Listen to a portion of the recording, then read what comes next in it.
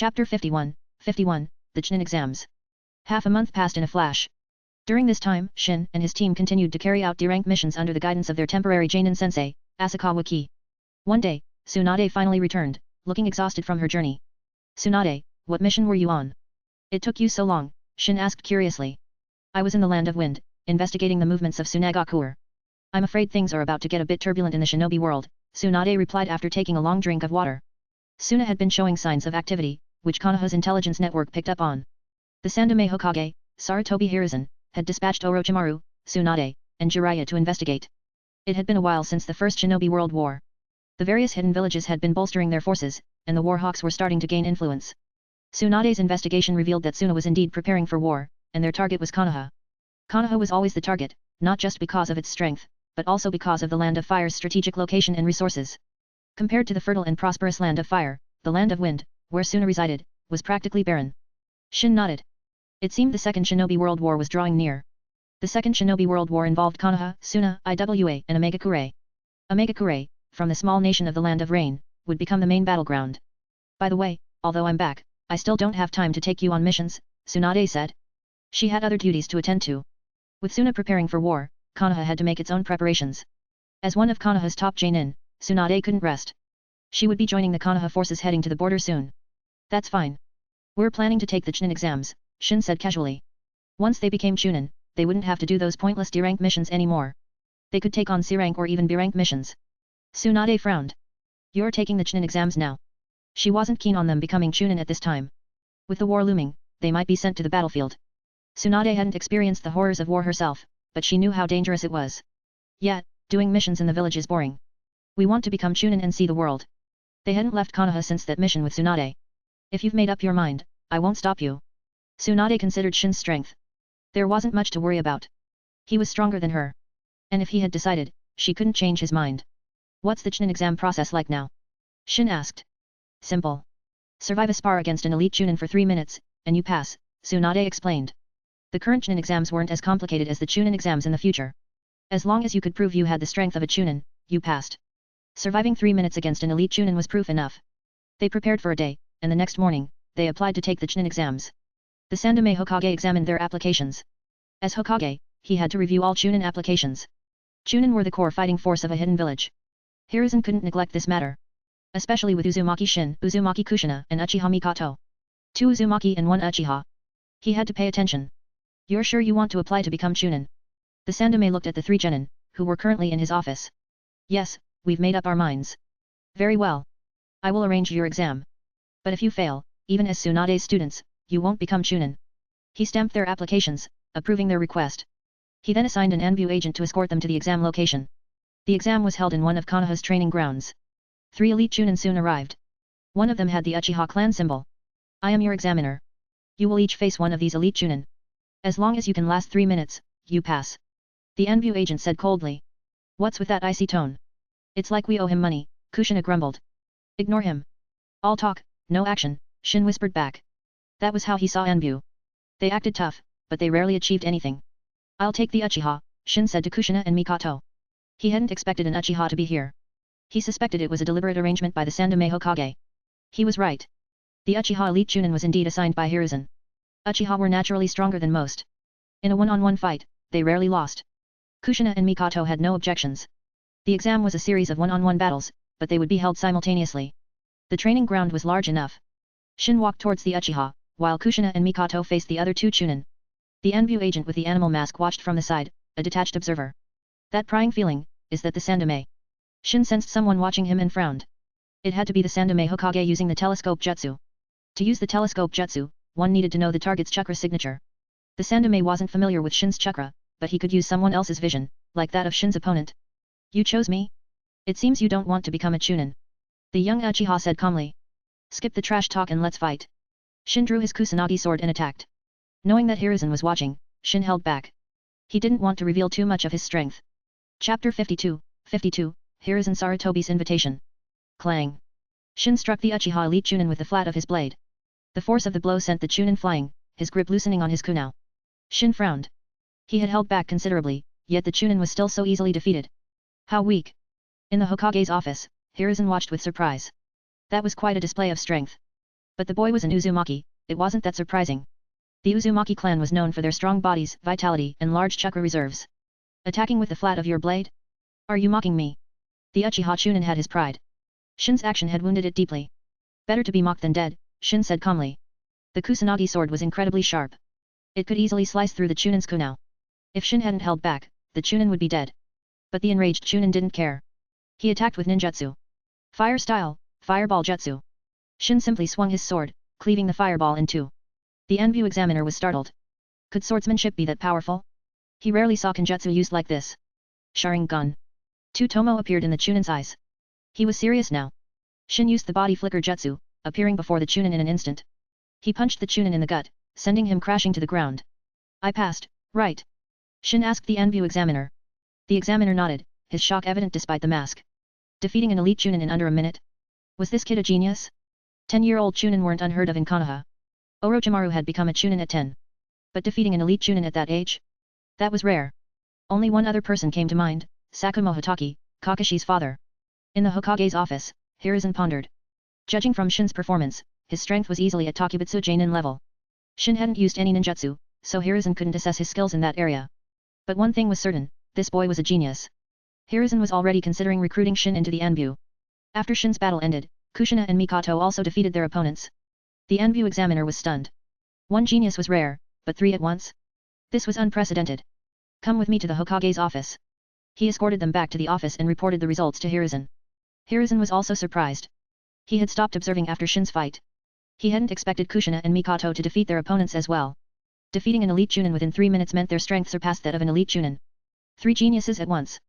Hiruzen was speechless. I'm pleased you all passed the Chunin exams. I have a question for you, would you be willing to join the Enview? Hiruzen extended the invitation to all three of them. He had initially only considered Shin, but now that he knew Kushina and Mikoto were also geniuses, he couldn't let them go.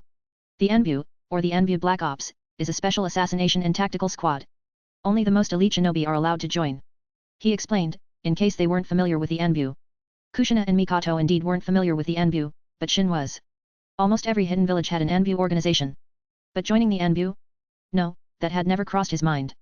What were the benefits? With his current strength, he didn't need the Enview's training.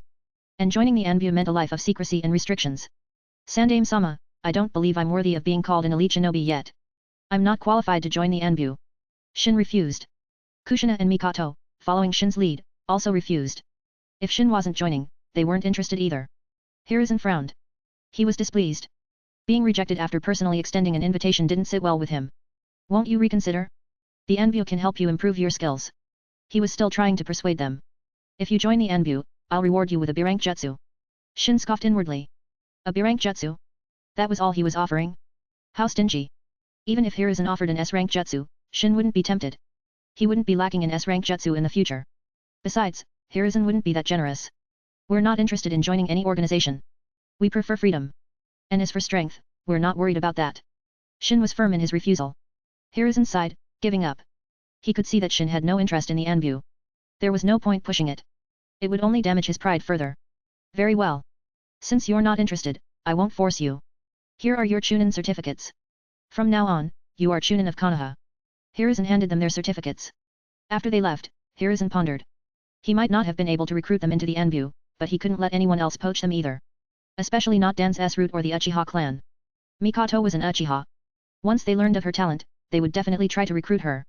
No, he couldn't allow the Uchiha clan to have another powerful shinobi. With their ambition, they might cause trouble for the village in the future. Thankfully, Shin, Kushina, and Mikoto were all students of his disciple, Tsunade. If Dan's or the Uchiha tried to recruit them, he had a legitimate reason to intervene. He couldn't allow the Uchiha clan to become too powerful, nor could he allow Dan's S-Root to grow unchecked. Too much power would lead to them escaping his control. As Hokage, he couldn't allow any faction within the village to become too strong. Chapter 53, B-Rank Mission, Hunt Down a Missing Nin. When Shin and his team returned to the Senjo compound, Tsunade was already there. Seeing them, she asked, done with the exam? Yes, I'm a Chunin now. Kushina announced proudly. It's just Chunin. What's there to be proud of? Tsunade said, glancing at Kushina. The Sandaime Hokage tried to recruit us into the Enview, Shin said, looking at Tsunade. And you agreed? No way. Joining the Enview is boring. I crave freedom, not a life hiding in the shadows like a rat. Tsunade was speechless. He compared the Enview to rats. If the Enview heard that, they'd probably come after him. I'm heading to the border tomorrow. Be careful when you go on missions, especially you two. Listen to Shin. Tsunade looked at Kushina and Mikoto. She was mainly talking to Kushina. Mikoto was obedient and cautious, she wouldn't cause trouble. Kushina, on the other hand. Got it, Tsunade. You be careful too, Kushina said. Tsunade was surprised. She had expected Kushina to argue, but she actually sounded concerned. If the war breaks out, be careful on the battlefield. We don't want to hear any bad news, Shin added. Tsunade was fine in the original story, but things might be different now. Don't worry, no one can defeat me. Just don't be reckless and charge at cage-level opponents. If you're in danger, sell out your teammates. Let Orochimaru and Jiraiya take the hit. Especially Orochimaru, he's hard to kill. Shin offered his advice. Tsunade's eye twitched. What kind of advice was that? Relax, the war won't start that easily. It might just be a show of force, Tsunade said dismissively. Shin shook his head. He knew this war would definitely happen, and it wouldn't end quickly. The next morning, Tsunade left for the Land of Fire's border. Hiruzen had mobilized a force of 3,000 shinobi. Including Genin, Konoha had a little over 10,000 shinobi. 3,000 was a significant force. Let's go on a mission and have some fun outside the village. Shin said to Kushina and Mikoto. The mission was secondary, exploring the world was the real goal. At the mission assignment desk, they ran into Noeki and his team. Shin, you're here. I thought you weren't coming, Noeki said. Noeki, we probably won't be able to do missions with you anymore. Noeki was confused. Why not? We passed the Chunin exams. We're Chunin now. We won't be doing D-rank missions anymore. You should try it too, Noeki. Kushina answered. We graduated together. Why did you become Chunin without telling me? Noeki whined. Don't worry, Noeki. Genin are the strongest in Konoha. They can destroy the world. Shin patted Noeki's shoulder and took the mission list, scanning it. S-rank mission, capture S-rank missing nin Uchiha. Shin froze. Uchiha? If he remembered correctly, that was the guy he had a minor conflict with at the ramen shop. He had also copied Raida's Sharingan prowess 4 times. But how did he become a missing nin? And an S-rank one at that? S-rank missing nin varied in strength, but they were generally cage level or quasi-cage level. Sorry, wrong list. The clerk took the list back. These are S-rank and A-rank missions. Chunin can't take those. Here's the correct list. He handed Shin another list. What are the requirements for taking S-rank missions? Shin asked. You need a team of at least 3 elite J-nin, the clerk replied. Fine. I'll take this mission to hunt down a Konoha missing nin. Shin chose a mission to hunt down an elite Chunin level missing nin. It was a B-rank mission. Are you sure you want to take this mission? Is there a problem? Shin frowned. Could they not even take B-rank missions? He had looked at the C-rank missions, they were all escort missions or bandit extermination. He wasn't interested in those. You can, but it's dangerous. You 3 are newly promoted Chunin. We'll take it, Shin said firmly. He wasn't worried about danger. Hunting down a Chunin level missing nin shouldn't be a problem.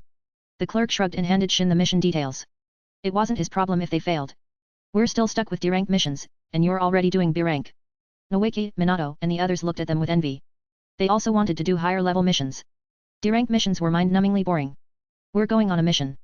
We'll treat you all to dinner when we get back, Shin said to them. They left Konoha. Unbeknownst to them, Hiruzen was informed of the mission they had taken. Hunting down an elite Chunin level missing nin? With their strength, they shouldn't be in any danger. Hiruzen estimated Shin's strength to be around Takubitsu J-nin level. Kushina and Mikoto could also defeat elite Chunin. He didn't think Shin was J-nin level yet. A 10-year-old J-nin was too absurd, even for him. Meanwhile, Dan's was also informed. Uzumaki Shin, Uzumaki Kushina, and Uchiha Mikoto have left Konoha. This is our chance. I don't want another failure. Understand. Dan's looked at the kneeling root member. His previous attempt to kill Tsunade and capture Shin had failed miserably. He had sent members to investigate, but they found nothing. The bodies had been disposed of. Dan's blamed Hiruzen for this. Hiruzen was also puzzled by Kato Dan's disappearance. He had sent Anbu to investigate, but they found nothing. He eventually concluded that Dan had been killed by enemy ninja. Chapter 54, Genjutsu, Tsukuyomi.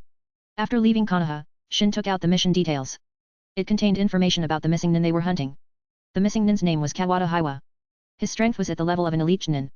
He had defected after accidentally killing a comrade during a heated argument. He had been gone for half a year and was suspected to be hiding in the Land of Whirlpools. Shin paused when he saw that. Kushina, peering over his shoulder, also froze. We're going to the Land of Whirlpools? Kushina asked, looking up at Shin. Yeah, I wonder what it's like now. Mikoto looked at them. She knew the Land of Whirlpools was their former home, a place filled with both good and bad memories. When we left, I didn't think we'd ever go back. Shin wasn't one to dwell on sentimentality. We'll have to take a ship. Do you get seasick, Mikoto? I've never been on a ship before. I don't know, Mikoto replied. Kushina's face paled. She suddenly remembered her unfortunate tendency to get seasick. Can we not take a ship? She asked weakly. Sure, you can always run there on water. Shin offered an alternative. It wasn't entirely a joke. The Land of Whirlpools wasn't that far from the Land of Fire. It was doable. Okay, let's run to the Land of Whirlpools. Kushina declared, clapping her hands. Shin shrugged. He didn't mind. But before we go, we have a tale to deal with. I don't like being followed. Come on out. Shin's voice turned cold. The root member hiding in the shadows was startled. Discovered. How did he know? Since he had been found out, there was no point hiding. As an elite Jonin, he didn't need to rely on sneak attacks to deal with 3 Chunin. An Anbu. Kushina and Mikoto saw his attire and assumed he was Anbu. Not Anbu. Root. Dan's lackey. One of the guys who attacked us before, Shin corrected them. Hearing that he was one of Dan's men, Kushina and Mikoto prepared for battle. From Shin and Tsunade, they had learned that Dans was a bad guy. Just how much does that geezer Dans hate me? Shin wondered. He had barely left the village, and Dans had already sent someone after him. You bastard. You killed my comrades. Dan-sama ordered me to kill you. You're here to kill us. Kushina clenched her fists, ready to fight. She wasn't going to be bullied. But Shin stopped her. Kushina, he's an elite Jonin. You're not strong enough. If it were a regular Jonin, he might let Kushina spar with him, but against an elite? She didn't stand a chance. An elite Jonin, hey? Fine, I'll let you off the hook for now. Kushina stepped back, letting Shin handle this. She wasn't worried. She had seen Shin slaughter elite Jonin before. I'll use you to test my genjutsu. Shin hadn't had a chance to test his genjutsu since acquiring the Kurama clan's Kekkei Genkai. This was the perfect opportunity. Dan's was a lifesaver, sending him a free sparring partner. Shin looked at the root member, and in a flash, pulled him into a genjutsu world. This world was constructed from Shin's imagination. It was a dark and eerie place. The root member found himself bound to a cross. Is this genjutsu? He wasn't panicked. He tried to disrupt his chakra flow to break free. But to his horror, it didn't work. He couldn't even sense his chakra. It was as if he had become a normal human. It's useless. Enjoy your suffering. Shin drew his sword and used the root member as a training dummy, slashing and stabbing him repeatedly. The member didn't know how many times he died. Each time he was killed, he would revive, only to be killed again. After dozens of deaths, his eyes glazed over, his mind broken. In this genjutsu world, everything, including time, space, and even the laws of physics, was under Shin's control. It was a mental assault that could crush even the strongest minds. Shin's genjutsu was similar to the Manjiki Sharingan's Tsukuyomi, which Obito had called the ultimate mental attack. Of course, Obito's words weren't always trustworthy, but Tsukuyomi was undeniably powerful. Shin didn't have Tsukuyomi. His Manjiki Sharingan abilities were Yamatsu Hirasaka and Tenmame. This Tsukuyomi-like genjutsu was something he had developed after copying the Kurama clan's Kekkei Genkai. He called it Tsukuyomi as well. Its effects were the same as the original Tsukuyomi. He didn't bother thinking of a new name. Once the genjutsu was released, Shin looked at the unconscious root member and shook his head. A single Tsukuyomi had broken him. Shin hadn't even used his other genjutsu, the one that could control the 5 senses. What happened to him? Kushina asked. They hadn't even fought, and the guy was already down. From their perspective, Shin had simply looked at the man, and he had collapsed. Was it genjutsu? Mikoto asked. Yep, Shin confirmed. Looking at the unconscious root member, Shin threw a kunao, piercing his heart. He wouldn't show mercy to his enemies. Mercy to the enemy was cruelty to himself. He lived by that motto. In the world of shinobi, there was no room for sentimentality. We can't leave the body here. Shin thought for a moment, then incinerated the corpse with a fireball jutsu. They continued on their journey to the Land of Whirlpools. Dans didn't yet know that he had lost another elite Jonin. Dans didn't have many elite Jonin to spare. Including Kato Dan, Shin had now killed 4 of them. Dans must be furious. Perhaps after this, he would stop targeting Shin. He had already suffered heavy losses. Until he understood what was happening, he wouldn't dare attack Shin again. Elite Jonin weren't easy to replace. Training one took years. Dans couldn't afford to lose any more. Chapter 55, The girls team up. After 2 days of travel, Shin and his team finally arrived in the Land of Whirlpools. This is the Land of Whirlpools. Mikoto looked around in surprise. There was no one in sight, only dilapidated buildings. It is. Looks a bit rundown, doesn't it? Shin surveyed the surroundings. It wasn't always like this. It used to be a beautiful country. But after the Uzumaki clan was destroyed, the Land of Whirlpools ceased to exist. The people of the Land of Whirlpools had abandoned the island nation after the Uzumaki clan's downfall. It's so big. How are we supposed to find that missing nin? Kushina asked. The Land of Whirlpools wasn't huge, but it wasn't small either. Finding someone here would be difficult. Don't worry, I have the mind's eye of Kagura, Shin reminded her. Finding an ordinary person might be challenging, but finding a shinobi was easy. He could sense chakra within a radius of several dozen kilometers. As long as the missing nin had chakra, he couldn't escape Shin's detection. After some searching, Shin finally sensed a chakra signature. But its location was unexpected. Did you find him? Kushina asked impatiently. Yeah, but he's at our old house. Kushina was surprised, and Mikoto looked curious. Their old house? Let's go. Shin led Kushina and Mikoto towards their former home. Is this where you used to live? Mikoto asked Kushina. Yeah, this was our house. I can't believe someone's squatting here now. Kushina was indignant. Even though they had abandoned it, it was still their home. Hey, you squatter. Get out here. Kushina yelled. Kawada Hiwa, the missing nin, emerged from the house. He wore a Konoha forehead protector with a scratch across it, signifying his status as a missing nin. Shin didn't understand why missing nin still wore their old forehead protectors. Was it to show which village they had betrayed? Who are you? Hiwa frowned at them. He had been here for a while and hadn't seen anyone else. You're Kawada Hiwa, the Konoha missing nin, right? We're here to take you down. Hiwa burst out laughing. Is Konoha that desperate? Sending 3 brats after me, he scoffed. Don't underestimate us. Shin, you stay back. I'll take him. Kushina declared. Shin nodded. He wasn't planning on interfering anyway. This mission was mainly for Kushina and Mikoto's benefit. Kushina, Mikoto, he's all yours, Shin said. I can handle him myself. Kushina used the adamantine sealing chains. Several chakra chains erupted from her back, whipping towards Hiwa. Hiwa's eyes widened, and he leaped back, narrowly dodging the attack. You're not getting away that easily. The chains, under Kushina's control, pursued him relentlessly. Mikoto activated her Sharingan. She could see Hiwa's movements clearly. She swiftly threw several shuriken, blocking his escape routes. Hiwa's face paled. If he dodged the chains, he would be hit by the shuriken. And he didn't have time to use the substitution jutsu. Mikoto had seized the perfect opportunity. Even Shin was impressed. Nice teamwork, Mikoto and Kushina, he praised. Damn it. 2 little girls, cornering me like this. A shuriken was embedded in Hiwa's arm, blood dripping to the ground. He had chosen to block the shuriken with his arm to avoid the chakra chains. Kushina, keep attacking. Don't let him use any jutsu. Mikoto instructed. Jutsu required hand seals. If he couldn't form hand seals, he couldn't use jutsu. Kushina nodded and disrupted his attempts to weave hand seals with her chains. The intel was wrong. This guy is stronger than an elite Chunin. His speed is comparable to a Jainin-S. Shin observed Hiwa's movements. If he were just an elite Chunin, he wouldn't be able to dodge Kushina's adamantine sealing chains so easily. Fire style, Dragon Flame Jutsu. Mikoto seized the opportunity and unleashed a stream of fire towards Hiwa. The Dragon Flame Jutsu was only a C rank, but it could still kill. The human body was fragile. The flames could pierce a tree, burning through flesh was no problem. Kushina's chains closed in from all sides, leaving Hiwa with no escape. You think you can kill me with just this? Water style, Water Trumpet. Trapped, Hiwa used a water jutsu to counter Mikoto's flames. But the moment he did, Kushina's chains bound him tightly. It was a fatal blow. He had avoided being burned, but he couldn't escape the chains. As a ninjutsu specialist, he didn't have the strength to break free. The adamantine sealing chains could even restrain tailed beasts.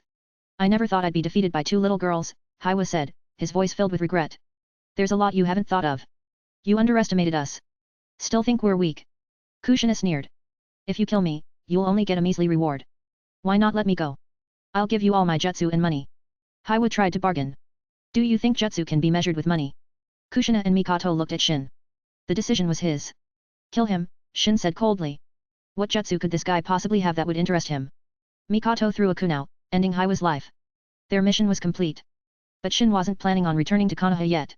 He had come all this way, he wasn't going to rush back.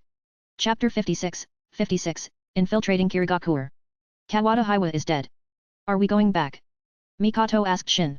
Shin, let's stay out here and play for a bit longer, okay? Kushina pleaded, tugging on his arm. Call me big brother, and I'll agree, Shin said with a smirk. No way. I'm older than you. You should be calling me big sister. Kushina retorted, turning away with a huff. Kushina, you're older than Shin. Mikoto looked at Kushina in surprise. She hadn't noticed. Of course. I was born 3 days earlier. Kushina said proudly. What's there to be proud of? Shin flicked her forehead, earning him a yelp. Seeing her pout, Shin quickly changed the subject. We're not going back to Konoha just yet. You agreed. Kushina's pout vanished, and she clung to his arm excitedly. We're going to the Land of Water. Shin looked towards the Land of Water. The Land of Water? Why? Kushina and Mikoto asked in unison. Kirigakure was definitely involved in the Uzumaki Clan massacre. Time to collect some interest. But is it safe to go there? Just the 3 of us? Mikoto asked worriedly. Don't worry, I know what I'm doing.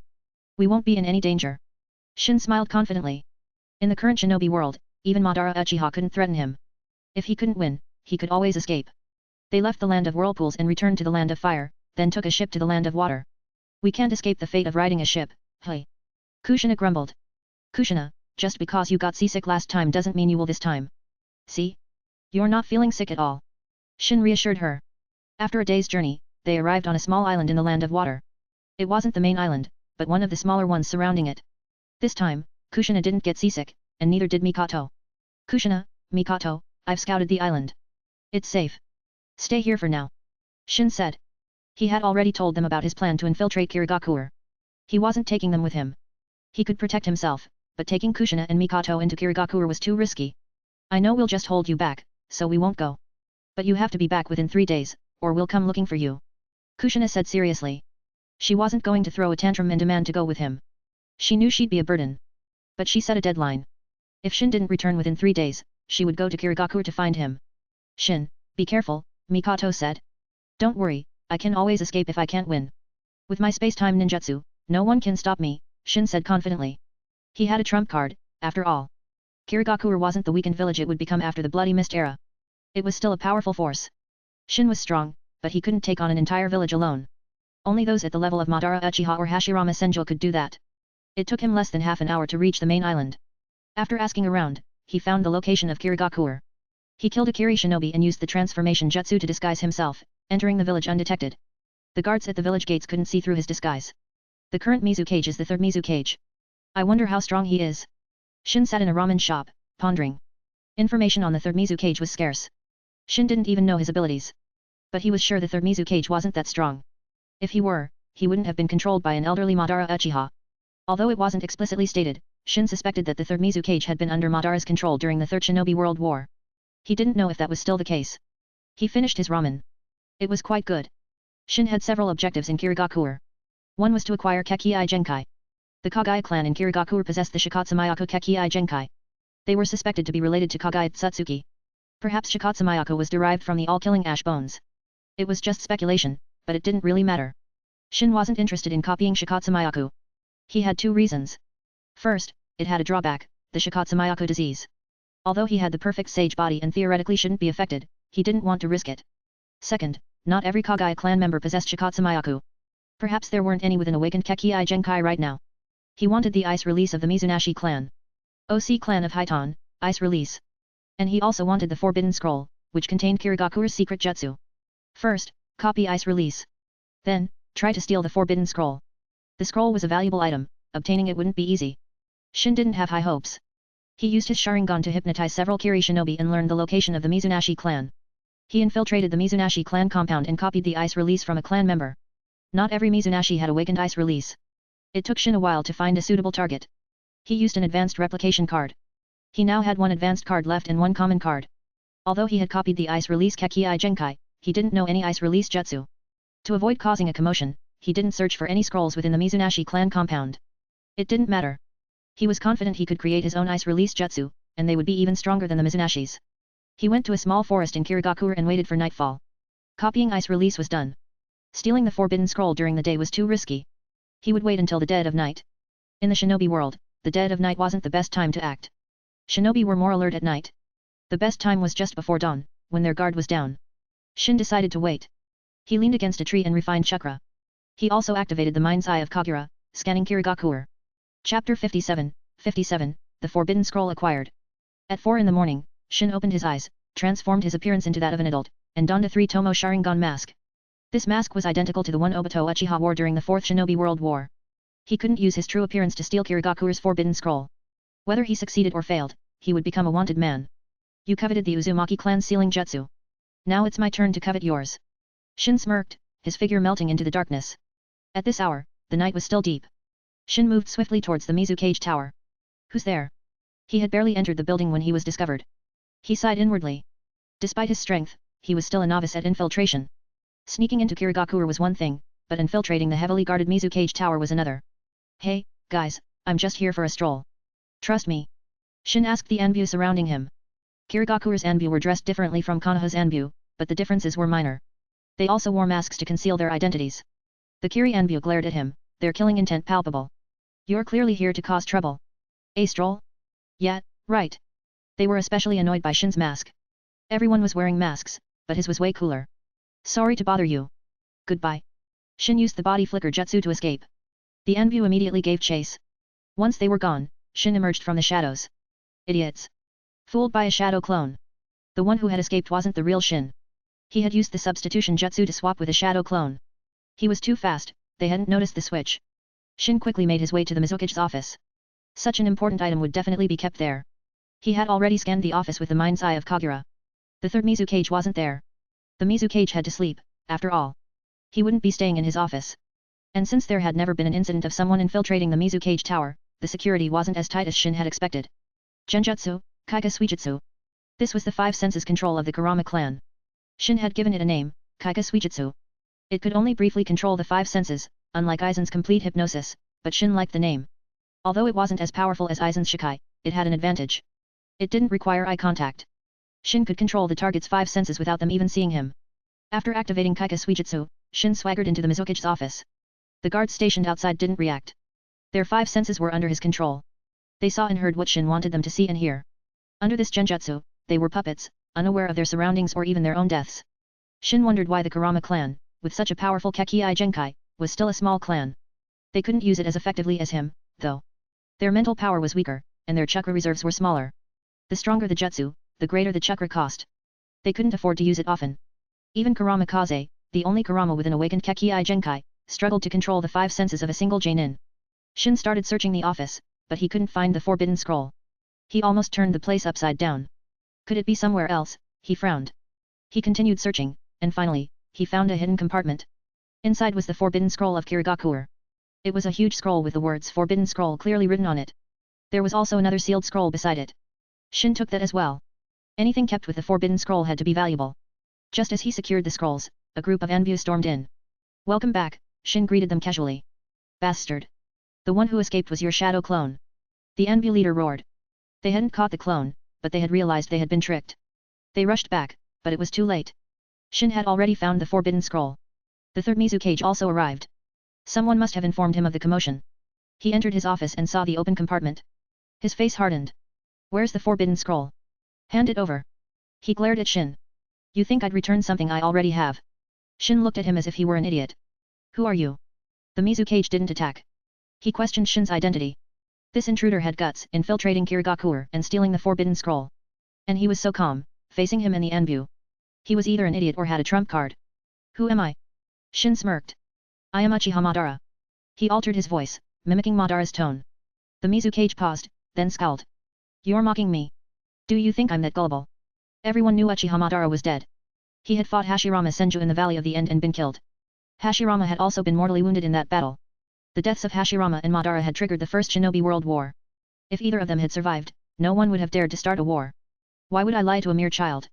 Shin's Manjiki Sharingan activated, his imposing aura pressing down on the Mizukage. The Mizukage stumbled back, staring at the Manjiki Sharingan in fear. Even those outside Konoha knew of the Manjiki Sharingan, the ultimate jutsu that had allowed Madara Uchiha to dominate the shinobi world. Chapter 58, The Might of Susanoo. In the Mizukage's office, Shin stared coldly at the third Mizukage. Neither the Mizukage nor the Envyu made a move. The Envyu looked at the Mizukage nervously, waiting for his orders. Who are you? Impersonating Uchiha Madara? Do you think I don't know that he was killed by the Shadame Hokage in the Valley of the End? The Mizukage's voice was glacial. Shin scoffed. There was no need to explain. The more he said, the more likely he was to slip up. He could escape now that he had the forbidden scroll, but he couldn't leave without making an impression. This was also for revenge for the Uzumaki clan. Susanoo. Black chakra materialized around Shin, forming arms and ribs, then a skeletal frame. Muscles and tendons appeared, followed by a flesh-like covering. Finally, a Tengu-like armor materialized, completing the 50-meter-tall warrior god, a long katana strapped to its waist. Shin's Susanoo was black, like Amaterasu flames, an intimidating demonic figure. The only flaw was that it only had an upper body. He needed the eternal Manjiki Sharingan to manifest the full-bodied Susanoo. It was difficult to use the perfect Susanoo with just the Manjiki Sharingan. In the original story, only Kakashi had done it during the Fourth Shinobi World War. And Kakashi had only been able to use it because he had received Obito's chakra, which contained remnants of the Sage of Six Paths power. Shin's current Susanoo couldn't have legs, but he was still a genius for manifesting the strongest form possible with the Manjiki Sharingan. His immense ocular power and chakra reserves made this possible. The moment his Susanoo appeared, the Mizukage tower was reduced to rubble. The Mizukage and the Envyu were sent flying by the shockwave. Some of the weaker Envyu were killed instantly. The third Mizukage stared at the 50-meter-tall Susanoo in terror. It was like facing a tailed beast, no, something even stronger. He almost believed Shin was Uchiha Madara. He had never seen Madara Uchiha in person. He didn't know that Madara's Susanoo was blue, while Shin's was black. Shin grumbled. His Susanoo only had a katana, and it didn't have any special abilities. He looked at the Mizukage and the others, a cold smile hidden behind his mask. They couldn't see his expression, but they could sense the danger. The Mizukage didn't bother warning the others. He used the body flicker jutsu to escape. Just as he moved, the Susanoo's massive fist slammed down, crushing several Enby where they stood. Even those who weren't crushed were injured by the shockwave. As expected from Susanoo. This destructive power is insane. Shin was pleased. Damn it. Water style, great waterfall jutsu. The Mizukage watched in fury as over a dozen of his men were killed, including several Jonin. Jonin were elite forces. Losing so many in an instant. He had to do something. The Great Waterfall Jutsu was an A-rank ninjutsu that created a massive torrent of water, powerful enough to rival a natural disaster. But it had no effect on the Susanoo. The attack even destroyed several buildings in Kirigakure. Other shinobi attacked with kunao, explosive tags, and shuriken, but their attacks couldn't penetrate the Susanoo's defenses. The Susanoo's defenses were among the strongest in the shinobi world. And its offensive power was even greater. Shin slowly drew the katana from the Susanoo's waist. The Mizukage tensed. Defend, he roared. This giant could cause unimaginable destruction with its fists. With a sword? He didn't even want to imagine it. The Mizukage and the other shinobi formed a water wall. Will this even work? Shin drew the black katana. Slash. The black blade flashed, cleaving through the water wall and bisecting the shinobi in its path. The others were blown away by the force of the attack. I like this feeling. Shin smiled, enjoying the overwhelming power. The ground cracked, a long fissure snaking outwards. Some shinobi fell into the chasm, breaking their limbs. Shin's single slash had killed dozens. They wanted to dodge, but the attack was too fast. To ordinary shinobi, the Susanoo was a weapon of mass destruction. Their attacks couldn't harm it, but it could easily wipe them out. Stop this. Whether you're Uchiha Madara or not, as the Mizukage, I won't allow you to wreak havoc in my village. The third Mizukage charged towards the Susanoo. Shin watched calmly.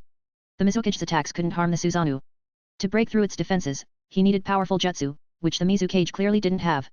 Ignoring the Mizukage, Shin turned his attention to the other shinobi. Attacking the Mizukage was pointless. As a kage, he was difficult to kill quickly. The Mizukage might not be able to harm the Susanoo, but killing him wouldn't be easy either. Shin couldn't stay in Kirigakure for long. The Jinkriki and other powerful shinobi would arrive soon. He had to take advantage of the situation before they arrived. He wasn't strong enough to take on the entire village yet. If all of Kirigakure's forces gathered, even his Susanoo would be destroyed. It wasn't the perfect Susanoo, after all. Ignoring the Mizukage, Shin swung the Susanoo's sword, each swing claiming several lives. He was a Grim Reaper, harvesting souls. Chapter 59, Leaving in Style. The Fury of Kirigakure. The deafening roar of the Susanoo echoed throughout Kirigakure, sending villagers scrambling for safety as ninja ushered them away. Powerful shinobi converged on the ruins of the Mizukage Tower, their faces contorted with rage as they beheld the towering Susanoo. Kekkei Clan, attack. The Kekkei Clan head, a fierce warrior, led the charge, followed by a horde of battle-hungry Kagaya. Tisk, more and more are gathering. Shin noticed cracks appearing on the Susanoo's armor, but he wasn't worried. Ants can still bite an elephant to death. The relentless attacks were taking their toll. Even the Susanoo was starting to buckle. Seeing the widening cracks, Shin quickly channeled chakra to repair the damage. The Kiri shinobi, who had cheered at the sight of the damaged Susanoo, now felt despair as the cracks vanished. Sensing their despair, the third Mizukage yelled, "Don't give up. Maintaining that Susanoo must be draining. We can outlast him." He was right. The Susanoo was powerful, but it consumed a lot of energy. Shin could handle the chakra consumption, but it was also draining his ocular power. His Manjiki Sharingan couldn't withstand prolonged use. He cut down several Kagaya with his sword, then deactivated the Susanoo. He couldn't afford to exhaust his ocular power. He needed it to escape with Yamatsu Hirasaka. He's weakening. Keep attacking. The third Mizukage shouted excitedly. Fire style, Great Dragon Fire Jutsu. A massive fire dragon erupted, incinerating several Kiri shinobi before being extinguished by the Mizukage's water style jutsu. Kill him, the Mizukage roared. A barrage of ninjutsu, kunao and shuriken rained down on Shin. I'm done playing with you. Shin activated Yamatsu Hirasaka, stepping through a portal. The portal vanished, and the attacks missed their mark. Mizukage-sama, he's gone. An elite Jonin reported. The Mizukage's face was grim. Kirigakure had suffered heavy casualties, and they hadn't even captured the intruder. They didn't even know how he had escaped. Search the entire village. I don't believe he can escape Kirigakure. Find him. The Mizukage roared in fury. They had lost over 300 shinobi, including Jonin and even elite Jonin. The Susanoo's destructive power was immense. If the Mizukage hadn't ordered the weaker shinobi to retreat, the casualties would have been even higher. And they hadn't even injured the intruder. He had even stolen the Forbidden Scroll. The loss of the Forbidden Scroll was a devastating blow. It contained many of Kirigakuru's secret jutsu. Fire! Fire! We need to put out the fires! A shinobi shouted. The Mizukage snapped out of his rage and looked around. Fires were raging throughout the village. Shin had set the village ablaze with shadow clones before escaping. Shin watched the burning village without a shred of sympathy. Kirigakure had been involved in the Uzumaki clan massacre. He wouldn't show them any mercy. Time to go. He had what he came for. He had taken his revenge. It was time to leave. He used Yamatsu Hirasaka to teleport back to Kushina and Mikoto. It was still early morning, the sky still dark. Kushina and Mikoto were asleep in a tent they had set up. Shin appeared inside the tent. Kushina and Mikoto woke up instantly, reaching for their kunao. Good, you're alert, Shin said, pleased. It was important to be vigilant, especially when outside the village. Shin, you're back. Kushina launched herself at Shin, and Mikoto also rushed over. Shin, are you hurt? Mikoto scanned him for injuries. Of course not. Those Kiri weaklings couldn't even touch me. Shin reassured Mikoto. They hadn't been able to break through his Suzanu's defenses. And even if he had been injured, he could always use Tenmame to rewind time and heal himself. Relieved that he was unharmed, Kushina and Mikoto went to prepare breakfast. Shin was hungry, so they got to work. Breakfast in the wilderness was barbecue. Shin went hunting, Mikoto prepared the ingredients, and Kushina gathered firewood. While Shin and his team enjoyed their breakfast, the Kiri shinobi were fuming. They had extinguished the fires Shin had set, but the damage was extensive. The third Mizukage personally led the search for Shin, but they couldn't find him. Shin had already left. How could they find him? Mizukage-sama, what should we do? We can't let this go. The Kiri shinobi were frustrated and angry. They were one of the 5 great villages. Someone had infiltrated their village, killed hundreds of their shinobi, burned down countless houses, and escaped. This was a disgrace. If they found Shin, they would make him pay. The Mizukage was the most furious of all. He had failed to protect the forbidden scroll. He had no face left. He opened his eyes, which were usually closed, revealing a chilling glint. He was a Tojidam, someone with perpetually closed eyes, and when a Tojidam opened their eyes, it meant trouble. Uchiha. Konoha. He gritted his teeth. He would make Konoha pay for this. He wouldn't let this go. Shin had claimed to be Uchiha Madara, but the Mizukage didn't believe that. But he was certain the intruder was an Uchiha. Calm the villagers. I will handle this. The Mizukage said to the other shinobi. He would send someone to Konoha to demand an explanation. The Mangeki Sharingan was unmistakable. He would hold Konoha and the Uchiha clan accountable. Shin had tried to use Madara as a scapegoat, but the Mizukage didn't believe Madara was alive. Now Konoha and the Uchiha clan would bear the brunt of his anger. Chapter 60, Steaming Danger Tyranny. Shin took out the forbidden scroll and the other sealed scroll he had acquired. These scrolls weren't easily opened. They were protected by seals. An ordinary person wouldn't be able to access the jutsu within, but Shin was different. He was an Uzumaki. Mito had taught him everything she knew about Finjutsu. Sealing jutsu. Shin easily dispelled the rudimentary seals and opened the forbidden scroll. It contained many water-release jutsu. What's that? Kushina and Mikoto approached, their eyes fixed on the large scroll. This is one of my trophies from Kirigakure, their forbidden scroll. Unfortunately, there aren't many jutsu worth learning. Shin schemed through the scroll. The strongest jutsu was probably the second Mizukage Steaming Danger Tyranny. This jutsu was known as the Infinite Explosion Ninjutsu. It created clones with the appearance of children, formed from oil and water. These clones were fast, agile, and could explode repeatedly. The outer layer of the clones was made of oil, while the inside was filled with water. Once the clone moved, the oil would heat up rapidly, causing the water to evaporate and create a steam explosion. The clone would then shrink and absorb the surrounding water vapor to create more explosions, an endless cycle. But this powerful jutsu had a drawback, it weakened the user. The second Tsuchikage's body was covered in bandages because he had been burned by this jutsu during a battle with the second Mizukage. Besides this jutsu, there was also the Hosoki clan's water gun jutsu, a B rank, and the A rank water style, Great Waterfall Jutsu. There was also a terrifying genjutsu from the first Mizukage, Mirage. But it required the summon, the clam, to use. So, no matter how powerful it was useless to Shin. Besides, Shin didn't need it. His genjutsu was far superior, thanks to his Mangeki Sharingan and 5 senses control. See if there's anything you want to learn. Shin handed the scroll to Kushina and Mikoto. He was disappointed. Kirigakure was so weak. There wasn't a single jutsu that caught his eye. Perhaps his standards were too high. He was looking for jutsu with immense destructive power, ordinary jutsu didn't interest him. While Kushina and Mikoto looked through the scroll, Shin unsealed the other scroll. It contained money. A lot of money. 10 billion ryo, to be exact. It must have been Kirigakure's budget. Shin had inadvertently stolen their funds. Looks like we won't have to worry about money anymore. Shin smiled faintly. Kushina, however, tossed the forbidden scroll aside and hugged the pile of money. Kushina, you're such a money grubber, Shin teased. This is all mine now. Kushina declared, sealing the money back into the scroll. Kirigakure must be furious, Mikoto said worriedly. Shin knew what she was worried about. Don't worry, Mikoto. No matter how much they investigate, they won't find me. And by the time they do, it'll be too late. No one would suspect him. His age was his best disguise. And he had used the transformation jutsu in a mask. By the time Kirigakure discovered the truth, it would be too late. He would be strong enough to crush them. Even if they found out, they wouldn't be able to do anything. They'd have to swallow their anger and accept their loss. Let's go to the main island of the Land of Water, Shin said. Shouldn't we leave the Land of Water? Kirigakure won't let this go, Mikoto said. They had stolen the Forbidden Scroll, it was too dangerous to stay. It would be a shame to leave just like that. Let's explore the Land of Water and broaden our horizons. I agree. Kushina chimed in. Seeing Mikoto's worry, Shin smiled. Don't worry, Mikoto. Even if we're discovered, I can get us out of here. Yamatsu Hirasaka ignored distance. He could teleport them back to Konoha, though the chakra cost would be immense. By the way, do you want to learn any of the jutsu in the Forbidden Scroll? Shin asked. I don't have water release chakra. Most of the jutsu in there are water release, Mikoto said. She was a genius, possessing wind, lightning, and yin release. Chakra natures could be acquired through training, but it was a long and arduous process. Having multiple innate chakra natures was definitely an advantage. I'll try to learn some, Kushina said. She had wind, water, and yang release. She could learn water jutsu, and she had taken an interest in the steaming danger tyranny. It was an S-rank jutsu. Seeing Shin use the Rasen Shuriken, she understood the power of S-rank jutsu. Their destructive power and range were terrifying, even on the battlefield. Ordinary shinobi had limited chakra. Even if they learned an S-rank jutsu, they could only use it as a trump card. But Kushina, as an Uzumaki, had enough chakra to spam S-rank jutsu. Of course, that was in the future. Currently, her chakra reserves weren't that vast. Once she reached cage level, her chakra would rival that of a tailed beast. Perhaps not the 9 tails, but at least the 8 tails. Shin used Yamatsu Hirasaka to transport them to the main island of the Land of Water. There were people here.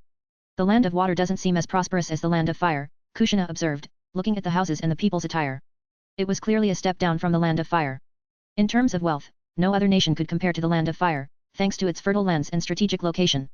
Chapter 61, The Third Mizukage Demands Justice. In the Hokage's office, Hiruzen Sarutobi puffed on his pipe, a troubled expression on his face. The sudden arrival of a delegation from Kirigakure, led by the third Mizukage himself, was unexpected. Hiruzen couldn't believe that the Mizukage had came to Konoha. He wouldn't dare visit another hidden village. If the village had ill intentions, even a powerful shinobi could be captured or killed. Unless you were at the level of Hashirama Senju or Madara Uchiha, visiting another village was practically suicide. Although the delegation was led by the third Mizukage, Hiruzen wasn't entirely sure it was really him. The third Mizukage was shrouded in mystery. Even Hiruzen didn't know what he looked like. Kirigakure was an isolated village, rarely interacting with the mainland. And the third Mizukage was a reclusive leader. It wasn't surprising that Hiruzen didn't know him. Hiruzen pondered the situation. The door opened, and Dans entered, along with the 2 elders, Homura Mitokato and Koharu Yudiden. Hiruzen had summoned them to discuss the third Mizukage's visit. You know why I called you here? The third Mizukage has suddenly visited Konoha. What do you think his motive is? Hiruzen got straight to the point. He had already met with the Mizukage, but the meeting hadn't gone well. The Mizukage had been blunt and accusatory. Although Hiruzen was angry, he kept his cool and arranged for them to stay at Konoha's guest house, treating them with courtesy. Whatever his reason, as a Kage, leaving his village to visit another is foolish. Dan scoffed. With Suna making moves against us, now is not the time to fight Kirigakure. Hiruzen looked at Dan sternly. This was one of the reasons he had summoned Dans, not just to discuss the Mizukage's visit, but also to warn him. Dans met his gaze and nodded. He wasn't stupid enough to act rashly. Attacking the Mizukage now would only bring trouble. Besides, he wasn't even sure if it was really the third Mizukage. He didn't believe the Mizukage would do something so reckless. Unless they had a very close relationship, a Kage wouldn't risk visiting another hidden village. Hokage-sama, the Kiri delegation requests an audience. A shinobi entered and announced. Hiruzen frowned, then nodded. Bring them to the meeting room. Let's go meet them. Hiruzen led Dans and the elders to the meeting room. The third Mizukage and several elite Genin were already waiting. It was indeed the Mizukage. The third Mizukage is quite young, Dans remarked, looking at the Mizukage. Indeed, compared to Hiruzen, the Mizukage looked much younger. Sandame Hokage, I'm here to demand justice. The Mizukage ignored Dans and glared at Hiruzen. Dans scowled but didn't say anything. He sat down, followed by Homura and Koharu. Hiruzen frowned. Konoha and Kiri had no conflict. What justice was the Mizukage talking about? Your Konoha shinobi infiltrated my village and stole our forbidden scroll. What do you have to say for yourself, Sandame Hokage? The Mizukage stood up, his eyes narrowed dangerously. Killing intent filled the room, prompting Konoha's Anbu to emerge from the shadows. Mizukage-sama, are you mistaken? Hiruzen was confused. He had never sent anyone to steal Kirigakure's forbidden scroll. Could it be Dans? He glanced at Dans, then shook his head. Dans didn't have the ability to pull off something like that. Honestly, even Hiruzen didn't think he could infiltrate Kirigakure and steal the forbidden scroll. The scroll was a valuable item, it would be heavily guarded. And even if someone managed to steal it, they'd have to escape Kirigakure's forces. But seeing the Mizuki's fury, it seemed the scroll was indeed gone. Humph, can't even protect your own village's forbidden scroll. Useless. Dan sneered. The Mizukage, who usually had a calm demeanor, was enraged. He slammed his hand on the table, shattering it. Hiruzen glared at Dan's, then looked at the Mizukage. Mizukage-sama, how do you know it was a Konoha shinobi? The Sharingan. The Mangeki Sharingan. You can't fake that. Besides the Uchiha clan of Konoha, who else possesses the Sharingan? Hiruzen's face hardened. Dan's and the elders also paled. Hand over the forbidden scroll, or Kirigakure will declare war. The Mizukage's voice was firm. He had to retrieve the scroll, or his position as Mizukage would be in jeopardy. There were already dissenting voices in Kirigakure, criticizing his leadership and calling for his removal. The other clans were eager for him to step down. If he did, they would have a chance to take his place. That was why he had risked coming to Konoha. He had to retrieve the forbidden scroll. Hiruzen took a deep breath. If he didn't handle this carefully, Konoha and Kirigakure would go to war. And if that happened, Suna, who was already making moves, would definitely take advantage of the situation. Iwa, who had a grudge against Konoha, and Kumigakure, with their ambitions, might also join in. It could escalate into a four-village alliance against Konoha. Konoha was strong, but even they couldn't withstand an attack from 4 other hidden villages. The stakes were high. He had to appease the Mizukage. Hiruzen looked at Dan's, then said, Mizukage-sama, I won't lie to you. It's been a long time since the Uchiha clan has produced a Mangeki Sharingan user. But recently, one did awaken the Mangeki Sharingan. However, he is now a missing nin of Konoha. Chapter 62, The Scapegoat. The third Mizukage's expression darkened. He didn't believe Hiruzen's claim that the Uchiha who stole the forbidden scroll was a missing nin. He saw it as a flimsy excuse. Do you think Kirigakure is afraid to go to war with Konoha? The Mizukage stood up and glared at Hiruzen. I know you suspect I'm lying, Mizukage, but he really is a missing nin. He defected a year ago. You can investigate if you don't believe me. Hiruzen said calmly. His name is Uchiha Raida. Feel free to investigate. He's the only one I know of with a Mangeki Sharingan. He's been classified as an S-rank missing nin. Hiruzen was indeed referring to Uchiha Raida, the one Shin had seen on the mission list. He glanced at Dan's. Raida's defection and Mangeki Sharingan awakening were connected to Dan's. Raida was talented and powerful, a genius of the Uchiha clan. Naturally, he had caught Dan's attention. Dan's had tried to recruit Raida into Root, but Raida had refused and even injured the Root agents sent to persuade him. This had offended Dan's, who believed that any talented shinobi who wouldn't serve him should be eliminated, especially an Uchiha. Dan's had captured Raida's parents and used them as bait to lure Raida into a trap. He didn't know what had happened after that. All he knew was that all his men were dead, and so were Raida's parents. The last report he received was that Raida had awakened the Mangeki Sharingan. Hiruzen had learned of this incident and helped Dan's clean up the mess. Otherwise, with the Uchiha clan's genius suddenly becoming a missing nin, and with evidence pointing to Dan's involvement, the Uchiha clan wouldn't have let it go so easily. Hiruzen had appeased the Uchiha clan with various concessions. But now this had happened. Had Raida become that strong? Strong enough to infiltrate Kirigakure and steal the forbidden scroll? Hiruzen was worried. Raida's parents were dead, killed by Dan's men. Would Raida seek revenge on Konoha? The world only knew of Madara Uchiha's Mangeki Sharingan, but Hiruzen had another teammate, Uchiha Kagami, who had also awakened the Mangeki Sharingan, though he was now deceased. As Kagami's teammate, Hiruzen understood the terror of the Mangeki Sharingan. And the more he understood, the more worried he became. This was all Dan's fault. He had to stop Dan from doing whatever he pleased, even if he claimed it was for Konoha's sake. But was it truly for Konoha's sake? Perhaps Konoha held some importance in Dan's heart, but it definitely wasn't his top priority. Dan was a selfish man, he only cared about himself. After a lengthy discussion, Hiruzen finally managed to appease the Mizukage. The Mizukage left, determined to declare war on Konoha if he discovered Hiruzen had lied to him. Hiruzen breathed a sigh of relief, then turned to the Enbu. Find Uchiha Raida. We have to find him. Leave Uchiha Raida to me. I will find him and eliminate this threat. Dan's eyes gleamed. Hiruzen took a deep breath. Can your Root handle him? You know how powerful the Mangeki Sharingan is. To be able to infiltrate Kirigakure single-handedly and steal the forbidden scroll. Hiruzen didn't believe Kirigakure was that weak. He was wary of Raida now. The Mangeki Sharingan was the eye that could subdue even tailed beasts. He was overestimating Raida, though. It was Shin who had infiltrated Kirigakure, not Raida. If Raida had tried, he would have been killed instantly. Raida was just a scapegoat, blamed for something he didn't do. And now he would be hunted by both Kirigakure and Konoha. Especially Kirigakure. If they found him, even the Mizukage might personally pursue him. And if Shin learned that Raida had the Mangeki Sharingan, he might hunt him down to copy it. Raida's situation was tragic. He might as well change his name to Uchiha Dead Meat. Meanwhile, the true culprit was still enjoying himself in the Land of Water. This croquette is disgusting. Shin tossed the croquette aside. It was made with squid meat and tasted fishy. Kushina and Mikoto also made faces and discarded their croquettes. How can you make croquettes with squid? Do they even know how to cook? Kushina complained. Look, they seem to be enjoying it. Maybe it's just their taste, Mikoto said. Just because they didn't like this strange croquette didn't mean others didn't. The takoyaki here is good, Shin. Try it. Kushina offered Shin a takoyaki ball. It is good. And cheap too. Anything seafood related was cheap in the Land of Water.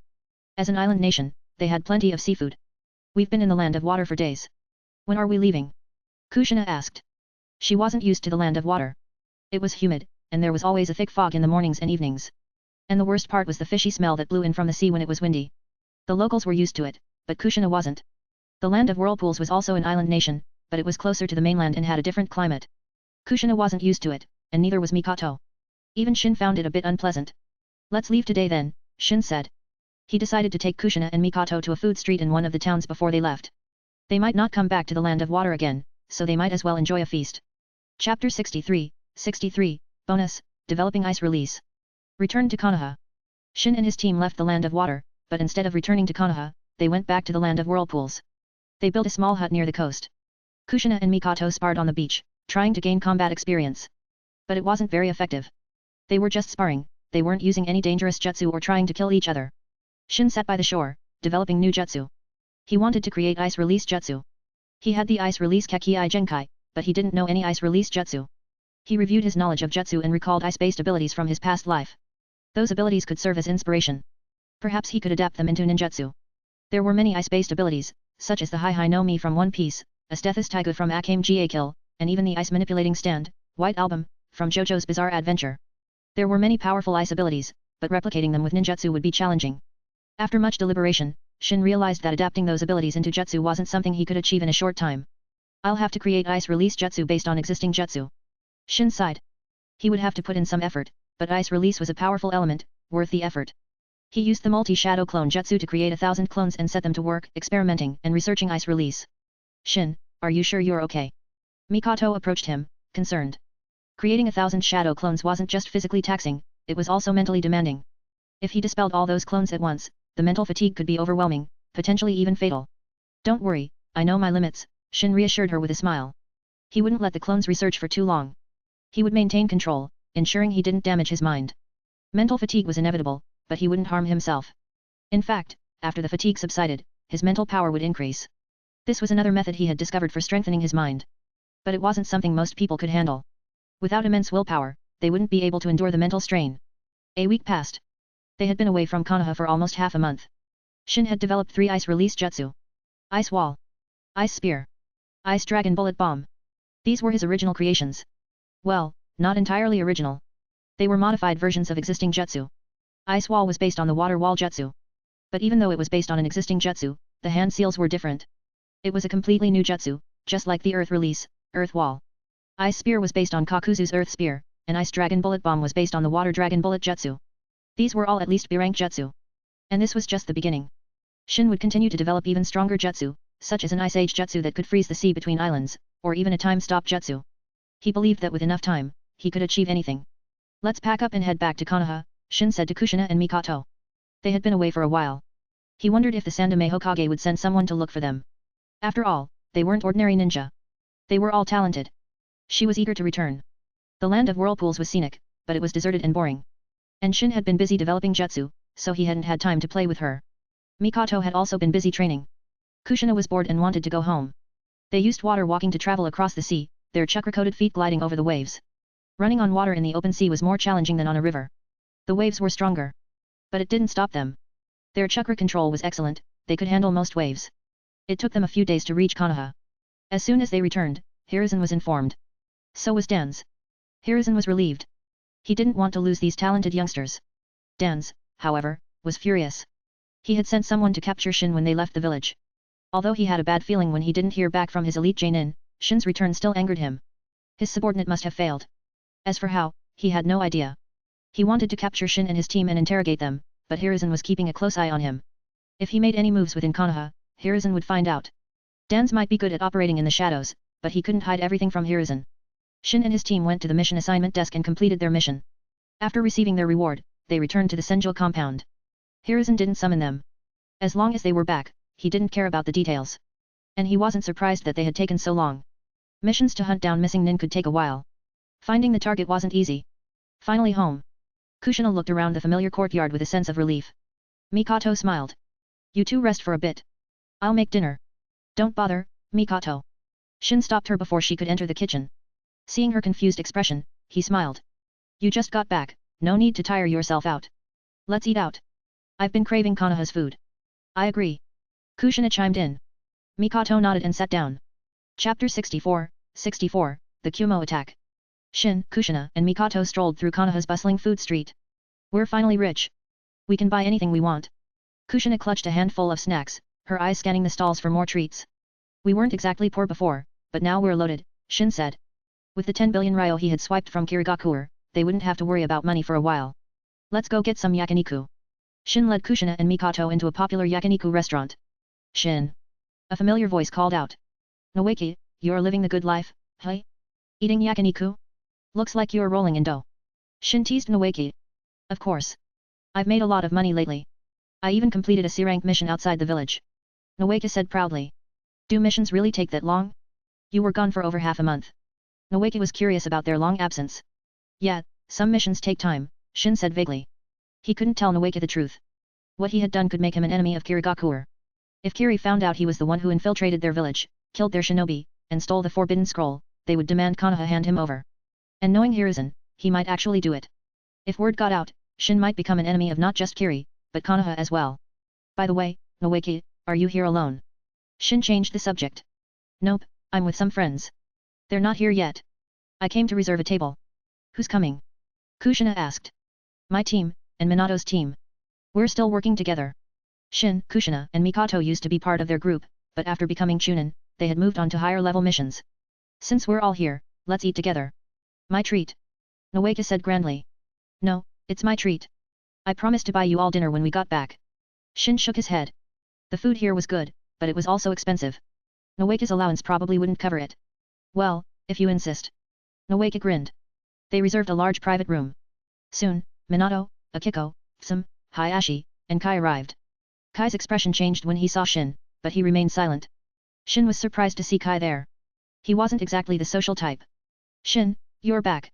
Minato and the others greeted them with surprise. Yep, that mission was tough. Shin lied. Kushina and Mikoto had been the ones who defeated the missing nin, he hadn't even lifted a finger. I want to go on B-rank missions too, Minato said enviously. After completing a C-rank bandit extermination mission, he was eager for more challenging tasks. Actually, after this trip, I realized it's better to stay in the village. We're not taking any missions for a while. Shin said. It was the truth. He wanted to focus on developing his ice release. Training was more important than pointless missions. After dinner, Shin and his team headed back to the Senjo compound with Noeki. Akiko and Kai, however, went in a different direction. What's going on? Don't they live in the Senjo compound too? Why aren't they going home? Kushina was puzzled. Didn't you know? Akiko moved out last week. Then Kai suddenly moved out too, Noeki explained. Oh, and there's something else. Noeki's expression turned mischievous. Akiko seems to like Minato.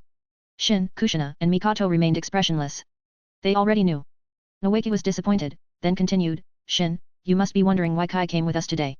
He has a crush on Akiko, so he tagged along. Still no reaction. Noeki, I figured that out back in the academy. You're just realizing it now. Oh, so you knew. Noeki was surprised. Hey. Shin suddenly stopped, his eyes fixed on a nearby alley. What's wrong? Mikoto asked softly. No point hiding. Come on out, Shin said calmly. What? Noeki looked at Shin, confused. Kushina and Mikoto, however, drew their kunao, their eyes alert. I can't believe a brat like you discovered us. 3 shinobi emerged from the alley. They were tall and muscular, with dark skin and a powerful aura. You're from Kumigakuer, aren't you? Shin asked. The leader of the Kumo shinobi was about to speak, but Shin's question surprised him. They really are from Kumo. Shin saw their surprised expressions and confirmed his suspicions. He had never seen shinobi with such dark skin in Konoha. Only those from the Land of Lightning had that skin tone. It was easy to tell. He hadn't been entirely sure at first, but their reaction confirmed it. Their hostility was clear. They were here for them, or rather, for the Uzumaki. In the original story, Kushina had been captured by Kumo. Even though the timeline had changed, it seemed Kumo was still targeting Kushina. Capture the 2 Uzumaki brats. Kill the other 2. Be quick. Don't attract the envious attention. The Kumo leader lunged at Shin. Chapter 65, 65, Ice Release Annihilates Kumo Shinobi. In the dim alleyway, a wall of ice, shimmering with a pale blue light, blocked the Kumo captain's grasping hand. Ice release. The captain stared at the ice wall in surprise. You're quite knowledgeable, Shin said with a smirk, his eyes fixed on the three Kumo Shinobi like a predator sizing up its prey. Humph, I'll shatter this ice wall. The captain channeled chakra into his fist and punched the ice wall. His attack resembled Tsunade's monstrous strength, but it was weaker. His fist struck the wall, causing barely a tremor. Weak. Shin muttered. He wasn't trying to be insulting, he genuinely thought the captain was weak. Enraged, the captain called out to his comrades, and they unleashed a triple lightning release attack. Electricity crackled as they channeled lightning through their hands, using the earth as a conduit to attack Shin. But the lightning strikes were blocked by the ice wall. Lightning release, double lariat. The captain focused lightning chakra into his elbow and slammed it into the ice wall. Cracks spread across the surface. It was an taijutsu technique, a combination of ninjutsu and taijutsu, similar to the chidori, but using the elbow instead of the hand. Not bad. You managed to crack the wall. You're quite strong. Shin looked at the captain with an appreciative smile. You're asking for it. The captain couldn't stand Shin's patronizing attitude. Ice release, ice dragon bullet bomb. Shin's hands moved in a blur, forming hand seals with incredible speed. 6 seals in 2 seconds. An ice dragon emerged, roaring towards the captain. It slammed into him, sending him flying, then continued its trajectory towards another Kumo shinobi. The ice dragon opened its jaws and swallowed the shinobi whole, freezing him solid. Crack. The ice dragon shattered, and the frozen shinobi within crumbled into a pile of ice shards. One left. Ice release, ice spear. Several ice spears materialized before Shin, then shot towards the last Kumo shinobi, piercing his heart and limbs. Is that one dead too? Kushina pointed at the captain, who had been sent flying by the ice dragon. Not yet, but he's as good as dead. An ordinary shinobi would have been killed by the impact, but this was a Kumo Jainin, a master of nintaijutsu. His body was more durable, so he was still clinging to life. But he was barely alive. His bones were broken, his internal organs ruptured. He was better off dead. What happened? Noeke stammered, finally snapping out of his shock. He stared at the scene in horror. The shinobi who had been swallowed and frozen by the ice dragon, it was too much for him.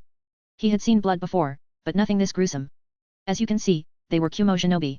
They attacked us, and we retaliated. Why are you so shocked, Noeke? Don't you have any guts? Shin shook his head at Noeke. Noeke was bewildered. Shin, Kushina, and Mikoto seemed unfazed. Was he really that weak-minded? Kushina and Mikoto had witnessed far more gruesome scenes. They were somewhat desensitized to violence. Let's wait for the Anbu, Shin said, sitting down. The commotion wasn't huge, but it wasn't small either. The Anbu would have noticed. Besides their main duties, the Anbu were always lurking in the shadows, protecting Konoha. Unless it was in a remote training ground or the forest, any significant disturbance would attract their attention. This was practically the center of the village. Attacking here was foolish. Shin frowned. They had just returned to Konoha, and these Kumo shinobi had attacked them. It was strange. Shin, what are you thinking? Mikoto asked. I'm thinking their real target might not be us. This wasn't a good place for an attack. It was too close to the Hokage Tower, and the security was tight. Attacking here would attract attention. Or perhaps that was their goal. To distract Konoha's forces while their accomplices carried out their true objective. If Shin's guess was correct, their real targets were Kai and Akiko. He was right. That was their plan. Sacrifice 3 of their own to distract Konoha while the others captured their targets. Shin and his team hadn't been part of the original plan. When they formulated their plan, Shin and his team weren't even in Konoha. They had intended to attack Noeke to draw attention. Noeke was the grandson of Hashirama Senju. He was a potential threat, so they wanted to eliminate him. And even if they couldn't kill him, they could use him as a distraction while their accomplices captured Akiko and Kai. The 3 Kumo shinobi had been surprised to see Shin and Kushina. They had done their research before infiltrating Konoha. They knew Shin and Kushina weren't in the village. Their targets were Akiko and Kai. But seeing Shin and Kushina, they decided to capture them as well. Then, they became test subjects for Shin's new ice release jutsu. Noeke had been lucky. If Shin and his team had returned a day later, he might be dead. Of course, he didn't know how close he had come to death. Shin, you think their real goal was to kidnap Akiko and Kai? Kushina and Mikoto were surprised by Shin's theory. It's just a guess. I'm not sure. But he was at least 80% sure. Should we go save them? Noeke asked. How? If Shin's right, it's too late. They must have already made their move. I hope Akiko's okay, Kushina said. She didn't care about Kai, but she still hoped Akiko was safe. Shin also hoped Akiko was fine. The 9 tails hadn't been transferred yet. If something happened to Akiko, he and Kushina would be in trouble. Minato had left with them. Hopefully, he was strong enough to protect them. Chapter 66, 66, Hiruzen wants to introduce his niece. It didn't take long for the Anbu to arrive. They examined the bodies of the 3 Kumo shinobi. Shin couldn't see their expressions behind their masks. What happened here? One of the Enbu questioned them. The others continued to inspect the bodies.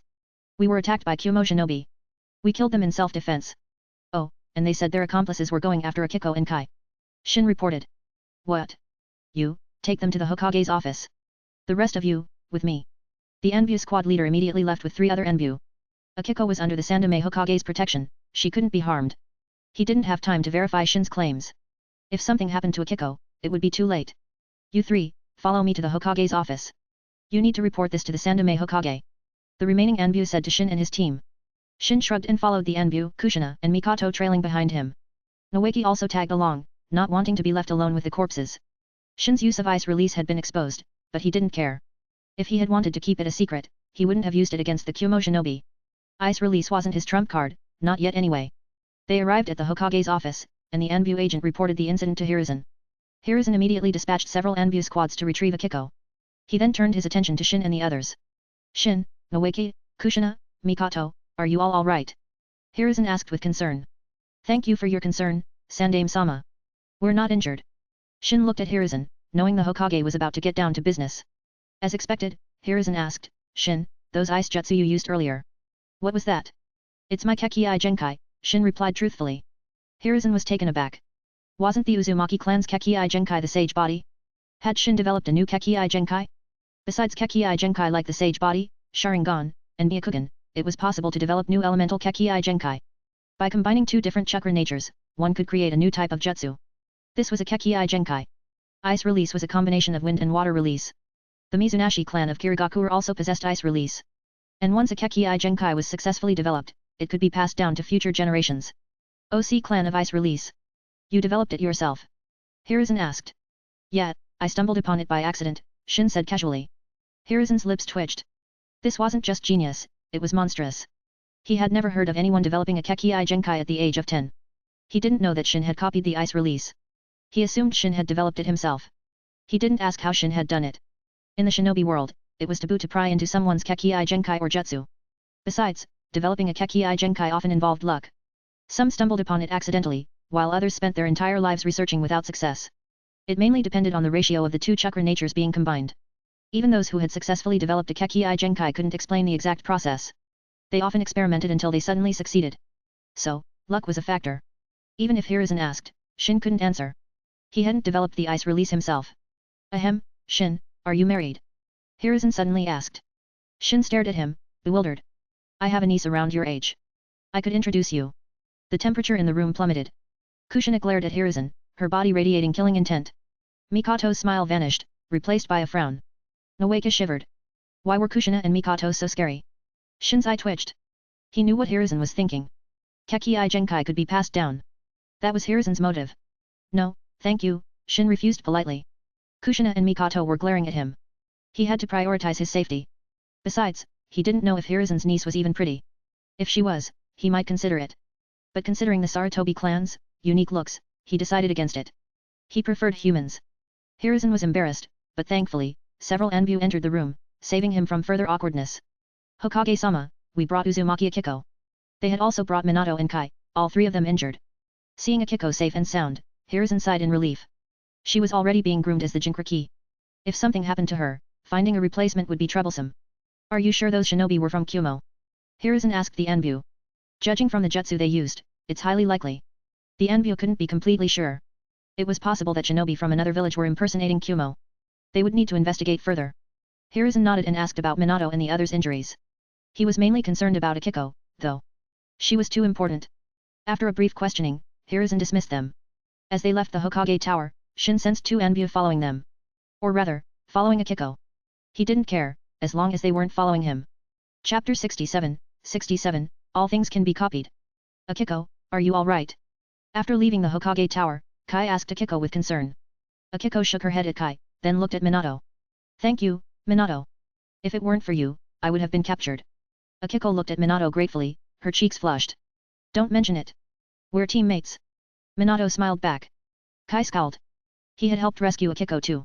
Why was she only thanking Minato? Shin, Kushina and Mikoto walked behind them. Shin couldn't help but chuckle. Kai, hearing Shin's chuckle, turned around angrily. What are you looking at? Want to fight?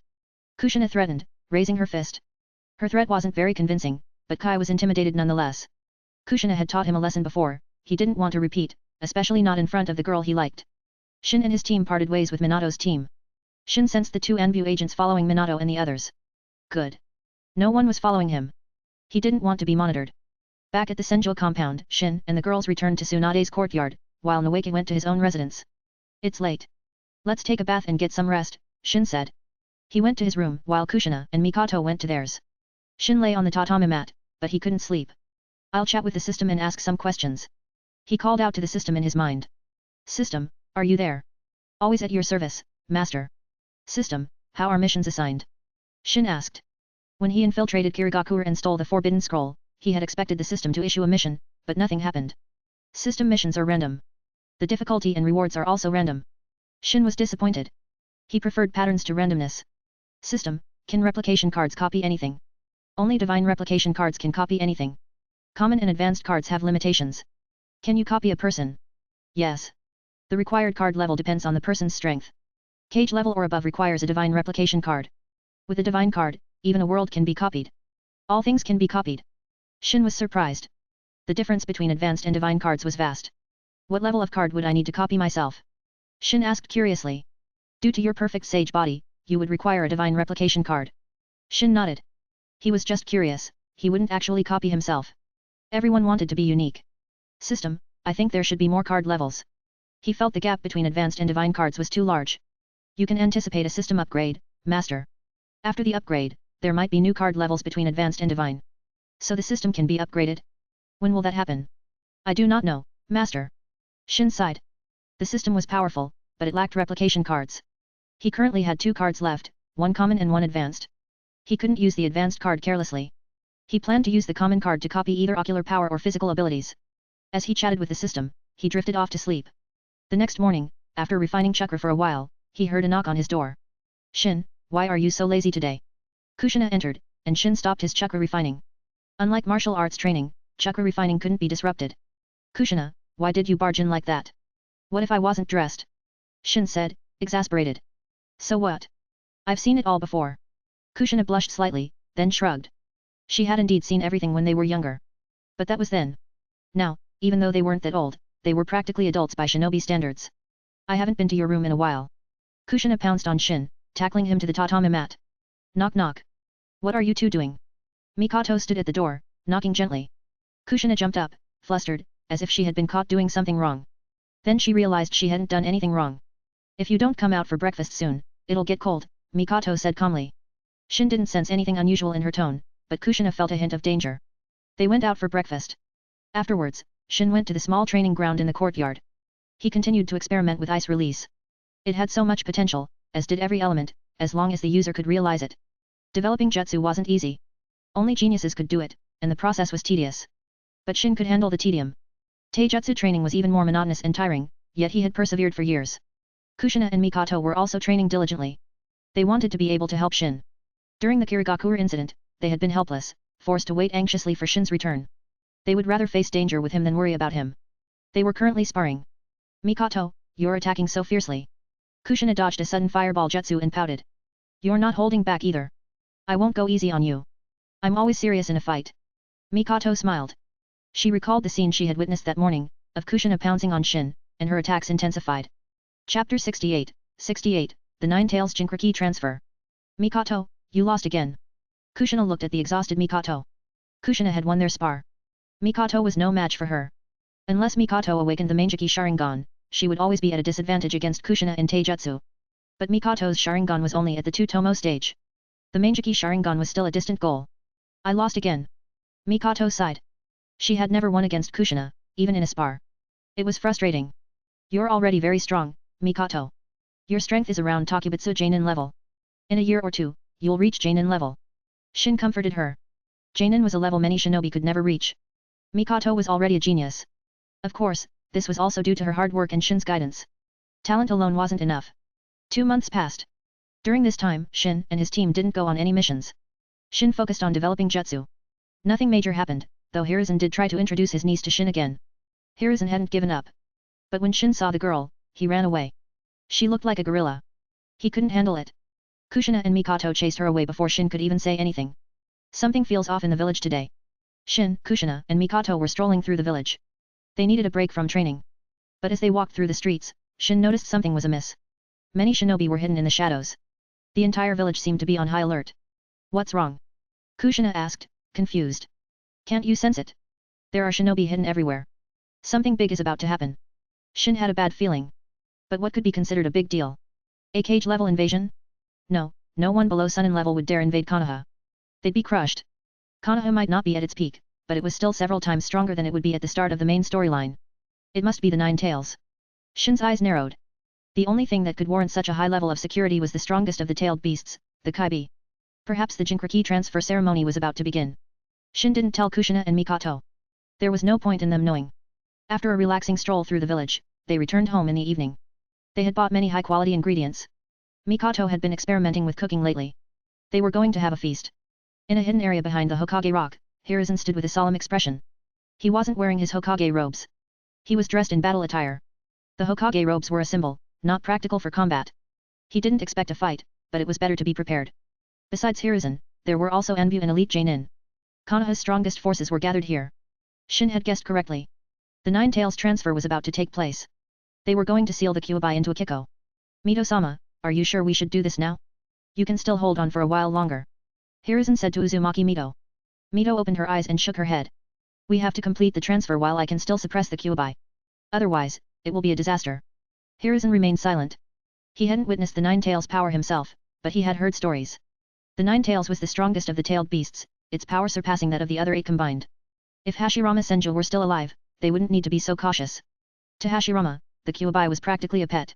He had treated the tailed beasts as pets, while Madara Uchiha had seen them as beasts. To them, the tailed beasts were nothing special. But to other shinobi, the Nine Tails was a terrifying monster. Akiko, are you ready? Mito asked seriously. Akiko clenched her fists and nodded. She couldn't deny she was nervous. Akiko, the Kyuubi isn't inherently evil. I hope you can guide it to the right path, Mito said. I will, Mito-sama. Good. Let's begin. Mito didn't hesitate any longer. She formed hand seals and released the seal on her body. Crimson chakra seeped out, and a malevolent aura filled the air. Hiruzen's expression turned grim. Sealing team, prepare, he shouted. The Nine Tails chakra, even a small amount, was overwhelming.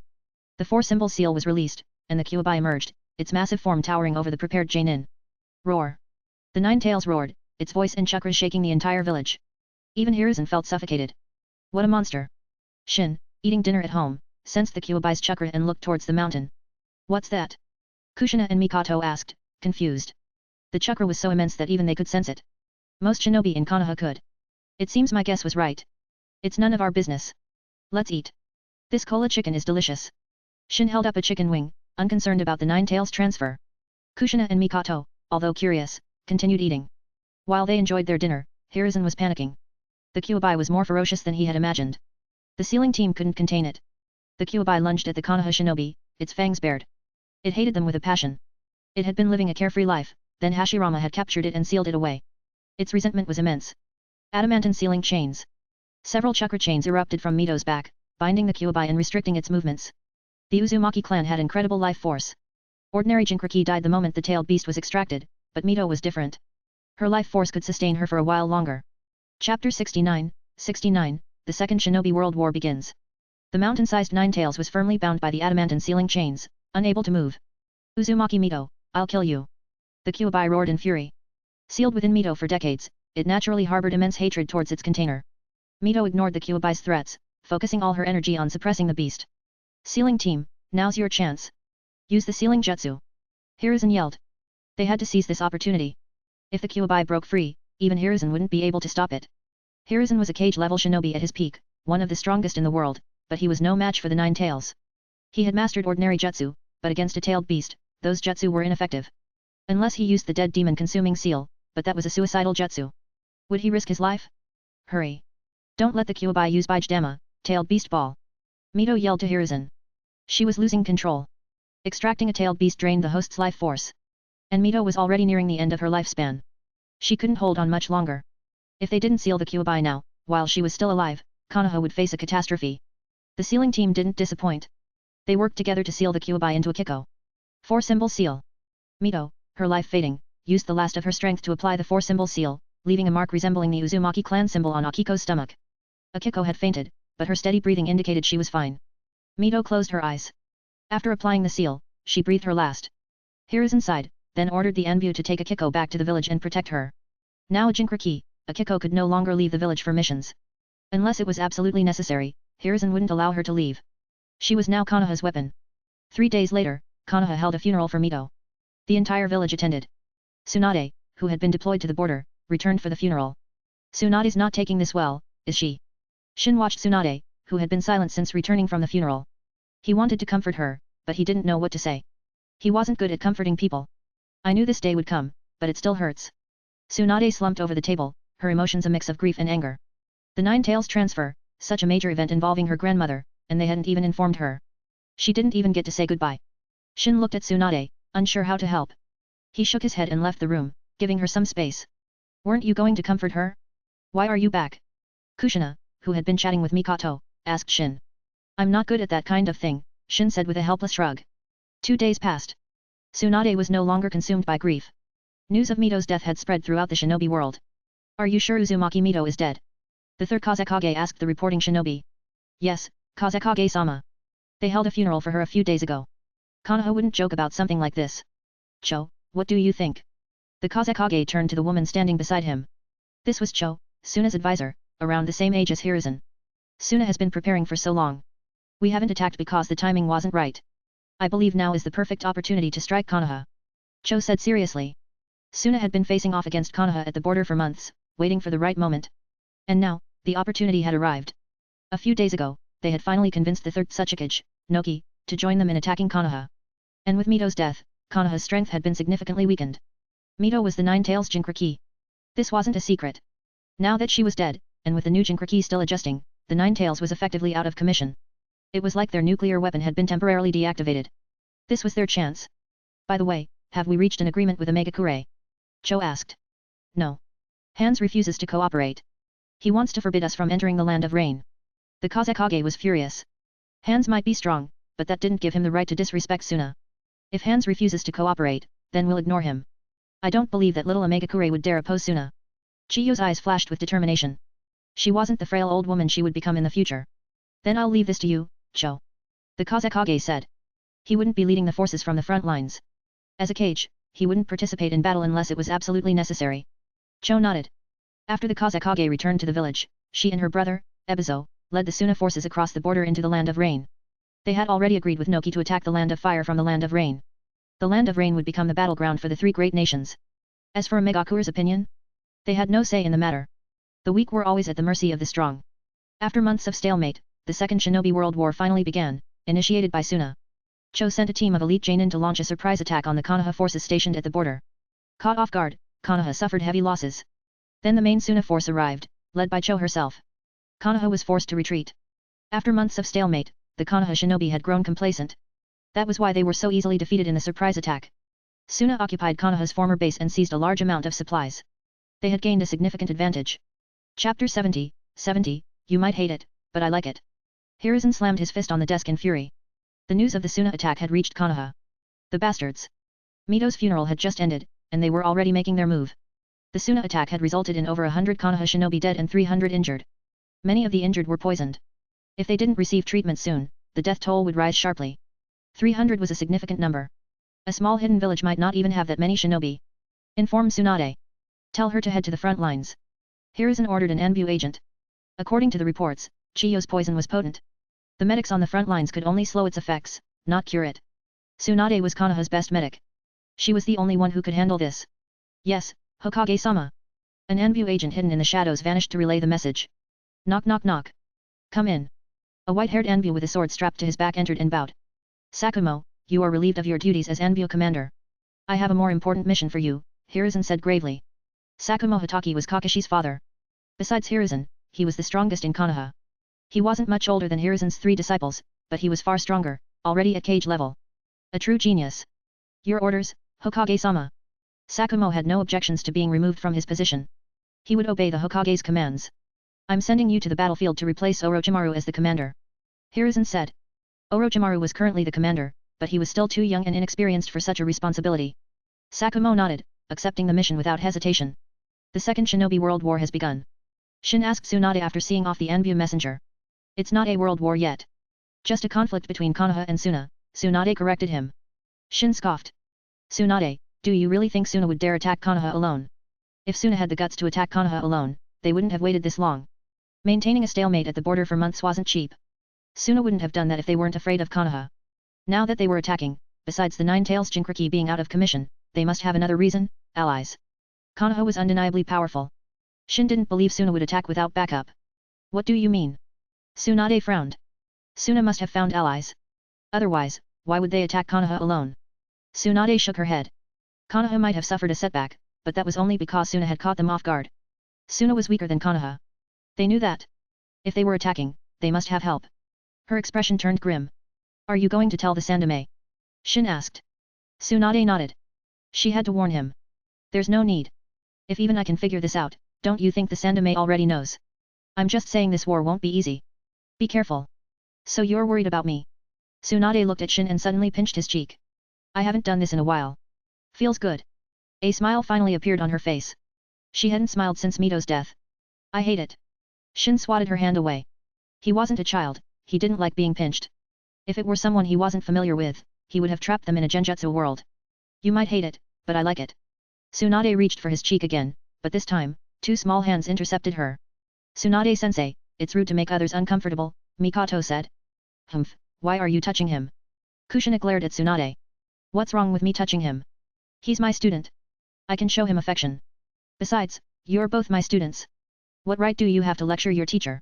Tsunade pulled Shin into a hug, burying his face in her ample bosom. Shin felt a wave of warmth and a slight lack of oxygen. He could resist, but he wasn't stupid. This was a golden opportunity, he wouldn't waste it. Tsunade looked at Kushina triumphantly. She was deliberately provoking her. And she succeeded. Mikoto, help me pry this cow off him. Kushina yelled through gritted teeth. Sorry, Tsunade-sensei, but this is inappropriate. You can't just do that to a boy. Mikoto sided with Kushina without hesitation. They tried to pull Tsunade away, but they were no match for her strength. In the end, Shin had to push her away himself. He would have loved to stay in her embrace, but he needed to breathe. I'm leaving. You three stay in the village. Don't go anywhere. Tsunade said, then left for the battlefield. They didn't know when she would return. After she left, Kushina and Mikoto glared at Shin. Why didn't you resist when Tsunade was taking advantage of you? Kushina demanded. Shin was confused. Wasn't he the one taking advantage? Ahem, I couldn't resist her strength. Believe me. Shin said weakly. Kushina and Mikoto rolled their eyes. They didn't believe him for a second. He had probably enjoyed it. Chapter 71, Conan the Angel. Half a year passed in a flash. The war had been raging for 6 months. Konoha, Suna, Iwa, and Omegakure were locked in a bloody conflict. Even Konoha's genin were being deployed to the battlefield. Shin and his team were also on the front lines. If even genin were being sent, chunin like them were indispensable. War is so cruel. These people are so unfortunate. Mikoto looked at the gaunt and fearful civilians of the Land of Rain with pity. The Land of Rain was already impoverished due to its harsh climate. Now, ravaged by war, it was filled with refugees. Even as refugees, they had to hide, afraid of encountering shinobi. To them, ninja were no different from demons. Everyone knows war is cruel, but the rewards are too tempting, Shin said softly. Without conflicts of interest, there would be no war. What are you guys sighing about? Aren't you hungry? Kushina complained. I'm starving. We have rations. Kushina took out the rations and glared at Shin. You eat one and show me. Ahem, I'm not hungry. Shin looked away. The rations were rock hard. This is what they gave us? How are we supposed to eat this? Use it to sharpen our teeth. Kushina grumbled. Konoha seemed to be low on funds. They had to make do with these for now. If they wanted decent food, they'd have to wait for the Land of Fire's daimyo to provide more funding. Let's go find something to eat. If they wanted good food, they had to hunt for it themselves. They entered the forest, the drizzle soaking their clothes. Shin wasn't sure if there were any animals left in this forest. They weren't the only ones hunting. This damned weather. It rains 9 days out of 10, and the one day it doesn't, it's cloudy. Shin looked up at the overcast sky. He had been on the battlefield for half a month and hadn't seen the sun once. After searching for a while, they finally found a rabbit. A scrawny one, but it was better than nothing. Mikoto roasted the rabbit, ending its miserable life. Smells good. Kushina's eyes sparkled. Kushina, you're drooling, Shin teased. Kushina quickly wiped her mouth, then realized there was no drool. You tricked me, she glared at Shin. Shin shrugged. It was her fault for being so gullible. Roar. A roar echoed through the forest. Shin's eyes lit up. It sounded like a bear. I'll go check it out. Maybe we can have bear for dinner. Shin informed Kushina and Mikoto, then vanished in a flash. Hey, I want to come too. Kushina jumped up. Kushina, stay here, Mikoto said, gently pushing her back down. Shin followed the sound of the roar and found the bear. It was charging towards a small, dirty girl. The girl stood frozen in fear, her eyes wide with terror. The bear wasn't that big, but it was more than capable of killing a child. Lucky for you, I happened to be passing by. Shin threw an ice blue kunai. It embedded itself in the bear's head, and the bear collapsed. Shin appeared next to the bear. It wasn't small, but it was thin, almost malnourished. Most of the edible resources in this forest had been hunted by shinobi. This bear probably hadn't eaten a decent meal in a while. Are you all right? Shin turned to the girl, who was still cowering with her eyes closed. She was covered in dirt, but her light blue hair was beautiful. I am fine. She opened her eyes, looking at Shin with a mixture of gratitude and fear. She was grateful he had saved her, but she was also afraid of him. He was a shinobi. Shinobi were feared and hated in the Land of Rain. Don't worry, I'm not going to kill a child, Shin reassured her. He ignored her and picked up the bear carcass, preparing to leave. Wait. The girl called out weakly. Here, this is for you, thank you for saving me. She offered Shin a mushroom she had been holding. Shin smiled. What's your name? Conan. She spoke softly, her head lowered. She was both grateful and terrified of Shin. You're Conan. Shin's mind flashed to Conan, the angel of the Akatsuki. He looked at her light blue hair, then stepped closer and wiped the dirt from her face. Her young features seemed vaguely familiar. It really was Conan of the Akatsuki. She hadn't met Yahiko and Nagato yet, or she wouldn't be alone. Conan looked at Shin, her eyes filled with fear. Come with me. Shin picked her up with one arm and the bear with the other, then vanished in a flash. The heavy bear didn't slow him down at all. You're finally back. We were about to come looking for you. Who's this little girl? Kushina looked at Conan curiously. I found her. She looked pitiful, so I brought her back, Shin said. Of course, Conan's identity was also a factor. He was quite fond of Conan, the angel of the Akatsuki. She does look pitiful. And cute. Kushina examined Conan, then looked at Shin suspiciously. Had he brought her back because she was cute? Why else would he be so compassionate? Chapter 72, the third Kazekage arrives on the battlefield. Shin enjoyed his roasted rabbit, ignoring the curious stares from Kushina and Mikoto. He cleared his throat. Kushina, Mikoto, is something wrong with the rabbit? Why are you staring at me like that? We're just curious, Mikoto said. They were both puzzled by Shin bringing Conan back. They didn't believe he had done it out of pure compassion. What's there to be curious about? Finish eating, and let's head back to camp to report, Shin said. They were on a mission to scout for enemy shinobi in the area. Conan, here's a rabbit leg for you. Shin offered Conan a leg. Conan looked at him timidly, then at the rabbit leg with longing, but she didn't dare take it. Go on, eat. Don't be afraid, Mikoto said gently. Yeah, we won't hurt you, Kushina added. Unable to resist the temptation, Conan finally took the rabbit leg and nibbled on it. She hadn't eaten in 2 days. She had managed to find some mushrooms, but then she encountered the bear and almost died. A single rabbit wasn't enough, so they roasted the mushrooms Conan had found in a bear paw as well. Bear paw is so good. What about the rest? Kushina looked at the bear carcass. There were 3 more paws, and they hadn't even touched the meat. We can't waste it. Shin sealed the carcass in a scroll.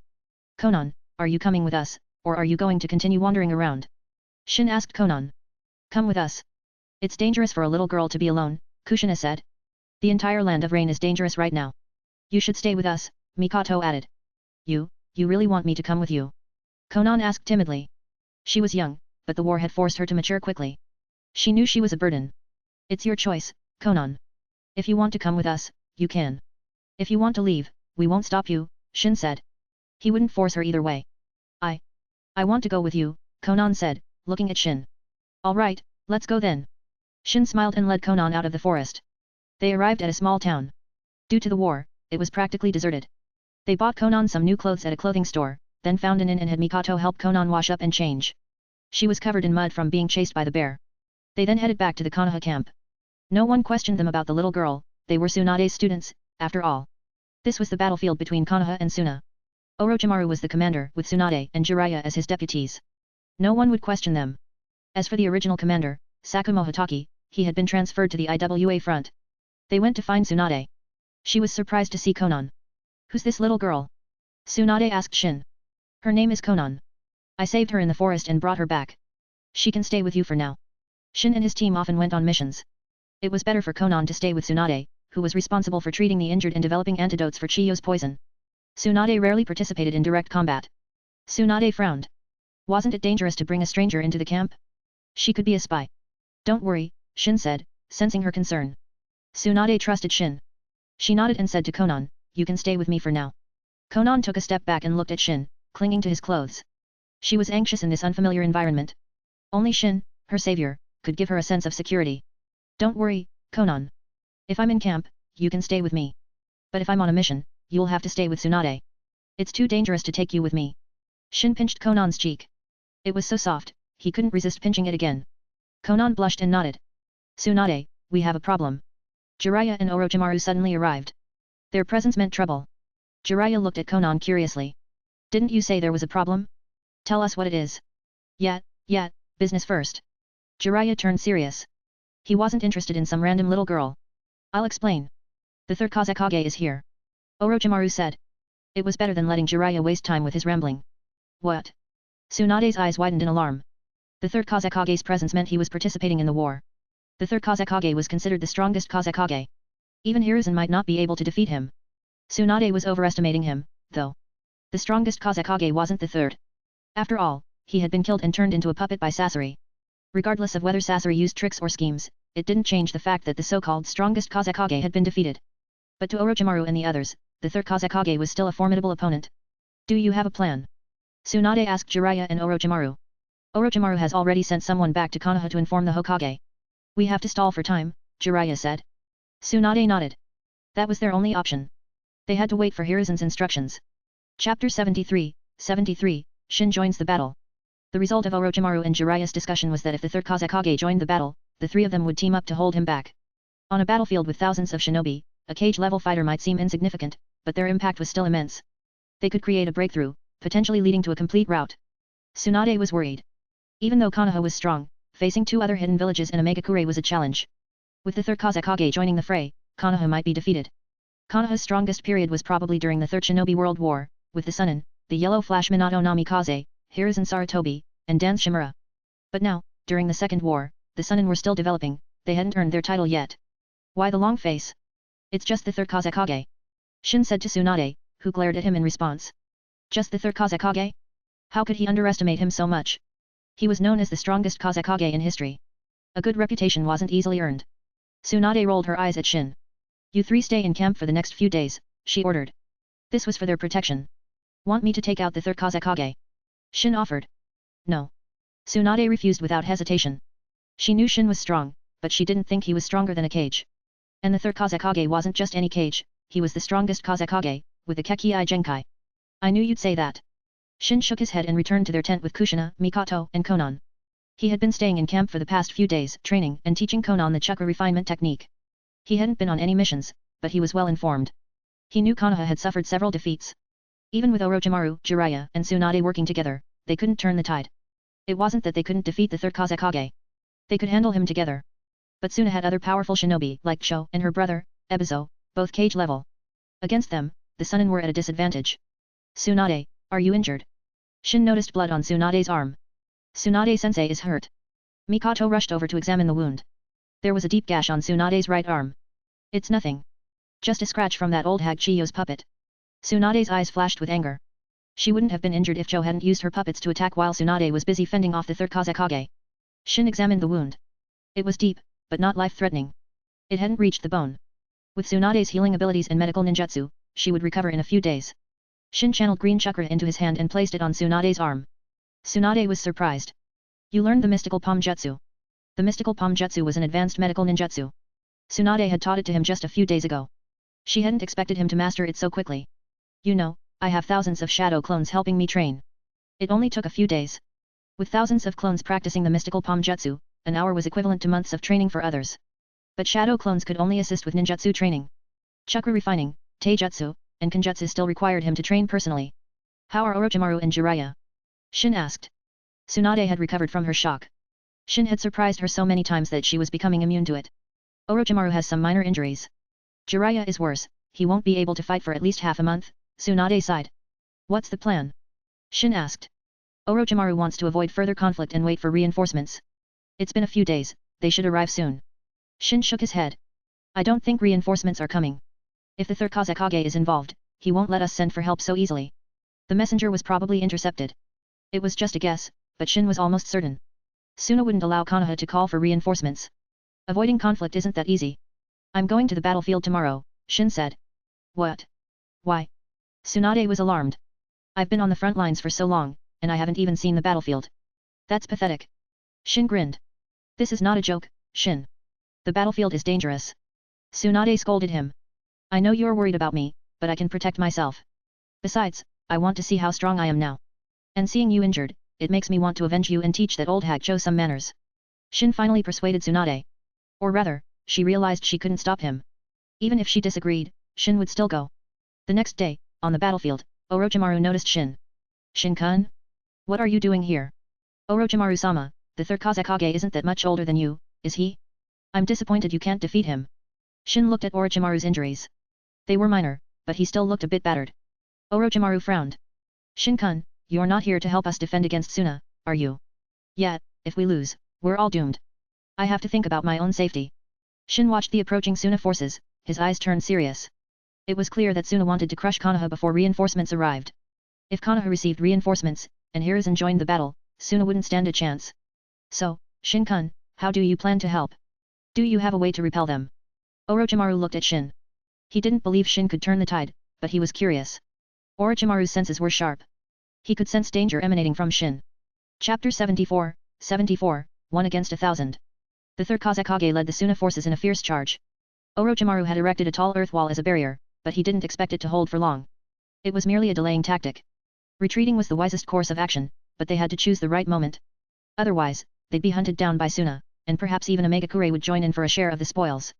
I hear the third Kazekage boasts absolute defense. Shin's eyes were fixed on the third Kazekage, who looked deceptively young. He was a genius, possessing the magnet release Kekkei Genkai. It was likely a Kekkei Genkai he had developed himself. The fourth Kazekage, Raza, had learned magnet release from him. I don't know about absolute defense, but his defense is certainly strong. Even Tsunade couldn't break through his iron sand, Orochimaru said. He looked at Shin. Shin-kun, do you have a way to break through his defenses? If even Tsunade can't do it, what makes you think I can? I'm just a Chunin. Oh? Are you really only Chunin, Shin-kun? Orochimaru gave him a knowing look. Who knows? Shin watched the approaching Suna forces, drew his Kusanagi sword, and leaped over the earth wall. Orochimaru frowned. Orochimaru-sama, he went down there. Should we bring him back? Ajanin asked Orochimaru. Observe. Perhaps he'll surprise us. I'm quite curious. Orochimaru waved a hand dismissively, his snake-like eyes gleaming with anticipation. You'll be my whetstone. Shin's eyes also held a glint of excitement. He didn't know exactly how strong he was, but the battlefield was the perfect testing ground. He wasn't afraid of danger. His Mangeki Sharingan abilities could protect him. With Yamatsu Hirasaka, he could escape any situation. Wielding his Kusanagi sword, Shin charged towards the Suna forces, a blur of motion against the backdrop of the battlefield. He's fast. Orochimaru's eyes widened. Even he would struggle to dodge at that speed. Clang. Shin's sword clashed against the third Kazekage's iron sand, sending the Kazekage flying. If the Kazekage hadn't sensed the danger and used his magnet release to defend at the last moment, he would be dead. What? The Suna shinobi stared in disbelief at the young boy who had just sent their Kazekage flying with a single blow. They couldn't believe their eyes. This kid, who looked no older than 12, had repelled their Kazekage? At the Konoha camp, Tsunade clenched her fists. Damn it, he's reckless. Orochimaru, why did you let him go? Why didn't you stop him? She glared at Orochimaru. She had been treating some injured shinobi and had arrived late. She hadn't expected Shin to charge into the enemy ranks alone. Tsunade, do you want to go down there too? Orochimaru asked, seeing her agitation. You're still injured. Even if you go, you won't be much help. If he dared to face them, he must have a plan. You'd just be a burden. Tsunade hesitated. He was right. She would be a liability in her current state. Shin had space-time ninjutsu, he should be fine. She'd give him a good scolding when he got back. Are you all stunned? Shin looked at the Suna shinobi, who were frozen in shock. He swung his sword, cutting down several of them. Their death snapped the others out of their daze. They glared at Shin with fury. Shin charged into the enemy ranks. They wouldn't dare use large-scale ninjutsu now. That was how the third Raikage had been able to fight 1,000 shinobi for 3 days and 3 nights. They didn't use powerful jutsu for fear of harming their own comrades. With their own allies mixed in with the enemies, how could they use ninjutsu? Shin reveled in the chaos. In terms of taijutsu, perhaps only the third Raikage could match him. And in kenjutsu, he believed he was unmatched in the shinobi world. Flash slash. He combined the body flicker jutsu with his swordsmanship, killing over a dozen Suna shinobi in an instant, including a Jainin. Weak. Shin flicked the blood off his Kusanagi sword. He had already killed dozens. His sword danced through the enemy ranks like a reaper's scythe. He kicked a shinobi who tried to attack him from behind. The man flew through the air and landed with a sickening thud, his body twisted at an unnatural angle. Wind style, Rasen Shuriken. The giant shuriken, formed from swirling wind chakra, shot towards the Suna forces. It exploded, the countless tiny needles tearing through flesh and bone. Shin had aimed for the densest part of the enemy formation. The shinobi there were helpless against the Rasen shuriken. Move. Scatter. The third Kazekage yelled. He had a gash on his chest, courtesy of Shin's sword. Even with his iron sand defense, he had still been injured. The Kusanagi sword was incredibly sharp, and Shin's strength was monstrous. Thankfully, the Kazekage's defense was strong, or he would have been gutted. I'm almost tempted to copy his magnet release, Shin mused, seeing the Kazekage's relatively minor injury. But he didn't. He had learned that Uchiha had awakened the Mangeki Sharingan. He was saving his last advanced replication card for that. His own Mangeki Sharingan had reached its limit, but it still hadn't evolved into the eternal Mangeki Sharingan. He wanted to copy another Mangeki Sharingan to help his own evolve. Compared to the eternal Mangeki Sharingan, magnet release was nothing. The choice was obvious. The third Kazekage ordered his men to retreat, then faced Shin alone. He wasn't trying to be a hero, he simply didn't want his men to get caught in the crossfire. He glared at Shin with murderous intent. If he hadn't reacted quickly, he would have been killed by Shin's sword. Chapter 75, Ice Release, Ice Age. Shin and the third Kazekage faced each other. The other Suna shinobi formed a circle around them. Kazekage-sama, do you need assistance? Cho asked. No. The Kazekage refused. He wasn't going to gang up on a kid. Cho frowned. They couldn't underestimate this boy. He had injured the Kazekage with a single blow. She felt the Kazekage was being arrogant. This could end badly. Vacuum slash. Shin swung his sword with full force, slicing through the air. A blade of compressed air shot towards the Kazekage. Creating an air blade with a sword was far more difficult than with a punch. The air blade was incredibly fast. The Kazekage's eyes widened. Magnet release, Iron Sand World method. Iron sand swirled around the Kazekage, forming an impenetrable sphere. The air blade struck the iron sand, sparks flying. It slowly cut through the iron sand, but the defense was thick, over 30 centimeters. The air blade managed to penetrate 20 centimeters before dissipating. Couldn't break it. Disappointing. Shin sheathed his sword. But since you like staying in there so much, why don't you stay there forever? Ice release, Ice Age. Shin's hands flew through a series of hand seals, 15 seals in 2 seconds. An icy chill emanated from him. Ignoring the chakra cost, frost spread from his feet, covering the ground in a thick layer of ice. The iron sand sphere encasing the Kazekage was instantly frozen. The ice continued to spread outwards. Retreat. Everyone, retreat. Cho yelled, leading the Suna forces in a hasty retreat. Those further away were fine, but the shinobi near the front couldn't escape. The stronger ones managed to flee, but the Chunin were too slow. They were frozen solid, encased in ice. Within moments, a 1 kilometer radius was transformed into a world of ice. Hundreds of ice pillars stood frozen in this icy wasteland. They were the Suna shinobi who hadn't been able to escape. Still not as powerful as Kyuzen's Hi no Mi. Shin observed his Ice Age jutsu. He had developed it based on Kyuzen's Devil Fruit ability, but it was still far weaker. Kyuzen could freeze dozens of kilometers of ocean with ease. But Shin's ice release was still developing. Perhaps one day, he would surpass Kyuzen. Shin wasn't completely satisfied, but the Suna and Konoha shinobi were stunned. That's ice release. When did he get ice release? He didn't tell me. Tsunade was indignant. What incredible power. Orochimaru's eyes widened in shock. Damn that brat. Cho almost fainted, seeing her frozen comrades. Quick. Save the Kazekage. Ebizo, Chiyo's brother, yelled, his eyes filled with worry. The third Kazekage was trapped in the ice. If they didn't rescue him soon, he would suffocate. They had to break the ice. If the Kazekage died here, Suna would be in danger. Ebizo charged forward, using wind release to attack the ice encasing the Kazekage. But the ice was as hard as steel. Shin watched them calmly. They wouldn't be able to break it. He wondered if the Kazekage could escape from the inside. The Kazekage had deactivated his iron sand defense. He looked at the ice surrounding him, his face pale. He manipulated the iron sand, forming various weapons, and attacked the ice from the inside. With attacks from both inside and outside, and with some shinobi using fire release, the ice finally shattered. The Kazekage emerged, gasping for air. The space within the sphere hadn't been large, the air had been thin. Retreat, the Kazekage ordered. He didn't try to attack Shin. He chose to retreat. The Suna shinobi wanted to save their frozen comrades, but they knew the chances of survival were slim. You think you can just retreat? Did you ask me? Shin charged towards them, his sword flashing. A massive air blade sliced through the ice. Puppet technique, human puppet. Cho used the human puppet jutsu to defend, and the third Kazekage used his strongest iron sand defense. The other Suna shinobi also used defensive jutsu. The sight was spectacular, even more so than when Shin had faced the combined might of Kirigakuer. The air blade sliced through 10 puppets and broke through the Kazekage's iron sand defense. The air blade was too large, and the Kazekage's iron sand wall wasn't thick enough. But after breaking through the iron sand, the air blade's power was spent. It was easily blocked by the other Suna shinobi's defenses. The Suna forces retreated hastily, abandoning their frozen comrades. The chances of survival for those trapped in the ice were slim. The Kazekage wouldn't risk further losses to save them. If Shin used another Ice Age jutsu, the consequences would be dire. Cho winced as she retrieved the broken human puppet. It was a masterpiece by the previous generation's puppet master, Monzaemon Shikamatsu. It was irreplaceable, and now it was damaged. She didn't know if she could repair it. As she collected the puppet, she suddenly felt a chill, a sense of danger. She instinctively leaned to the side. A flash of white, and a sword pierced through her body. She had dodged slightly, avoiding a fatal blow. The sword, aimed for her heart, had missed, piercing her side instead. Too bad. Shin deactivated his Mangeki Sharingan, disappointed. He had almost killed Cho. He had used Yamatsu Hirasaka to open a small, invisible portal and thrust his Kusanagi sword through it. The sword had emerged from another portal near Cho, stabbing her from a distance of several hundred meters. This was another application of Yamatsu Hirasaka. Chapter 76, just warming up. Shin returned to the Konoha camp, greeted by awestruck stares. Before, he was just Tsunade's student. Now, he was a hero, a powerhouse who had single-handedly forced a retreat from 3,000 Suna shinobi. In their eyes, he was comparable to the Sandaime Hokage. If Shin knew what they were thinking, he would laugh.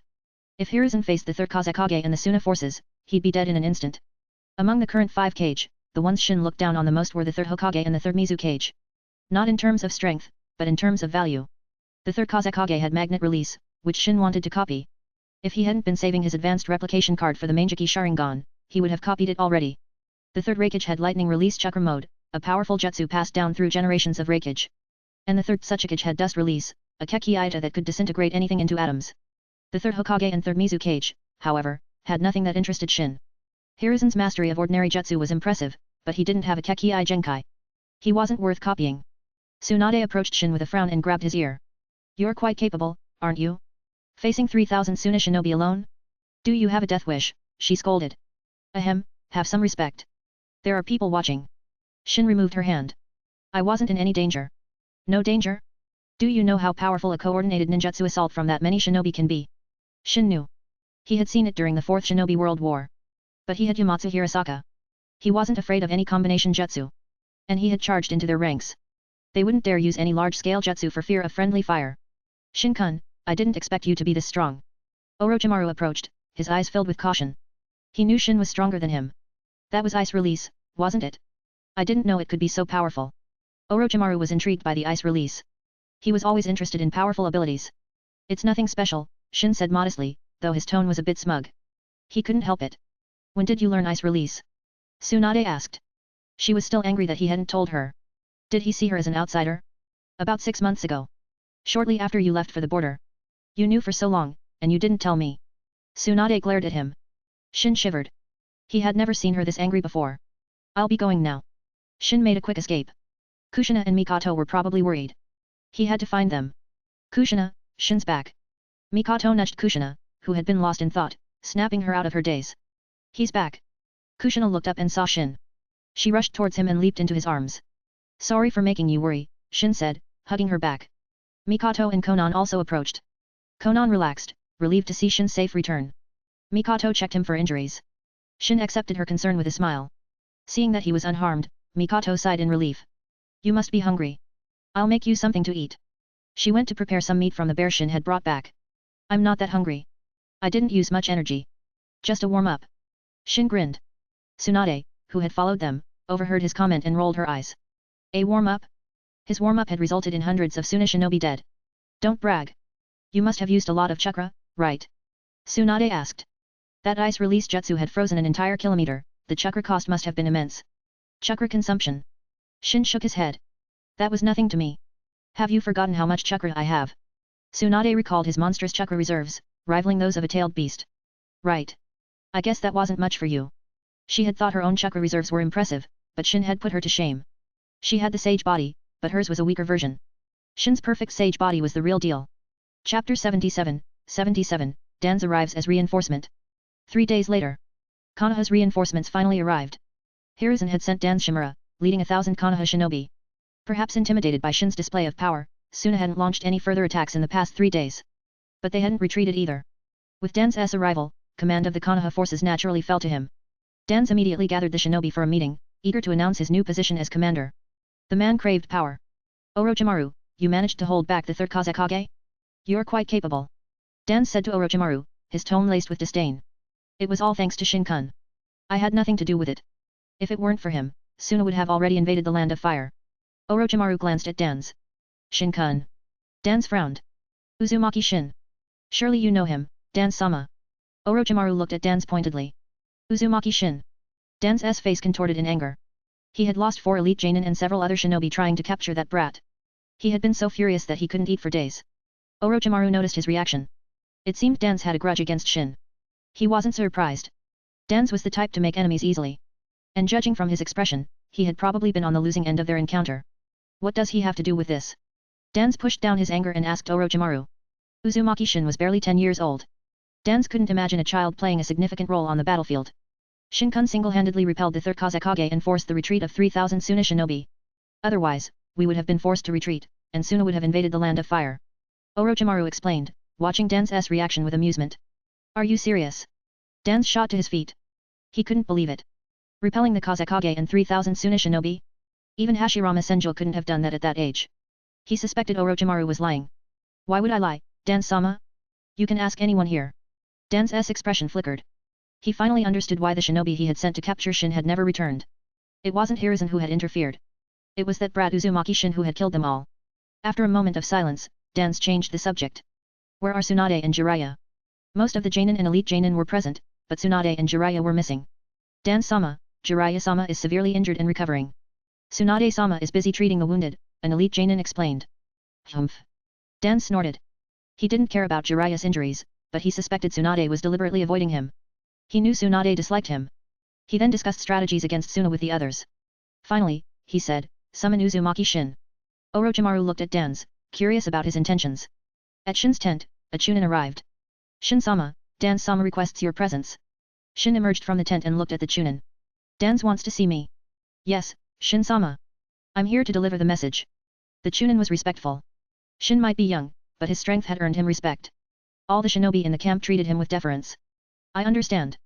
You are dismissed. Shin sent the Chunin away and entered the tent. Just as I expected, Dan's wants to see me. He said to Tsunade, who was sitting inside. She wasn't busy treating the wounded, the medics could handle that. It was just an excuse to avoid Dan's. Dan's summons are never a good thing, Tsunade said. Yeah, don't go, Kushina agreed. Good or bad, I'm not afraid of him. I'll go see what he wants. Shin decided to meet with Dan's. Tsunade didn't stop him. She didn't think there was any danger. He arrived at Dan's tent. Several root agents stood guard outside. Shin could sense their presence with his heightened senses. He had encountered root agents before and was familiar with their chakra signature. He ignored them and entered the tent. They didn't stop him, Dan's must have given them orders. Inside, Dan's was waiting for him. This was the first time Shin had properly met Dan's. Their first encounter had been a brief one when Shin first arrived in Konoha. The current Dan's was different. He hadn't implanted all those Sharingan in his body yet. But his aura was still dark and sinister. It was different from Orochimaru's, but even more unpleasant. Shin disliked him instantly. He had tried to capture him and kill Tsunade. Shin had no good feelings towards him. Uzumaki Shin. Dan's looked up at Shin. Dan-sama, what do you want with a Chunin like me? Shin smiled, but Dan's hated that smile. He had learned that his subordinates had been killed by Shin. He wanted to kill the brat. But he held back. He had investigated and confirmed that it was indeed Shin who had repelled the third Kazekage and forced the Suna forces to retreat with his powerful ice release jutsu. To be able to defeat the Kazekage and repel the Suna forces alone. Although Dan's hated to admit it, he was no match for Shin. If you have nothing to say, I'll be taking my leave. Shin saw Dan's hesitant expression and turned to leave. Wait. Dan stopped him. He had summoned Shin for a reason. Chapter 78, 78, Bonus, What is root? Dan-sama, if you have something to say, spit it out. I don't have time to waste. Shin said with a nonchalant air. Dan's glared at Shin, his arrogance infuriating. Despite addressing him with the proper honorifics, Shin's lack of respect was clear. Dan's was delusional. Expecting respect from Shin was like expecting Hiruzen to step down and hand him the Hokage hat. Uzumaki Shin, your strength is impressive. Would you be interested in joining Root? Dan suppressed his anger and extended the invitation. If Shin joined Root, he would forget about the deaths of his subordinates. Shin was clearly more valuable. Root? What's Root? I've never heard of it. Is it some insignificant organization? Shin feigned ignorance. Dan's couldn't hold back anymore. His cage-level chakra exploded outwards, his eyes narrowed dangerously. Why so worked up, Dan-sama? Is this Root thing your creation? If so, I must criticize your marketing strategy. I've never even heard of it. Shin said with a straight face, though he was struggling to contain his laughter. If he laughed, Dan's would explode. He knew Dan's wasn't known for his patience. If that's all you wanted, Dan-sama, then goodbye. I have no interest in some unknown organization. Shin didn't give Dan's a chance to respond and used the body flicker jutsu to disappear. Dan's face was a mask of fury. Uzumaki Shin, I'll remember this, he snarled. Shin, of course, didn't hear him. And even if he did, he wouldn't care. He wasn't afraid of fighting Dan's. He was strong enough to escape even a full-on assault from a hidden village. With that kind of power, he didn't have to be cautious or play nice. If he wanted to keep a low profile, he wouldn't have attacked the Suna forces. That display had revealed a portion of his true strength. He had another reason for attacking, though, a system mission he had received a few months ago. The mission was to help Konoha win the Second Shinobi World War. The reward was a divine replication card. There was no penalty for failure. He didn't want to fail, though. A divine replication card was too precious. It was a choice-based mission. He could choose to help any of the 6 villages involved in the war, Konoha, Suna, Iwa, Kyumo, Kiri, or Megakure. The reward was the same regardless of which village he chose. He had chosen Konoha. Konoha was likely to win anyway, and he was a Konoha shinobi. Helping Konoha win the war wasn't a difficult task. He might not even have to do anything. But that was assuming there were no unexpected events. The timeline had already diverged, anything was possible. Regardless, Shin was determined to get that divine replication card. With it, he could copy the Rinnegan. Madara Uchiha's Rinnegan was currently with Nagato. Trying to steal it was out of the question. If Shin tried to take the Rinnegan, Madara would definitely intervene. Shin had never considered stealing the Rinnegan anyway. He preferred his own eyes. He wouldn't transplant someone else's. He could evolve his own eyes, there was no need for a transplant. And transplanted eyes were never fully compatible with the new host. Nagato couldn't even use the Rinnegan's full power. Even if Shin could use it better than Nagato, he probably wouldn't be able to match Madara. But the eyes copied with the system's replication cards were different. They would be perfectly compatible with him. You're back. Tsunade approached Shin curiously. What did Dan's want? Kushina and Mikoto also gathered around, eager to hear what that shady character was up to. They also wanted to warn Shin. Nothing much. He wanted me to join Root, Shin said. Tsunade nodded. That wasn't surprising. Dan's would definitely try to recruit Shin. Was that all? Kushina asked. He probably had other motives. Maybe he's interested in my ice release. But I didn't give him a chance to elaborate. Shin had gone to see Dan's to annoy him, to see his angry expression. He had succeeded. Dan's face had been livid. No wonder you came back so quickly. He must have been furious, Tsunade chuckled. But knowing that old geezer, he'll definitely try to get back at you. Tsunade's smile vanished. Dan's was vindictive. Shin had angered him, there would be repercussions. It doesn't matter. Shin wasn't afraid of Dan's revenge. If Dan's pushed him too far, he wouldn't hesitate to kill him. He glanced at Kushina and Mikoto. He wasn't worried about Dan's revenge on himself, but he was worried about them. He thought of a solution, the transcription seal. He could seal his Mangeki Sharingan abilities into their eyes, set to activate under certain conditions. Itake had implanted the Amaterasu transcription seal in Sasuke's eye, set to activate if he saw Obito's Sharingan. Shin knew how to use the transcription seal, but he hadn't tested it yet. He didn't want to risk using it on Kushina and Mikoto without being sure it was safe. But that was easily solved. He just needed a test subject. And finding one was easy. They were in the middle of a war with Suna. He could just capture a Suna shinobi. Shin decided to do just that. He wondered which unlucky Suna shinobi would be his test subject. How's Konan's training coming along? Shin asked, patting Konan's head. Still refining chakra, Konan replied, nuzzling his hand. She seemed to enjoy his head pats. Chapter 79, One-Tail Jinkraki, Bunpyaku. At the Konoha-Suna battlefront, things had been quiet since Shin repelled the Suna forces. They seemed to be genuinely intimidated by him. Dan's, however, wasn't impressed by their timidness. He wanted to take advantage of the situation and earn some glory for himself, increasing his chances of becoming Hokage. So, he decided to launch a counterattack. No one objected to his decision. With the arrival of reinforcements, they outnumbered Suna. It was the perfect time to strike back. At the Konoha logistics base, Shin, Kushina, and Mikoto were busy with their assigned duties. Dan's had assigned them to the logistics department. Shin was happy with this arrangement. Logistics work was safe and relatively comfortable. Kushina, Mikoto, come with me. Shin called out to the girls, stepping out of the tent. They followed him, confused, to a secluded area. Mikoto, keep watch. If anyone approaches, chase them away. Kushina, sit down. What are you doing, Shin? Mikoto asked. Giving you some life-saving gifts. Shin used the transcription seal on Kushina, implanting his 2 Mangeki Sharingan abilities into her eyes. Transcription seal, Tenmame. It could rewind her personal time by 3 minutes. Shin set 2 activation conditions, manual activation with chakra, and automatic activation upon receiving a fatal injury. Transcription seal, Yamatsu Hirasaka. It could also be activated manually with chakra. The passive trigger was linked to Tenmame. If she activated Yamatsu Hirasaka after Tenmame, she would be transported to Shin's location. This meant that if Shin wasn't around and Kushina was in danger, she could use Yamatsu Hirasaka to teleport to him. After sealing the abilities into Kushina's eyes, Shin did the same for Mikoto. He then explained the transcription seal and its triggers to them. By the way, do you feel any discomfort? Shin had captured Asuna Shinobi the night before and used him as a test subject. The experiment had shown no adverse effects, but he was still a bit worried. My eyes itched a bit when you were applying the seal, but I feel fine now, Kushina said. Me too, Mikoto confirmed. That's good. Let's head back. Shin's eyes suddenly narrowed. The supply depot was on fire. What's going on? Kushina stared at the blazing inferno. It must be a Asuna attack. They've been quiet for days, and now they're targeting our supplies. Shin led Kushina and Mikoto towards the commotion. By the time they arrived, Konoha shinobi were already engaged in battle with Suna shinobi. Among them was a monk who stood out. The monk was powerful, controlling sand to attack. Even Jainin were no match for him. That chakra, is he the One-Tails Jinchuriki? Shin recognized the monk. It was Bunpiku, the current One-Tails Jinchuriki. Wasn't Bunpiku imprisoned? Did Suna release him out of desperation? Shin wondered. Engage. But be careful. Shin said to Kushina and Mikoto. They nodded. Mikoto activated her Sharingan. It had evolved to 3 Tomo. She was not yet 11 and already had a 3 Tomo Sharingan. But Shin had helped her awaken it through rather unpleasant means. Mikoto had been angry at him for days. Kushina, you assist me, Mikoto said. Hey, why can't you assist me? Mikoto ignored her and unleashed a massive fireball, engulfing Asuna shinobi. The shinobi was thrown back several meters, landing motionless, his body still burning. Kushina used the adamantine sealing chains to bind 3 Suna shinobi. Mikoto then threw 3 kunao, each a precise and fatal blow. Shin nodded approvingly. Kushina was controlling and protecting Mikoto, while Mikoto was the attacker. Their teamwork was excellent. Monk, you're not holding back at all, are you? Shin intercepted Bunpiku, the One-Tails Jinchuriki. Bunpiku frowned at Shin. He couldn't attack a child. He's underestimating me. Shin could sense Bunpiku's disdain. He didn't waste his breath. He launched a kick at Bunpiku, the force of the blow creating a sonic boom.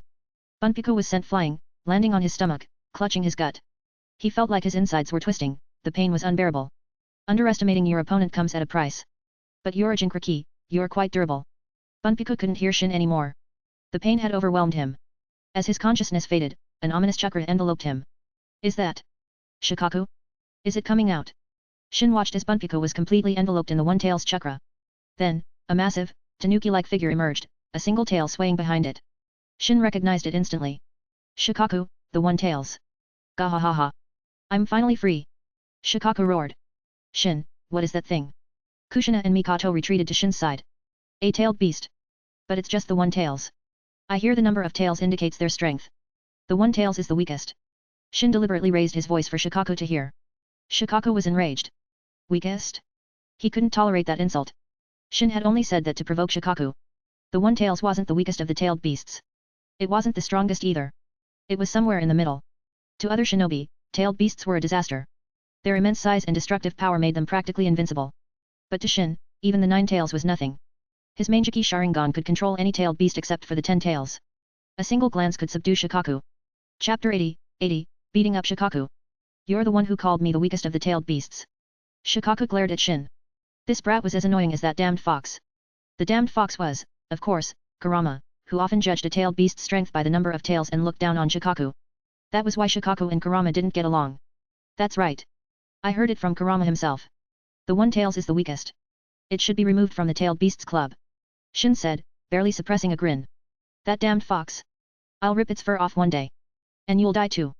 Shikaku swiped at Shin with its claws. Shin grabbed Kushina and Mikoto, then used the body flicker jutsu to dodge. Shikaku's attack missed, its claws gouging the earth. The ground cracked, and the entire Konoha camp shook. Tailed beasts were powerful. In a one-on-one fight, a very strong cage could defeat one. But on the battlefield, a tailed beast's destructive power was amplified tenfold. What's going on? Why is the One-Tails here? Tsunade arrived, her eyes fixed on Shikaku. Dans had taken most of the Konoha forces to attack Suna, but Tsunade had stayed behind to treat the wounded and develop antidotes for Chiyo's poison. She couldn't ignore the commotion caused by Shikaku's appearance. You'll have to ask Suna about that, Shin said with a shrug. Damn you, brat. I'll kill you. Wind release, drilling air bullet. Shikaku opened its maw and unleashed a massive wind sphere. Tsunade stepped forward to block the attack. I'll handle this. Shin said. Tsunade could probably block it, but it would be a struggle. Shikaku wasn't weak. Ice release, triple ice wall. 3 massive ice walls materialized. Shikaku's attack shattered the first 2, but the third held. Shikaku seems to have a grudge against you. What did you do? Tsunade asked Shin, turning to face him. Nothing much. He just said Shikaku is the weakest of the tailed beasts, Kushina replied. Tsunade gave Shin an exasperated look. Of course Shikaku was angry. Shin had insulted him. You two can't handle this. I'll take care of it. You go deal with the other Suna shinobi. Shin said to Tsunade and the girls. The ice wall in front of him shattered, and he vanished in a flash. Thud. Shikaku was sent flying, crashing to the ground.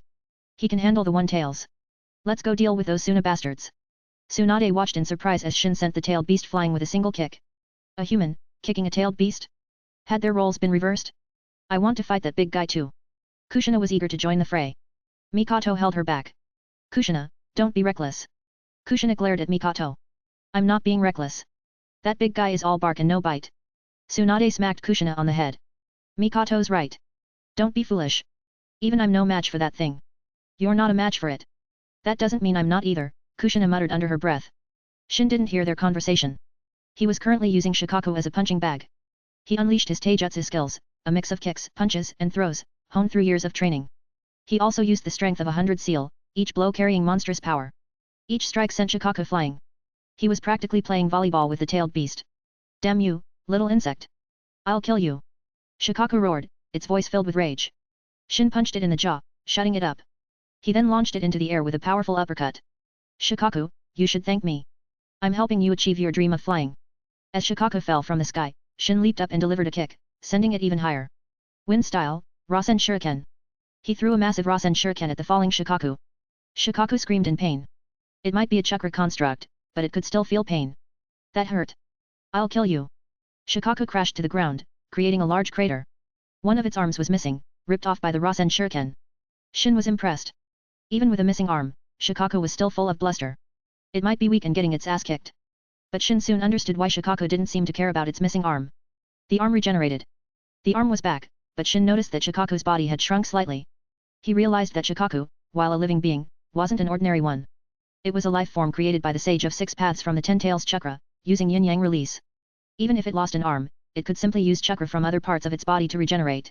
But overall, its chakra had decreased, hence the smaller size. Surprised, aren't you? You think I'm that easy to defeat? Die, insect. Shikaku unleashed a barrage of drilling air bullets. You're all bark and no bite, Shin scoffed. He easily dispersed the wind bullets with his punches. Those attacks were only effective against those below cage level. And those at cage level could easily dodge them. Chapter 81, Den's S defeat? Shikaku roared and attacked, but Shin easily dodged, treating the beast like a punching bag. Shikaku, I've helped you lose weight. Several times over. Aren't you happy? Shin taunted. Shikaku had indeed shrunk considerably and was no longer as arrogant. It didn't even dare to roar at Shin anymore. Sealing jutsu, adamantine sealing chains. Dozens of chakra chains bound Shikaku tightly, rendering it immobile. Let me go. Release me. Shikaku roared and struggled, but it was futile. These chains could even bind the nine tails. Be quiet if you don't want another beating. I'll kill you if you annoy me. Shin threatened.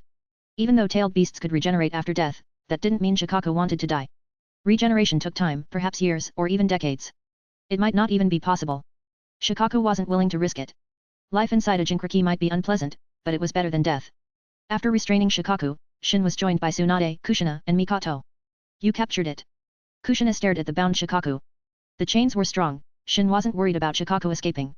But he didn't want to stay here and hold it forever. He could use his Sharingan to control Shikaku, but he didn't want to reveal his Manjiki Sharingan yet. He hadn't forgotten his rampage in Kirigakuer. If he revealed his Manjiki Sharingan, he would attract the attention of Kiri. They were currently very sensitive to the Manjiki Sharingan. And it wasn't just Kiri. Hiruzen, Dans, and the Uchiha clan, revealing his Manjiki Sharingan would cause too much trouble. Those weren't major threats to him, but he didn't like complications. What do we do with Shikaku? Shin asked Tsunade. I can't just keep holding it here. I don't have the time. Tsunade looked at the massive beast, then her eyes lit up. Shin, you and Kushina know sealing jutsu, right? Can't you just seal it? We need a medium. And its Jinchuriki isn't. Its Jinchuriki isn't what? Why did you stop? Kushina asked, seeing Shin hesitate. I have an idea. Let's use its Jinchuriki as the sealing medium. Shin used the four-symbol seal to seal Shikaku back into Bunpiku, also sealing Bunpiku's chakra. I can't believe that monster was inside him, Mikoto said, staring at Bunpiku in awe. Tailed beasts are fascinating. I wonder how they were created, Tsunade mused. The people of the shinobi world didn't know the origin of the tailed beasts. The creation of the one tails to the nine tails had happened over 1,000 years ago. Only Black Zetsu and Madara Uchiha and Shin knew the truth. I've sealed his chakra, but he might still escape. Keep an eye on him. I'm not responsible if he gets away. Shin tossed Bunpiko to the other Konoha shinobi who had arrived. Where's Konan? Shin asked Tsunade. They hadn't brought Konan with them to the logistics base. She had stayed with Tsunade. She's with the medics. I wouldn't bring her here, it's too dangerous. Okay, we'll go find her then. You handle the rest, Tsunade. Shin left with Kushina and Mikoto. Tsunade sighed and started dealing with the aftermath. Dance and Orochimaru weren't here, and Jiraiya was still recovering. She was in charge now. They went to the medical tent and retrieved Konan, then returned to their tent. They had wanted to go out and hunt for food, but the rain was getting heavier. What's with this weather? It never stops raining in the land of rain, Kushina grumbled. The occasional rain was nice, but constant rain was depressing. I don't like it either. It weakens my fire release jutsu, Mikoto said. It's just a local characteristic. You'll get used to it. Look at Konan. Shin smiled and patted Konan's hair. I hate this weather too. It's always raining, as if the sky is crying for the people of this country. Shin's expression turned awkward. As evening approached, the rain finally stopped. Dan's returned with the Konoha forces, his face grim, his body bearing several wounds. The shinobi following him were also dejected. It was clear they had suffered a major defeat. Suna had anticipated their attack and set a trap. Dan's had led them straight into it. He had also been defeated by the third Kazekage in their confrontation. But what angered Dan's the most was Hands of the Salamander. He had suddenly joined forces with Suna, attacking Konoha from both sides. Dan's had been forced to retreat, leaving hundreds of Konoha shinobi dead on the battlefield. They couldn't even retrieve the bodies. And then he received news that the supply depot had been attacked and half their supplies destroyed. Dan's was furious. He had brought supplies from the Land of Fire's daimyo. Now half of it was gone. The only good news was that they had captured Suna's one-tails Jinkra key. It wasn't enough to make up for their losses, but it was something. Uzumaki Shin, Dan-sama has called a meeting. You're required to attend. A shinobi informed Shin, then left. It was more of an order than a request. Shin's face remained expressionless. He ignored the summons. If Dan's had asked politely, he might have gone, but he wasn't going to obey an order. Besides, what did Dan's meeting have to do with him? He might be strong, but he was still just a chunin. The meeting was for Jainin and above. He had no business being there. And he knew Dan's had no good intentions. He'd rather eat yakiniku. Mikoto had prepared a feast, he wasn't going to miss it for a meeting, especially not one called by Dan's. Chapter 82, Accusations? In the command tent, Dan's face was dark. Most of the Jainin were present, but some were missing. Tsunade wasn't there, and neither was Uzumaki Shin. Shin wasn't technically required to attend, but Dan's had sent someone to summon him. Their absence was a sign of disrespect. Dan's was furious. Tsunade remained at the base, and Suna attacked our supplies. She is responsible for this loss. Dan's didn't care if Tsunade was present or not. He threw the blame on her. Uzumaki Shin failed to protect the supplies. He is also responsible. He then blamed Shin. The other Jainin exchanged uneasy glances. Blaming Tsunade was one thing, but blaming Shin? He wasn't even in charge of the logistics department. Shouldn't the head of the department be held accountable? Dan-sama, perhaps this isn't appropriate, Orochimaru said. He looked at Dan's, knowing he was deliberately targeting Shin. Normally, Orochimaru wouldn't interfere, but Konoha was currently at a disadvantage. Suna and AIM had joined forces. This wasn't the time for internal strife. I'm not discussing this with you, Dan said dismissively. Then I hope you won't regret this. Orochimaru didn't argue. Who will summon Tsunade and Uzumaki Shin for questioning? Dan's looked at the Jainin. The Jainin all looked away. No one wanted to volunteer for this task. Dan's expression remained unchanged, but he was seething. He ordered one of his root agents to go. The root agent returned a while later, his face swollen and bruised. He hadn't brought Tsunade or Shin. What happened? Dan's demanded. Dan-sama, Uzumaki Shin attacked me. Tisk fine, I'll do it myself. Dan's eyes narrowed. Shin had assaulted his subordinate. This was a slap in the face. Dan stormed out, heading towards Shin's tent. The Jainin looked at each other, then at Orochimaru. What should they do? Orochimaru ignored them and followed Dan's. The other Jainin, seeing this, followed as well. At Shin's tent. You attacked Dan's subordinate. He won't let this go. Tsunade sat next to Shin, enjoying the barbecue Mikoto had prepared. Shin rolled his eyes. Why didn't you say anything when I attacked that root agent before? He deserved it. Tsunade wiped her hands on Shin's shirt. Shin stared at the grease stains on his shirt, contemplating punching Tsunade. Looks like they're here. That was quick. Shin sensed Dan's approach. His good mood evaporated. He set aside his food and stepped out of the tent. Tsunade, Kushina, Mikoto, and Konan followed. Dan stood outside, his face a mask of fury. Shin felt a wave of disgust. Dan-sama, to what do we owe the displeasure? Shin asked calmly. Uzumaki Shin, you are guilty. Shin's lips twitched. This sounded familiar. Should he say guilty of what, or I've been wronged? The supply depot was attacked. As a member of the logistics department, you are responsible for this loss. Dan's glared at Shin. Shin stared at him, incredulous. He knew Dan's would try to find fault with him, but he hadn't expected such a ridiculous accusation. If a Chunin like me is responsible, then I can't imagine how much responsibility the commander should bear. And I hear you suffered a crushing defeat, Dan-sama, resulting in heavy losses for Konoha. Perhaps you should apologize to the entire village. Shin smirked. Dans, are you bullying my student? Tsunade glared at Dans. Tsunade, you were left in charge of the base, yet you allowed Suna to attack our supplies. You are also responsible. Tsunade's anger exploded. She punched Dans with her monstrous strength. Although caught off guard, Dans was still a skilled shinobi. He used the body flicker jutsu to dodge. Tsunade, you dare attack me? You know the consequences of assaulting the commander, don't you? Dans sneered. Tsunade had attacked him in front of everyone.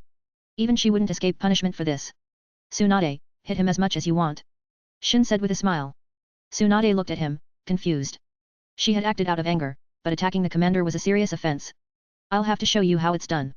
Shin stepped forward and slapped Dans across the face. Dans was sent flying. No one reacted, not even Orochimaru. It was as if they hadn't seen Shin slap Dans. Third Kazekage, what are you doing here? Dans scrambled to his feet, his face contorted in shock. What's going on? Tsunade looked at Shin. Why was Dans talking to thin air? Had he lost his mind? It's a genjutsu. The Kurama clan's 5 senses control. They see and hear what I want them to see and hear. Shin explained with a smile. To Orochimaru and the others, Dans was still talking to Shin. But to Dans, the third Kazekage had suddenly appeared and attacked him. Tsunade looked at Dans, who was now attacking the air with ninjutsu, then at Orochimaru and the others, who seemed oblivious. She gasped. The Kurama clan's Kekkei Genkai is that powerful? And how did you get it? Tsunade was curious, as were Kushina and Mikoto. Instead of asking questions, why don't we take this opportunity to teach Dans some manners? I can't maintain this genjutsu for long. Strike while the iron is hot, Shin said with a shrug. Tsunade didn't hesitate. She had wanted to punch Dans for a long time. Now was her chance. Chapter 83, Dans captured. Tsunade looked at the defeated Dans, satisfied. Now what? She asked Shin. They had given Dans a good beating, but there would be consequences. Tsunade, didn't you notice that Orochimaru and the other Jonin have left? Shin pointed out. While Tsunade had been busy pummeling Dans, the others had slipped away. And why had they left? Because Dans had ordered them to. I was too focused on beating him up. But even if they're gone, dealing with Dans won't be easy. By the way, what did you make him see? Tsunade asked. Oh, I showed him a female gorilla beating him up. Whoosh. Tsunade's fist narrowly missed Shin's face. I was just kidding. Don't get mad. Shin said hastily, dodging her attack. I used my 5 senses control to make him see the third Kazekage beating him up. Tsunade's fist relaxed, but she frowned. This is a Konoha base. The third Kazekage can't be here. When he wakes up, he'll realize something's wrong. He'll know he was under a genjutsu. She felt there was a flaw in Shin's genjutsu. Dans would figure it out and suspect her and Shin, causing even more trouble. Shin chuckled. Tsunade, if you can figure it out, so can Dans. But only he will know. Orochimaru and the others won't realize they were under a genjutsu. They wouldn't believe it was possible for so many of them to be caught in a genjutsu without noticing. Even Orochimaru wouldn't believe such a genjutsu existed. As for Dans realizing he was under a genjutsu, that didn't matter. In fact, Shin had deliberately let him realize it. Dans was a troublemaker. The only way to keep him in line was to intimidate him. After experiencing the power of Shin's genjutsu, Dans wouldn't dare cause trouble, at least not until he found a way to counter it. Of course, if Dans was an idiot, Shin would just kill him. As for the consequences of killing Dans, he could always defect from Konoha. He wasn't that attached to the village anyway. Shin dragged the unconscious Dans away, then returned to his tent to continue his barbecue. Dans didn't make any moves for the next few days. Just as Shin had predicted, he was lying low. Dans had realized he had been under a genjutsu, and so had all the other Jonin present that day. That was why he was even more wary now. Only he knew how terrifying that genjutsu was. The others were oblivious. He wanted to kill Shin, but he held back. Confronting Shin now would be pointless. This genjutsu was different from any he had encountered before. Ordinary genjutsu could be dispelled by disrupting chakra flow or inflicting pain, but this one couldn't. The bruises on his body were proof that pain didn't work. Until he found a way to counter it, he wouldn't make a move. He didn't tell anyone how he got those injuries. And no one dared to ask. One day, Suna sent a messenger to negotiate with Konoha. They wanted to retrieve Bunpyaku, the One-Tail's Jinchuriki. Dans used the Jinchuriki as leverage, demanding Suna surrender and compensate Konoha for their losses. But Suna refused. The negotiations fell apart. The next day, the third Kazekage led the Suna forces in an attack on Konoha. And it wasn't just Suna. Hans of the Salamander had joined forces with them. Dans didn't know what Suna had offered to convince him. Hans was a powerful shinobi. And with his knowledge of the Land of Rain, few could defeat him there. With Han's involvement, Konoha was outmatched. As for Shin, he was still assigned to guard the supplies. He didn't mind. It was an easy job, and he could use the free time to train. I'm so bored. Shin might be enjoying his job, but Kushina was restless. She wanted to fight on the battlefield. If you're bored, why not train? Look at Konan. She's more hardworking than you. Shin patted Konan's head and glanced at Kushina. Since Tsunade was on the battlefield, Konan was staying with them. Shin wasn't comfortable leaving her alone. Konan blushed, embarrassed by Shin's praise. No, I'm not that hardworking, she mumbled. Evening arrived, and they were finally off duty. There were other shinobi guarding the supplies at night. Back at their tent, they found Tsunade waiting for them. How's the situation on the battlefield? Shin asked, sitting next to her. Kushina, Mikoto, and Konan also gathered around, curious. We lost. The commander was captured. Dan's was captured. Shin was surprised. Was that geezer really that weak? Yes. The third Kazekage and Hans teamed up. You know Dan's can't defeat either of them alone, let alone both. I was held back by that old hagcho. Orochimaru was busy with Ebizo. We couldn't save him. Tsunade sighed. She disliked Dan's, but she didn't want him captured. This was a critical time for Konoha. Personal grudges had to be put aside. They captured him, not killed him. They probably want to use him to exchange for the One-Tails Jinchuriki. This was planned. Shin guessed. You're right.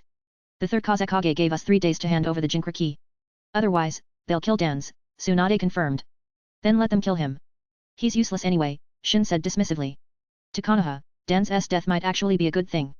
He talked about protecting Konoha, but he had never done anything for the village. He only cared about his own interests. His death wouldn't harm Konoha. Chapter 84, Sakumo Hatake, saving his future enemy. The capture of Konoha's battlefield commander had a significant impact on the Konoha forces. Orochimaru was forced to take over as temporary commander. He immediately dispatched a messenger to inform Hiruzen, leaving the decision of whether to exchange the One-Tails Jinchuriki for Dan's to the Hokage. Hiruzen was currently in the Land of Water, but not at this battlefield. He was at the Konoha IWA front. Originally, Sakumo Hatake had been leading the Konoha forces against IWA, and they had been gaining the upper hand. But when the third Tsuchikage, Noki, arrived with Arshi, the Four-Tails Jinchuriki, the Konoha forces were pushed back. Hiruzen was forced to go to the IWA front himself. There had been an agreement between the villages not to use tailed beasts, but those agreements were meaningless in times of war. Hiruzen didn't hesitate to use the One-Tails Jinchuriki to exchange for his good friend Dan's. He also sent Sakumo Hatake, ordering him to ensure Dan's safe return. Sending Sakumo away would put more pressure on the Konoha forces facing IWA, but Hiruzen was willing to endure it for his friend. Besides, the Uchiha and Hyuga clans were also fighting IWA. They could handle it for now. Sakumo relayed Hiruzen's decision to Orochimaru, who had no choice but to comply. He sent a message to Suna, agreeing to the exchange, then went to find Shin. Orochimaru-sama, what are you doing here at the logistics base? I have to focus on guarding the supplies, or I'll be blamed. Ugh, that creep is here. I hate him, Kushina whispered to Mikoto. She and Mikoto disliked Orochimaru. His sinister aura and his affinity for snakes made them uncomfortable. Shin-kun, I'm here to ask for your help, Orochimaru said. Help? Yes. Tomorrow, we're exchanging the One-Tails Jinchuriki for Dan's. I don't think Suna and Aim will let this exchange proceed smoothly. Orochimaru's eyes gleamed. If he were the third Kazekage, he would try to eliminate Dan's during the exchange. Shin-kun, you're wasted here. Orochimaru's intentions were clear. He wanted Shin's help. Sure, I'll go with you, Orochimaru-sama. I'd love to witness such a grand event, Shin said with a smile. Orochimaru was surprised. He hadn't expected Shin to agree so readily. Shin was simply bored. Orochimaru left, satisfied. Kushina and Mikoto looked at Shin with sparkling eyes. Shin, we want to go too. It's so boring here. Kushina pleaded. Sure. Shin agreed. You agreed. Mikoto was surprised. Shin sighed. I'm afraid you'll sneak off to the battlefield if I don't. I wouldn't do that. You're probably thinking of Kushina, Mikoto said, glancing at Kushina. Kushina snorted. Shin and I, what about me? Konan asked with puppy dog eyes. As cute as you are, Konan, I can't take you. Shin patted her head. Oh. Konan looked down, disappointed. The next day, Shin and his team went with Tsunade. Konan stayed behind. Shin wasn't worried about her safety. He had implanted his Mangeki Sharingan abilities in her eyes with the transcription seal. Almost all of Konoha's forces were mobilized. Sakumo Hatake was leading them, he was the commander again. Orochimaru had been demoted once more. They brought Bunpiku, the One-Tails Jinchuriki, to the exchange point, facing off against the Suna and Aim forces. The third Kazekage stood beside Dan's, who was bound. So many shinobi. Kushina gasped. She hadn't realized how terrifying the battlefield was until now. If each of them used a C-rank jutsu, the combined power would surpass an S-rank jutsu, Mikoto said, her expression grim. The combined Suna and Aim forces numbered over 5,000, while Konoha had less than 3,000. Being outnumbered was normal. Konoha was fighting Suna, Iwa, and AIM simultaneously. But Konoha shinobi were individually stronger, especially compared to the AIM shinobi. Konoha shinobi, release Bunpyuka first, or Dans dies. The third Kazekage's voice was cold. Hands of the salamander stood beside him, wearing a mask with a breathing tube. Hands could release poisonous gas with his breath. He wore the mask to prevent others from being poisoned. He had gained this ability by having a poisonous salamander's poison sac implanted in his body as a child. Sakumo Hatake glared at the Kazekage. He wouldn't obey. What if they released Bunpyuka and Suna didn't release Dans? He might not like Dans, but his mission was to ensure his safe return. We release them together. Sakumo said firmly. The Kazekage didn't hesitate and agreed. He knew Konoha wouldn't release Bunpyuka first. According to the intel, it was that Uzumaki Shin brat who had captured Bunpyuka. The Kazekage wanted to tear Shin apart. Because of Shin, Suna had suffered heavy losses. And now, because of Shin again, they had been forced to use Dans to exchange for Bunpyuka. Dans, go. The third Kazekage glared at Dans. Dans scowled and walked towards the Konoha forces. Bunpyuka also started walking towards Suna. Sakumo and the Kazekage watched closely, wary of any tricks. Dans and Bunpyuka met in the middle and passed each other. As Dans was about to return to Konoha, the Kazekage looked at Hands. Hands formed hand seals, and the ground shook. A giant salamander emerged from the earth, grabbing Dans and throwing him into the air. It opened its maw to swallow him whole. Dans, his chakra sealed, was helpless. Just as the salamander was about to devour him, Sakumo Hatake appeared beside him, using the body flicker jutsu. He had saved the man who would one day be responsible for his death. Chapter 85, The Great War Begins. Shin watched as Sakumo Hatake rescued Dans, a strange expression on his face. Sakumo's death, though a suicide, was ultimately caused by Dans. Now Sakumo had saved Dans?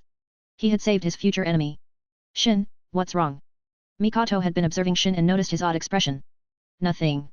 It's just that Sakumo Hatake saved Dans, but it will cost him his life. Shin shrugged. Even though Sakumo had saved Dans, Dans wouldn't hesitate to destroy him in the future. Sakumo was too strong, too popular, a potential candidate for Hokage. Shin had sensed the salamander's emergence, but he hadn't warned anyone. He wouldn't have minded if Dans had died. But it seemed good people died young, while villains lived long lives. Dans had been saved. The third Kazekage clenched his fists in frustration. He had almost eliminated Dans. Killing Dans would be a major blow to Konoha. Dans-sama, are you alright? Sakumo asked. Release the seal on me, Dans said calmly, though inwardly, he was still shaken by his near-death experience. Sakumo hesitated. It wasn't that he didn't want to release the seal, he simply didn't know how. He was a powerful shinobi, but his expertise lay in Kenjutsu and lightning release. He knew nothing about Finjutsu. He looked at Uzumaki Shin and Kushina, who were standing near Tsunade. The Uzumaki clan were masters of Finjutsu. Dan-sama seems to be in trouble. I can release the seal for you, but I have a condition, Shin said, looking at Dans. Tsunade frowned. Why was Shin helping Dans? What condition? Dans asked, his face dark. If anyone else dared to set conditions with him, he would destroy them. But he was wary of Shin, wary of his genjutsu. He was certain that the genjutsu he had been trapped in wasn't Tsunade's, but Shin's. It explained how Shin had been able to repel the third Kazekage, the Suna forces, and even capture the One-Tails Jinchuriki. I can't tell you the condition now. Shin wasn't going to help Dans out of the goodness of his heart. He had a condition, but he would discuss it privately. Fine. Dans agreed without hesitation. The third Kazekage was about to attack. If he couldn't use chakra, he was as good as dead. Without chakra, even a genin could kill him. His life was at stake. I hope you won't forget your promise, Dan-sama. Otherwise. Shin trailed off, his threat clear. He then dispelled the seal. Suna's seals were child's play to him. That was why he had offered to help. Even the Konoha sealing team could dispel the seal. He had used this opportunity to gain leverage over Dans. It was a good deal. Dans looked at Shin, remembering his threat. Hands, it's time. The third Kazekage said. Hands nodded. He had agreed to cooperate with Suna, he wouldn't back down now. The salamander croaked and charged towards the Konoha forces. That ugly thing has such an annoying voice. Adamantine sealing chains. Kushina yelled, using the jutsu to bind the salamander. But she wasn't strong enough. Hands' summon was powerful. It broke free from the chains and lunged at Kushina. Fire style, Great Dragon Fire Jutsu. Mikoto unleashed a massive fire dragon. It was a B-rank jutsu, but its power rivaled that of an A-rank. This was because the constant rain in the Land of Rain had weakened fire release jutsu. If they were elsewhere, Mikoto's jutsu would be even stronger. The fire dragon collided with the salamander. The dragon dissipated, but the salamander was thrown back, leaving a trail in the ground. The burns caused by the fire made the salamander shriek in pain. Kushina had failed to restrain the salamander. Kushina, don't be so reckless, Tsunade scolded her. I know. Kushina stuck her tongue out sheepishly. She had just wanted to test her strength against the salamander. She had seen Shin bind Shikako with the adamantine sealing chains and wanted to try it herself. Hans' summon is strong. He is a renowned shinobi partly because of this summon, Tsunade explained. Mikoto, that was impressive. You managed to repel the salamander. Shin praised Mikoto. Hey, Shin, what about me? I helped too. Kushina complained. She might have failed to restrain the salamander, but she had slowed it down, allowing Mikoto to land her attack. Attack. Sakumo Hatake gave the order. The Konoha and Suna forces exchanged ninjutsu attacks. The explosions were loud, but neither side suffered any casualties. Shin saw it as all bark and no bite. These attacks were just probes, attempts to gauge the enemy's strength and deplete their chakra. Shin didn't see the point. Be careful, especially of Suna's poison, Shin warned Kushina and Mikoto. Don't worry, I'll protect them. You be careful too, Tsunade said to Shin. She was a quasi-cage now, her strength comparable to a cage. Protecting Kushina and Mikoto wouldn't be a problem. Besides, Kushina and Mikoto were both strong, their strength surpassing that of most Jonin. They could handle themselves. And Shin had also given them his Mangeki Sharingan abilities with the transcription seal. That was why he had allowed them to come. They were strong enough. This battlefield experience would help them grow. The third Kazekage led the Suna forces in a charge. Sakumo Hatake met him head-on. The two commanders clashed. Hans directed the salamander to attack the Konoha forces again. Cho also joined the fray with her repaired human puppet. The battle between the three villages had begun. Chapter 86, Shin vs Hans of the Salamander. Tsunade sent the giant salamander flying with a single punch, leaving all the shinobi present in awe. The Suna and AIM shinobi instinctively moved away from her, afraid of being hit. That punch could send a massive summon flying, if it landed on them, they'd be dead. Kushina, Mikoto, come help me deal with this salamander. And listen to my instructions. Tsunade said to the girls. The salamander was poisonous, only Tsunade could handle it. She had already developed an antidote. She gave Kushina and Mikoto the antidote, and the three of them faced the salamander. The salamander wasn't quite cage level, but its massive size gave it destructive power comparable to a tailed beast. Of course, this was just an analogy, it was still weaker than a tailed beast. Hans, shouldn't you be with Orochimaru? Shin frowned at Hans. I want to see for myself what this kid who defeated the third Kazekage is capable of. Hans looked at Shin, but there wasn't much caution in his eyes. Hans was a cautious man, but he couldn't help but underestimate Shin. He knew Shin was barely 11 years old. Even the god of shinobi, Hashirama Senju, wouldn't have been that strong at that age. He compared Shin to an ordinary 10-year-old, assuming that even as a genius, Shin couldn't be that powerful. Geniuses were limited by their age. As for the third Kazekage and the Suna shinobi being defeated by Shin, they were just weak. He didn't know that Shin wasn't bound by the limitations of ordinary shinobi. He had cheats, and he had also trained diligently. His current strength was half due to the system and half due to his own efforts. Hans' underestimation would cost him. But even if he didn't underestimate Shin, he wouldn't stand a chance. Hans' greatest strength was his poison. But Shin had the perfect sage body. It was doubtful if the poison would even affect him. Kenjutsu, IAI/. Too slow. Shin used the body flicker jutsu to dodge. Is that really Kenjutsu? Shin questioned Hans' swordsmanship. Using a sickle wrapped in chains as a weapon and calling it Kenjutsu? Shin was speechless. Are you mocking me? You're fast, but I wasn't serious. Hans formed a single hand seal and appeared behind Shin in a flash, his sickle slashing downwards. His body flicker jutsu was fast. In the original story, he had been able to dodge Nagato's chakra rod attacks. Poof. The Shin that Hanzo struck turned into a puff of smoke and dissipated. Hanzo instantly knew that he had struck a shadow clone. A strong sense of danger came from behind him, like a needle prick. Hans twisted his body and blocked Shin's sword with his sickle. He was sent flying, crashing to the ground. Quick reflexes. Shin sheathed his Kusanagi sword. He had appeared behind Hans and attacked with incredible speed. But even so, Hans had reacted. It must have been instinct. After countless life-or-death battles, shinobi develop an instinct for danger. They can sense it before it happens. It's a sixth sense honed through experience. No wonder the third Kazekage warned me about you. I underestimated you. Hans got up, brushing off the minor injuries. But his hand, gripping the sickle, trembled slightly. Shin's strength was monstrous. A single blow had sent him flying. His arm was numb. That sickle of yours is made of special material, isn't it? Shin asked. To withstand the Kusanagi sword, it couldn't be made of ordinary steel. Hans looked at his weapon, noticing the deep gash. His expression turned grim. It was made from the hardest metal in the shinobi world, forged by a master craftsman from the land of artisans. And yet, it had been damaged. Hans, you're no match for me. Shin's sword flashed, a blur of motion too fast for Hans to track. Hans could only defend by instinct. But instinct wasn't enough. Soon, his body was covered in cuts. Blood mixed with the rain, staining the ground. Hans panted, his right arm hanging limp. Shin's swordsmanship wasn't just fast, it was also incredibly powerful. Hans felt like his bones were shattered. That's all you've got? And you call yourself Kami? Shin scoffed. You're not worthy of the title. Hans glared at Shin, feeling insulted. He valued his reputation. With his strength at the cage level and his powerful summon, he could face any opponent below cage level. Brat, you're not qualified to judge me. Secret technique, poisonous body. Hans removed his breathing mask and released poisonous gas with each breath. The gas was so potent that the plants on the ground withered instantly. What a straightforward name for a jutsu, Shin couldn't help but comment. It was accurate, but compared to Minato Namikaze's creative naming sense, it lacked flair. Shin didn't want to touch the poison, even though he suspected he was immune to it. Wind style, great breakthrough. He blew the poisonous gas away. Thankfully, there were no other shinobi nearby. They had all instinctively moved away. Chapter 87, 87, Hans' humiliating escape. Hans, is that all you've got? Shin looked at Hans, who seemed to have exhausted his options. He was only dodging Shin's attacks, not even attempting to counterattack. Uzumaki Shin, I admit you're the most talented shinobi I've ever seen. But you're still too young.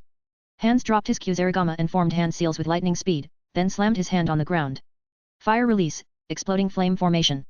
The ground beneath Shin's feet collapsed, revealing countless explosive tags. I was careless. Shin hadn't noticed Hans' trap. Of course not. Hans had set it up beforehand. It pains me to kill such a genius, but I can't let you live, Hans said coldly. He might appreciate talent, but not when it posed a threat to him. Shin was a genius, but he was also a powerful opponent, stronger than Hans himself. Explode. Boom. The ground was pulverized, leaving a small crater. Flames erupted, engulfing the area. The power of this jutsu depended on the number of explosive tags used. Hans had used a lot. Even a cage would be killed if caught in this blast. Tsunade-sensei, will Shin be alright? Mikoto looked at the explosion with worry. Hans' exploding flame formation was powerful. The entire battlefield was shaken. The sheer number of explosive tags used made its power comparable to an A-rank jutsu. He'll be fine. I believe in him, Tsunade said, though she was also worried. She couldn't show her fear or Kushina and Mikoto would panic. No, I have to go. Kushina abandoned her fight against the salamander and ran towards the explosion. Mikoto followed. Seeing this, Tsunade also left the battered salamander and followed.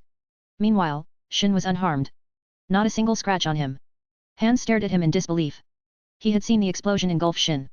How was he unscathed? Not even his clothes were damaged. Surprised to see me in one piece? Shin asked calmly. The exploding flame formation was powerful, but it couldn't harm him if he wasn't within its range. He had used Yamatsu Hirasaka to escape the blast radius. How did you avoid my jutsu? Hans asked. You think I'd tell you? Shin scoffed. Was Hans that naive? Hans knew Shin wouldn't reveal his secrets. He decided to strike first. He lunged at Shin, his sickle aimed at a vital point. The sharp blade could easily cut through steel, let alone flesh. Clang. Shin blocked the sickle with his Kusanagi sword. A blue chakra sphere shot towards Hans. It wasn't Shin's Raise Nan, it was Kushina's. The Raise Nan, thrown from a distance, was aimed at Hans' face. If he didn't dodge, his head would be obliterated. Hans leaped back, narrowly avoiding the attack. He looked at Shin and the three girls who had arrived. Why are you here? Shin asked, surprised. We were worried about you. Are you okay? Kushina checked Shin for injuries. Do you really need to worry? You know I have ways to protect myself, Shin said. But he was touched by their concern. I'm glad you're all right. Hans looks a bit rough, though. Tsunade glanced at Hans. Hans' clothes were tattered, and his body was covered in cuts. He's just weak. Shin looked at Hans with disdain. He was weaker than Shin had expected. Perhaps with his summon, he might be a challenge. You're the one who's strong, Shin, Mikoto said. Indeed. Mikoto is right. Shin praised her. You're not humble at all. Tsunade rolled her eyes. Humility leads to stagnation, Shin said with a smile. Look. He's trying to escape. Kushina pointed at Hans, who was indeed fleeing. And he was fast. You think you can just run away? Who gave you permission? Shin gave chase. Hans was skilled with the body flicker jutsu, but he was no match for Shin's speed. Even without Yamatsu Hirasaka, Shin was faster. Shin swung his sword at Hans' back, but he suddenly sensed something approaching from underground. The salamander. He changed his target and slashed downwards, sending an air blade into the ground. The salamander emerged, colliding with the air blade. Its thick hide was sliced open, and it shrieked in pain. Hans winced and dispelled his summon. The salamander returned to the summoning realm. Then, it used the reverse summoning jutsu to summon Hans to its realm. This was a life-saving technique for summoners, but not all summons could use it. Shin hadn't expected that clumsy-looking salamander to be capable of such a jutsu. He had let Hans escape. Hans got away. Tsunade wasn't surprised. He is a legendary shinobi, after all. He had many tricks up his sleeve. I can't believe he had that trick. I let him escape. How embarrassing. Shin felt ashamed, but Tsunade was speechless. If this was embarrassing, what did that make her? She couldn't even defeat Hans. She might be stronger than her original counterpart, but she wasn't at her peak yet. She couldn't defeat Hands in a one-on-one fight. Chapter 88, 88, Uzumaki Shin's Deterrent Force. After Han's escape, Shin returned to the main battlefield. He had deliberately chosen a location away from the main fighting for his confrontation with Hands. Back on the battlefield, he found the Konoha forces struggling. They were outnumbered. Each Konoha shinobi had to face 2 or even 3 opponents. And in the battles between the top-tier fighters, Konoha was also at a disadvantage. Orochimaru was fighting Ebizo, barely managing to hold his own against the cage-level shinobi. Dan's was facing Cho and was faring even worse. He couldn't even get close to her with her 10 puppets. His recent capture had weakened him.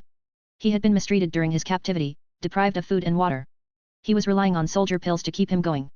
It was no wonder he was losing to Cho. Cho was a powerful shinobi, especially with her 10 puppets. The human puppet, though damaged by Shin's attack, had been repaired. It might not be as strong as before, but it was still a formidable weapon.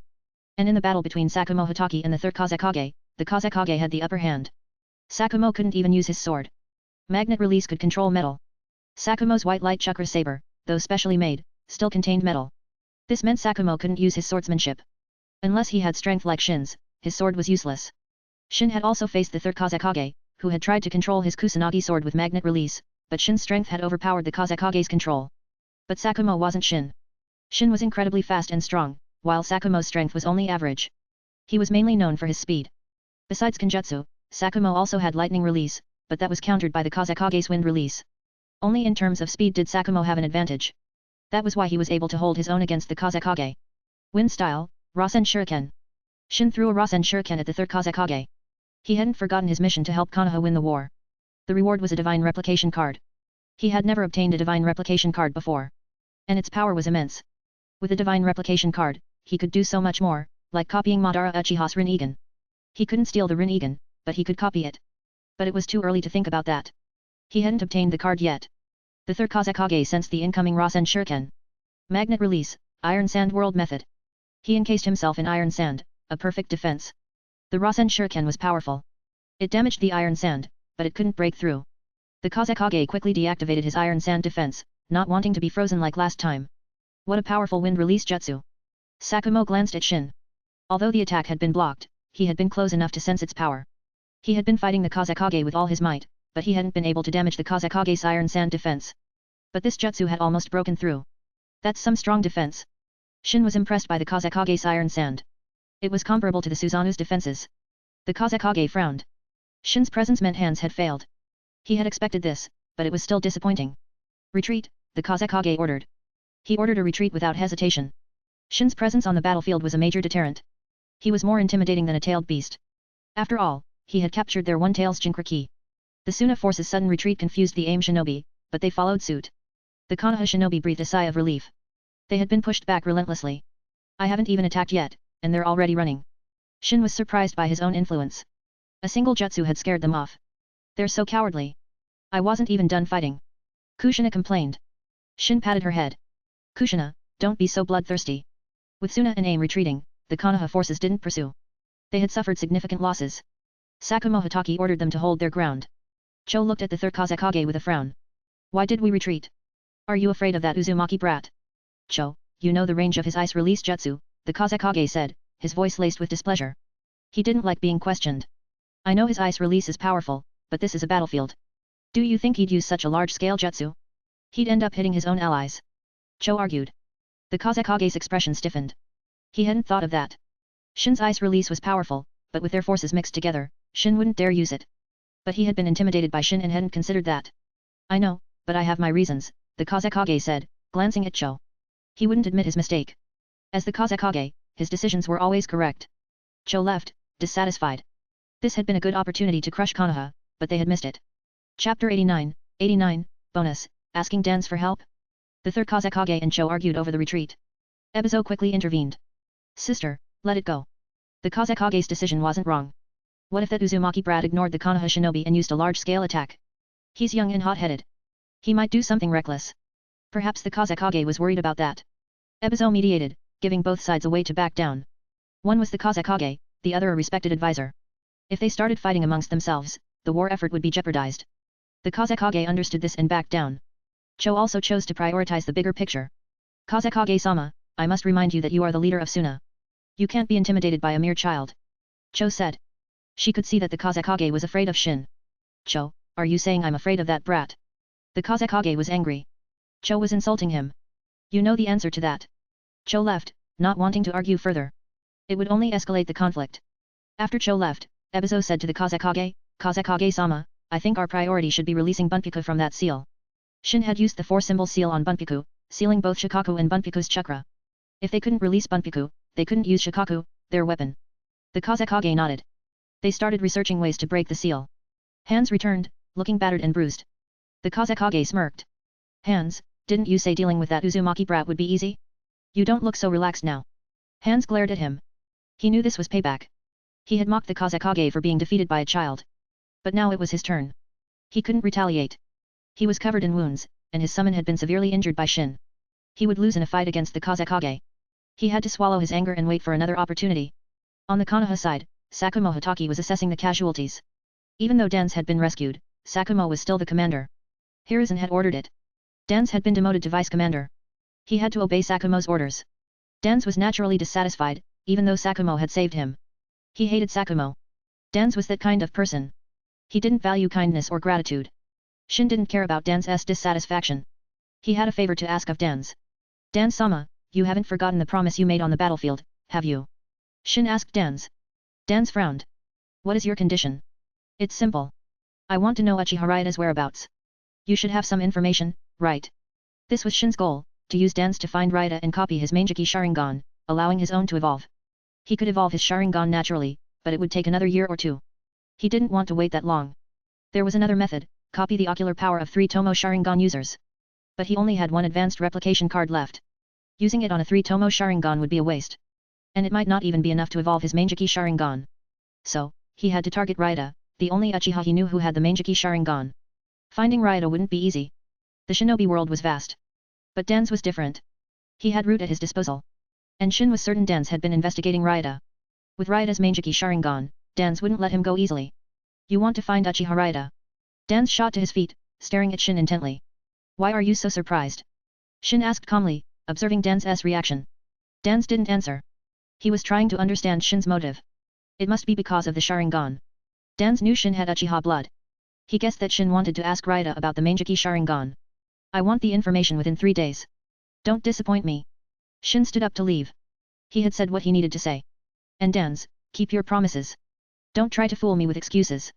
You have 3 days. You know the consequences. Shin turned back to look at Dan's, his 3 Tomo Sharingan activated. Dan's was instantly trapped in a genjutsu.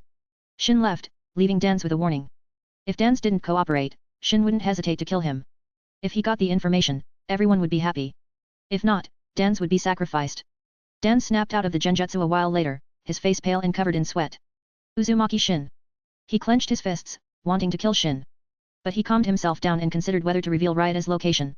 Chapter 90, Copying the Mangeki Sharingan. Where did you go? Kushina asked Shin as soon as he returned from Dan's tent. Nowhere. What's up? I want you to teach me the Rasen Shuriken. My chakra reserves are large enough now, right? Kushina wanted to learn the Rasen Shuriken. She had realized her shortcomings on the battlefield. Against the salamander, whose defenses were strong, the Raise Nan wasn't powerful enough.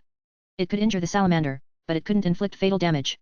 This meant her main role in that fight had been to use the adamantine sealing chains to restrict the salamander's movements. Aren't you learning the Steaming Danger Tyranny? Shin asked.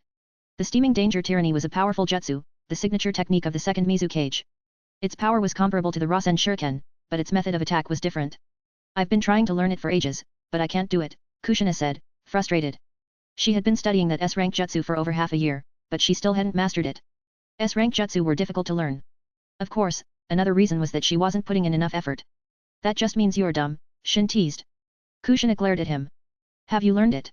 Nope, Shin shrugged. Then how can you call me dumb? Kushina swatted his arm playfully. Kushina, I'm built different. I haven't learned it because I haven't tried. Shin was busy researching ice release and trying to develop sage mode and wood release. He didn't have time to learn the Steaming Danger Tyranny. It was a powerful jutsu, but he didn't need it. He had other jutsu that were just as strong. If he had the time, he might learn it, but he was too busy. Excuses, Kushina muttered. Forget about that. You can learn the Rasen Shuriken, but be careful. And use shadow clones to train, Shin said. And promise me you'll use shadow clones. Kushina nodded, and Shin started teaching her the Rasen Shuriken. Tsunade and Mikoto also joined them. Mikoto didn't have enough chakra to learn the jutsu, but she wanted to understand the theory. Shin had already taught Tsunade the Rasen Shuriken, but she hadn't had time to practice due to the war. 3 days passed. There had been no further conflict with Suna and AIM since the last battle. Dan sent someone to deliver information on Uchiha Raida's whereabouts. He was keeping his word. Shin, Kushina, and Mikoto left the battlefield. Officially, they were on a mission, but in reality, Shin was searching for Raida. He had initially planned to go alone, but Kushina insisted on coming, and Mikoto followed suit. Konan was the most obedient. She stayed with Tsunade without complaint. They left the Land of Rain and headed towards the Land of Rivers. According to Dan's intel, Raida was hiding in that small nation. The Land of Rivers, like the Land of Rain, was a buffer zone between the Land of Fire and the Land of Wind. But the Land of Rain was more unfortunate, caught between 3 great nations. The Land of Rivers was quite large, but it didn't seem to have any powerful shinobi. Despite the war, it remained unaffected. Why are we in the Land of Rivers? Are we really on a mission? Kushina asked suspiciously. She wasn't stupid. Why would they be on a mission in the Land of Rivers when the war was raging in the Land of Rain? We're looking for Uchiha Raida, Shin said. Now? I thought he was an S-rank missing nin. Can we even take on a mission to hunt him down? Mikoto was also confused. I'm not looking for him because of a mission. I have another objective. I need to evolve my Manjiki Sharingan. Shin smiled. He could reveal some of his secrets to Kushina and Mikoto. Are you going to transplant Raida's Manjiki Sharingan? Mikoto asked, surprised. She knew Raida had the Manjiki Sharingan. It wasn't a secret. Kirigakuru's pursuit of Raida had made him famous. The news of his Manjiki Sharingan had spread throughout the shinobi world. No, I'm not transplanting his eyes. Besides, only siblings can transplant the Manjiki Sharingan to evolve it into the eternal Manjiki Sharingan. Shin shook his head. I have another way to evolve my Sharingan. But first, I need to find Raida. After 2 days of searching, Shin finally found Raida. It seemed Dan's intel was accurate. Dan's was quite capable. Even Kirigakure couldn't find Raida, but Dan's knew his location. He was a disciple of the second Hokage, after all. Raida was eating in a small tavern. Shin entered with Kushina and Mikoto. He glanced at Raida, who was disguised.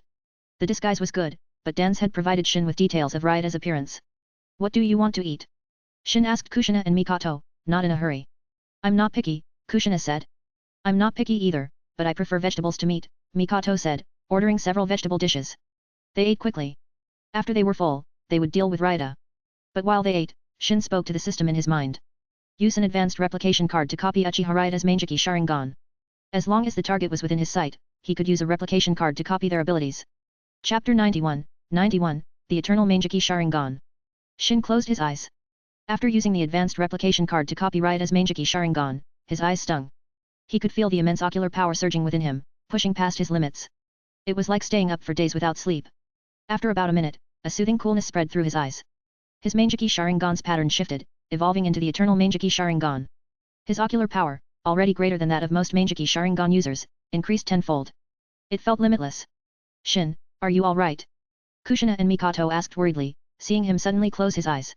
I'm fine, Shin said with a smile, reassuring them. He was more than fine. He felt amazing. The evolution of his Sharingan had brought about a significant transformation. His already vast chakra reserves increased further. He even felt physically stronger. This was understandable. The evolution of the Sharingan enhanced the user's chakra and physical abilities. And his perfect sage body synergized perfectly with the Sharingan. With both the perfect sage body and the eternal Manjiki Sharingan, he might even be able to awaken the Rinnegan on his own. He didn't know if he needed Indra and Ashura's chakra for that, though. If he did, it would be troublesome. But it was too early to think about that. He had just awakened the eternal Manjiki Sharingan, the Rinnegan was still a distant goal. Amaterasu and Kagutsuki. The same as Sasuke Uchiha's. Shin muttered to himself. He had copied Raida's Manjiki Sharingan, including his abilities. Raida's abilities were Amaterasu and Kagutsuki. Shin was a bit disappointed. They weren't bad abilities, but they weren't what he had hoped for. I thought everyone's Manjiki Sharingan abilities were unique. Why does this guy have the same ones as Sasuke? Shin was frustrated. He had been hoping for some unique and powerful abilities. The Sharingan was a reflection of the heart. Perhaps Raida and Sasuke had similar desires. Shin, what are you muttering about? That guy's leaving. Kushina's words snapped him out of his thoughts. Shin glanced at Raida, who was indeed leaving. He had achieved his goal, there was no need to attack Raida. But he wasn't going to let Raida go that easily. They had a history, after all. Shin had a good memory. Can't let him escape. Follow him. Shin said to Kushina and Mikoto. But we haven't finished eating. Kushina complained. We can eat later. We'll have something even better after this. Let's go. Shin dragged Kushina along, and Mikoto followed. Shin wasn't trying to hide, and Raida, being cautious, noticed them. More flies buzzing around, hey. Raida scoffed, then headed towards the forest outside the village. He was being hunted by many, he didn't want to cause a commotion. He would deal with them in the forest. Raida waited in the forest. Shin didn't bother hiding. With the eternal Mangeki Sharingan, there was no need to sneak around to deal with Raida. That would be embarrassing. 3 brats? I think I've seen you before. Raida glared at Shin, Kushina, and Mikoto. Shin, I want revenge, Kushina said. She hadn't forgotten how Raida had intimidated her with his killing intent. She was vindictive. This was her chance for revenge. Okay, I'll help you, Shin agreed. Raida's strongest asset was his Mangeki Sharingan, but it was nothing to Shin. How effective could the Mangeki Sharingan be when suppressed by the eternal Mangeki Sharingan? Besides, Shin already knew Raida's abilities. Know yourself, know your enemy, and you will never be defeated. Shin, be careful of his Mangeki Sharingan abilities, Mikoto warned. She didn't know that Shin already knew Raida's abilities. Fire style, fireball jutsu. A massive fireball, over 10 meters in diameter, shot towards them. Raida had mastered this jutsu. The fireball collided with an ice wall. Shin's ice wall was far stronger than Raida's fireball jutsu. The flames melted the ice slightly, but it would take 10 more fireballs to break through. Ice release? Aren't you an Uzumaki? Raida was surprised. He vaguely remembered Shin and Kushina being Uzumaki. Can't an Uzumaki use ice release? An Uzumaki can even use the Sharingan. Shin activated his 3 Tomo Sharingan. Raida was stunned. Ice release was one thing, but the Sharingan? That was impossible. The Sharingan was a bloodline limit, a Kekkei Genkai.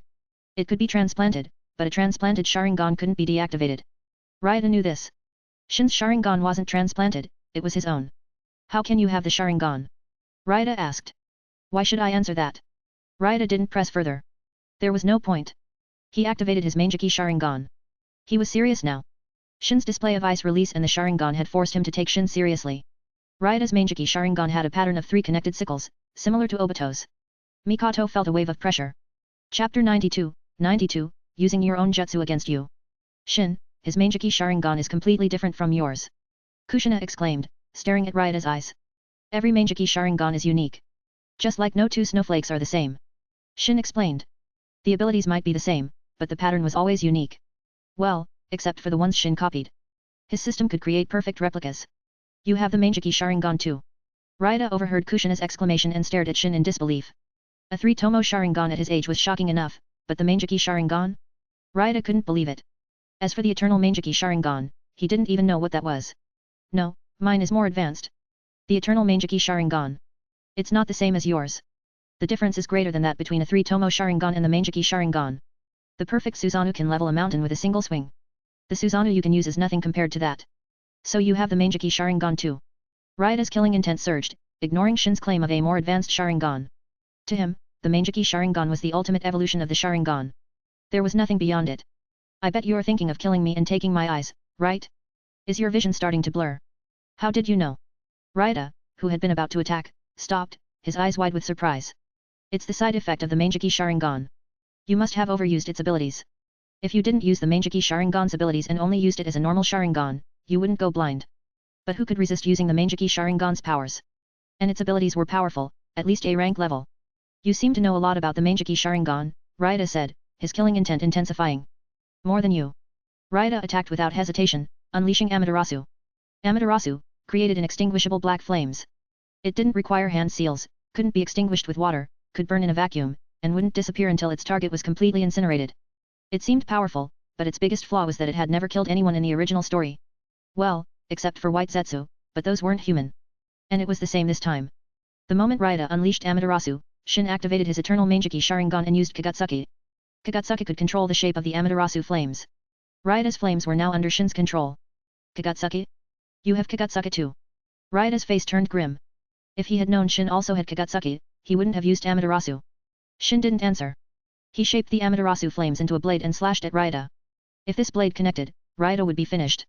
Amaterasu might not have killed anyone in the original story, but that didn't mean it was weak. The people it was used against were simply too strong. If Amaterasu could instantly kill anyone, there would be no story. Raida also used Kagutsuki, trying to regain control of the flames. But his Mangeki Sharingan was no match for Shin's eternal Mangeki Sharingan. Slash. Raida's arm was severed, and Amaterasu flames engulfed his body.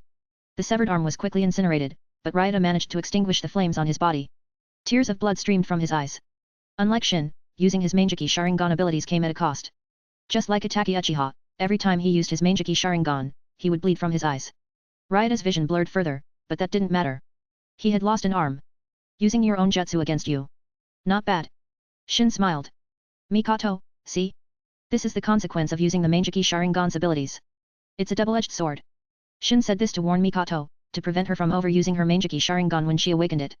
The more she used it, the faster she would go blind. Mikoto nodded. She hadn't understood the side effects before, seeing Shin use his Manjiki Sharingan without any problems. Shin had mentioned the side effects, but she hadn't witnessed them firsthand. Now she had. Your Manjiki Sharingan can evolve. Raida stared at Shin, his eyes filled with disbelief. Seeing Shin's more complex Sharingan pattern, he was starting to believe it. He could also feel the pressure, the overwhelming ocular power. His own paled in comparison. You're already a dead man. You don't need to know that much, Shin said calmly. Some people were alive, but they were already dead. Raida was one of them. Shin had decided to kill him. With Shin's strength, Raida was no match for him. Raida was only Quasi-Cage level, his strength boosted by his Manjiki Sharingan. Chapter 93, The Power of the Perfect Susanoo. Shin looked at Raida with cold eyes. Raida was enraged. Did this brat really think he had him cornered? Susanoo. Raida roared, activating his Manjiki Sharingan's ultimate ability. Having lost an arm, he had no choice but to use Susanoo. He gritted his teeth as pain surged through his body.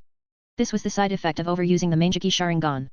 Not only did his eyes bleed, but his entire body ached. The Susanoo was powerful, but using it with the Manjiki Sharingan came at a steep price. Itaki Uchiha's illness was partly due to his overuse of the Manjiki Sharingan. The eternal Manjiki Sharingan could use the Susanoo without any side effects, but using it with the regular Manjiki Sharingan was like burning away one's lifespan. The Susanoo was a life-consuming jutsu. It devoured not only the enemy's life force but also the user's. Unless you had the Sage Body, that is. The Sage Body was truly versatile. With a strong body, you could do anything. The Sharingan's abilities might seem impressive, but they were ultimately inferior to the Sage Body. Indra Tsutsuki couldn't defeat Ajura Tsutsuki.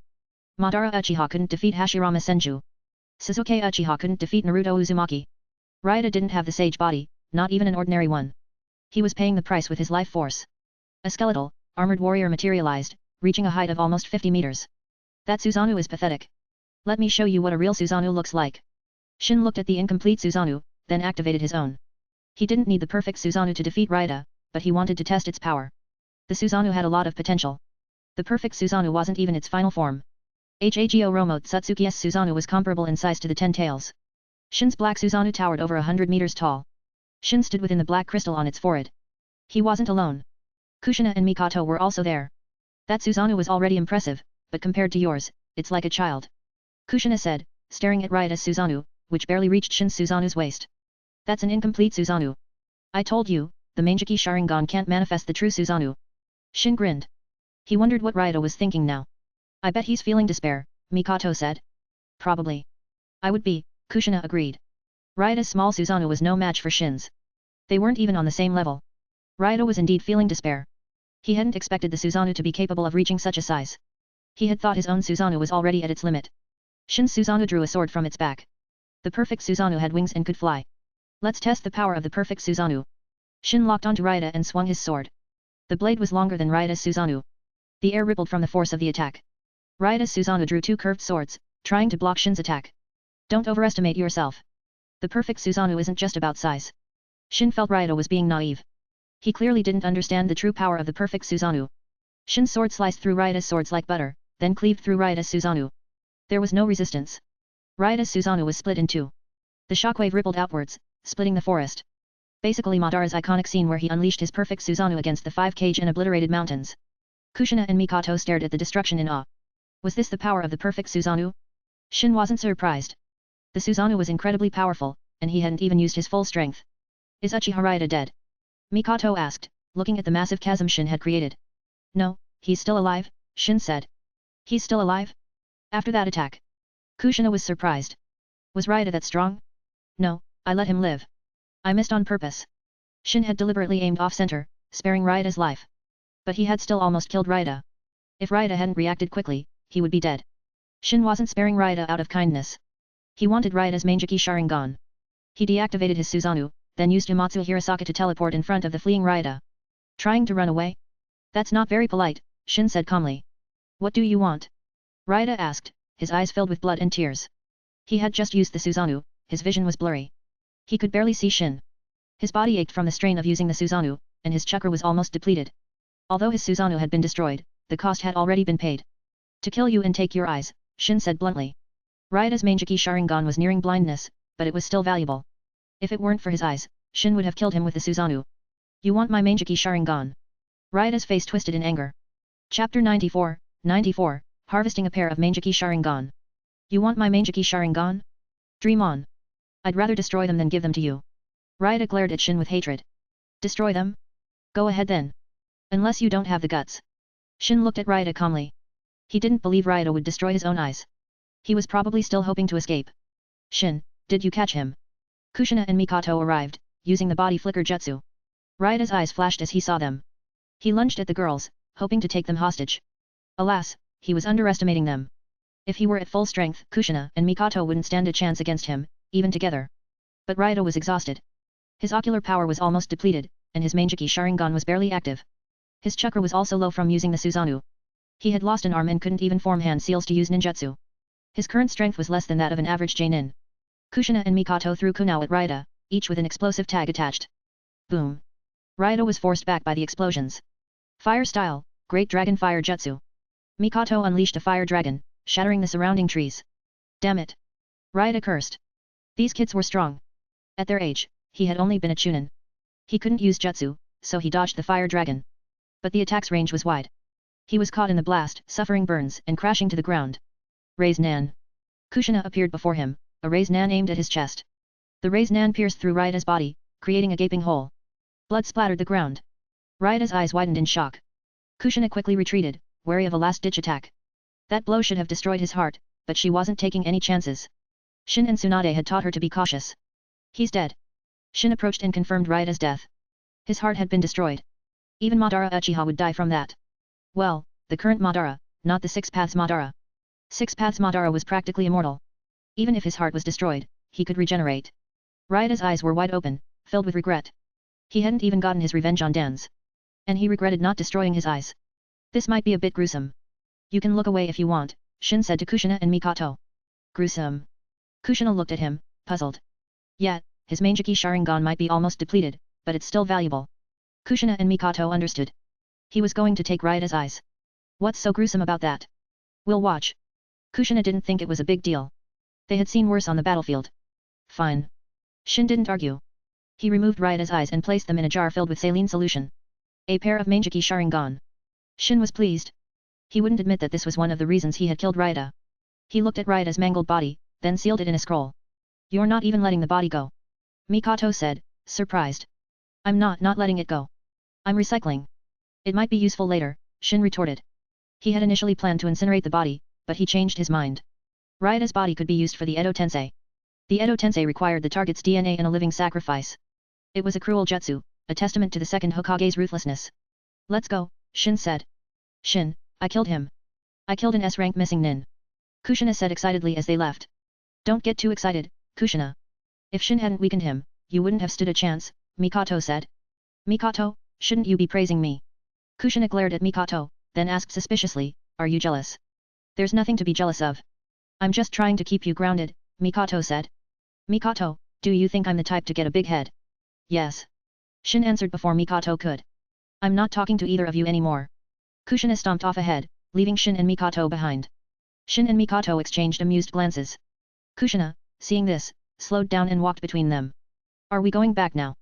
Mikoto asked Shin. Yeah, we came here for Raida. Now that he's dealt with, let's go back. Back to the Land of Rain? I don't like that place, Kushina grumbled. The gloomy weather was depressing. Even the people of the Land of Rain hated it.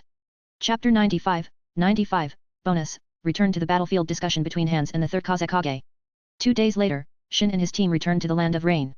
Since the last battle, there had only been minor skirmishes between Konoha and the Suna-Aim forces. These skirmishes involved small teams of shinobi disrupting supply lines and assassinating key personnel. Dan's had left the Suna front and gone to the Iwa front, where Hiruzen was struggling. Hiruzen, despite his strength, was having a hard time against the third Tsuchikage, Noki. Noki, despite his small stature, was a powerful shinobi. He also had the Kekkei, dust release, which could disintegrate anything it touched. And he had the support of Arshi, the Four Tails Jinchuriki. Arshi and Noki might not get along, but they were united against Konoha. Hiruzen couldn't handle it, so he had sent for Dan's and put Sakumo Hitaki in charge of the Suna front. Shin and his team didn't see Tsunade or Konan when they returned. They must be at the medical tent. At the medical tent, Shin found Konan. Shin and you're back. Konan's eyes lit up, and she ran towards Shin. She only sees Shin. How heartless, Mikoto said with a pout. I even taught you how to refine chakra, Konan. You're so ungrateful, Kushina added. Mikoto-nichan, Kushina-nichan. Konan greeted them sweetly, then went back to Shin, making Kushina even more jealous. You're back. What mission were you on? Tsunade emerged from the medical tent. Shin hadn't told her where he was going. Nothing much. Just dealt with a missing nin. Anything happen here? Nothing major. Suna and AIM have only been sending small teams to harass us. No major battles. Tsunade shook her head, then looked at Shin curiously. He had time to deal with a missing nin? Since I'm here, I might as well practice my medical ninjutsu. Shin said. He hadn't had a chance to use the mystical palm jutsu since learning it from Tsunade. Now was the perfect opportunity. There were plenty of injured shinobi here. Don't do anything reckless, Tsunade warned. Don't worry. You don't think I'll kill them with the mystical palm jutsu, do you? 2 months passed. Shin celebrated another birthday, he was 11 now. The system gifted him a common replication card, which he used to copy the physique of a taijutsu master, further enhancing his physical abilities. Shin had a dream, to defeat 6 paths Madara with taijutsu. With the system's help, it wasn't just a dream, it was a real possibility. Perhaps in the future, he would find this dream too small. During those 2 months, there were dozens of skirmishes between Konoha and the Suna AIM forces. Konoha won every time. And Hans was practically traumatized by Shin. Shin had defeated him so many times that Hans was now terrified of him. Suna was still holding on, refusing to surrender. The cost of surrender was too high. As for Megakure, if even Suna couldn't afford to surrender, they definitely couldn't. But thanks to their alliance with Megakure, they had the advantage of familiarity with the terrain. Do you have a plan? We don't want to die with you. Hans confronted the third Kazekage. His tone was harsh. He blamed the Kazekage for dragging him into this mess. But it wasn't entirely the Kazekage's fault, Hans had been tempted by the rewards offered. I sent a message to Noki, but that old fox said they're struggling themselves and can't spare any forces. The Kazekage said angrily. According to the intel, Noki was currently overwhelming Konoha. They were far from struggling. He simply didn't want to help Suna. Their alliance was just a verbal agreement, it could be broken at any time. Hans glared at the Kazekage. This Kazekage was too naive. He shouldn't have joined this war for a bit of profit. Now he was stuck. Don't you have any other plans? Hans asked. If the Kazekage couldn't come up with a viable plan, Hans would have to prepare for a Megakure's withdrawal. Our sealing team has finally released Bunpika from that seal. He can rejoin the battle now. Do you think one Jinchuriki can defeat Konoha? Have you forgotten how he was captured in the first place? Hans' frown deepened. This Kazekage was unreliable. Ebizo has sent a letter to Kumagakure, inviting them to join us. If Kumo joins the war, Konoha will be forced to divide their forces. Hans hadn't expected the Kazekage to try and enlist Kumo's help. But would it work? The Cage weren't idiots. Could Suna really convince Kumo to attack Konoha? The third Reikage wouldn't do it without a good reason. What could Suna possibly offer? How confident are you that you can convince the third Reikage? Hans asked. This was important. It would determine his next move. I'm 80% sure I can convince Kumo to join the war. The Kazekage said confidently. Hans was skeptical, but he chose to believe him for now. After Hans left, the Kazekage sighed. 80%? He didn't even have 20% confidence. But he knew that if he told the truth, Hans would have second thoughts. So he had to act confident. He had successfully deceived Hans for now. But after Hans left, the Kazekage started to worry. Defeating Konoha was proving to be difficult. He didn't have any good options. Chapter 96, Practicing Sage Mode. Noeki, what a surprise to see you on the battlefield. Shin was surprised to see Noeki at the logistics base. It had been a while. I'm here to escort supplies. I'm so jealous of you, getting to stay on the battlefield. Noeki looked at Shin with envy. What's there to be envious about? Don't you know how dangerous it is? People die every day. Go take a look at the medical tent. It's full of injured shinobi. Shin was speechless. What was there to be envious about? If he wasn't strong, he would avoid the battlefield at all costs. Noeki, on the other hand, was weak and yet eager to join the fight. Noeki, why are you doing this kind of mission? Escorting supplies is dangerous, maybe even more so than fighting. Shin was friends with Noeki, and they were practically family, considering Tsunade. He didn't want Noeki to die like in the original story. Shouldn't a shinobi grow through trials? What's a little danger? Noeki said. That's a good attitude, but you should save that speech for your sister. Shin pointed at Tsunade, who was approaching with a frown. Noeki, what are you doing here? Tsunade demanded. You guys talk. I'm going to train. Shin ignored Noeki's pleading look and left. He'd rather train than watch Tsunade lecture Noeki. He went to the forest where he usually trained. Kushina, Mikoto, and Konan were already there. Shin didn't disturb them. He created 1,000 shadow clones and sent them to practice ninjutsu. Some were practicing the jutsu they already knew, while others were developing new ones. Shin himself started researching Sage Mode. To learn Sage Mode, he had to be able to sense natural energy. This wasn't difficult for him. His perfect sage body made it easy to sense natural energy. He had sensed it within half an hour. But it had been a month since then, and he still hadn't mastered sage mode. Do I really need to go to one of the 3 sage regions to learn this? Shin frowned. Without guidance, relying solely on self-study, it was proving to be difficult. And he couldn't practice recklessly. Sage mode training was dangerous. To master sage mode, he had to balance 3 energies within his body: physical energy, spiritual energy, and natural energy. Each energy had to occupy 1/3 of his total energy to activate sage mode. If natural energy exceeded 1/3, he would be consumed by nature. If it was less than 1/3, he couldn't activate sage mode. This delicate balance was difficult to achieve, and he couldn't use shadow clones to practice. Even he was struggling, his clones wouldn't be able to do it. He carefully absorbed natural energy, afraid of being consumed. His perfect sage body had a natural affinity for natural energy, so absorption wasn't the problem. The challenge was in balancing the 3 energies. Shin focused, trying to merge the 3 energies. He failed. He hadn't absorbed enough natural energy. I'll have to take a risk. He created a shadow clone and instructed it to wake him up if he started to lose control. He had been hesitant to absorb too much natural energy before, but now he was willing to take the risk. As long as he stopped in time, he wouldn't be consumed by nature.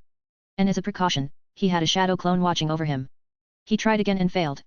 This time, he had absorbed too much natural energy. Thankfully, he stopped in time and wasn't affected. But he had learned something valuable. He realized that even if he failed, as long as he stopped in time, there was no danger. He continued experimenting, learning from his mistakes. Finally, before nightfall, he successfully entered sage mode. But his sage mode was still flawed. It took him 3 minutes to gather enough natural energy to activate it. And he couldn't maintain it for long. It was a far cry from Hashirama Senju's sage mode, which could be activated instantaneously and maintained indefinitely. I'll refine it later. Sage mode was powerful, worth the effort. Senjutsu and the 6 paths power were probably the strongest forces in the shinobi world. The fact that Senjutsu was effective against the 10 tails Jinchuriki was enough to motivate Shin. Unlike Naruto, who struggled to absorb natural energy, Shin found it easy. Perfecting sage mode would be easier for him. Shin, dinner's ready. Kushina called out. Coming. Shin dispelled his clones. The influx of memories and experiences made his head spin. He instinctively activated his eternal Mangeki Sharingan. I can't create that many clones anymore. It's too much.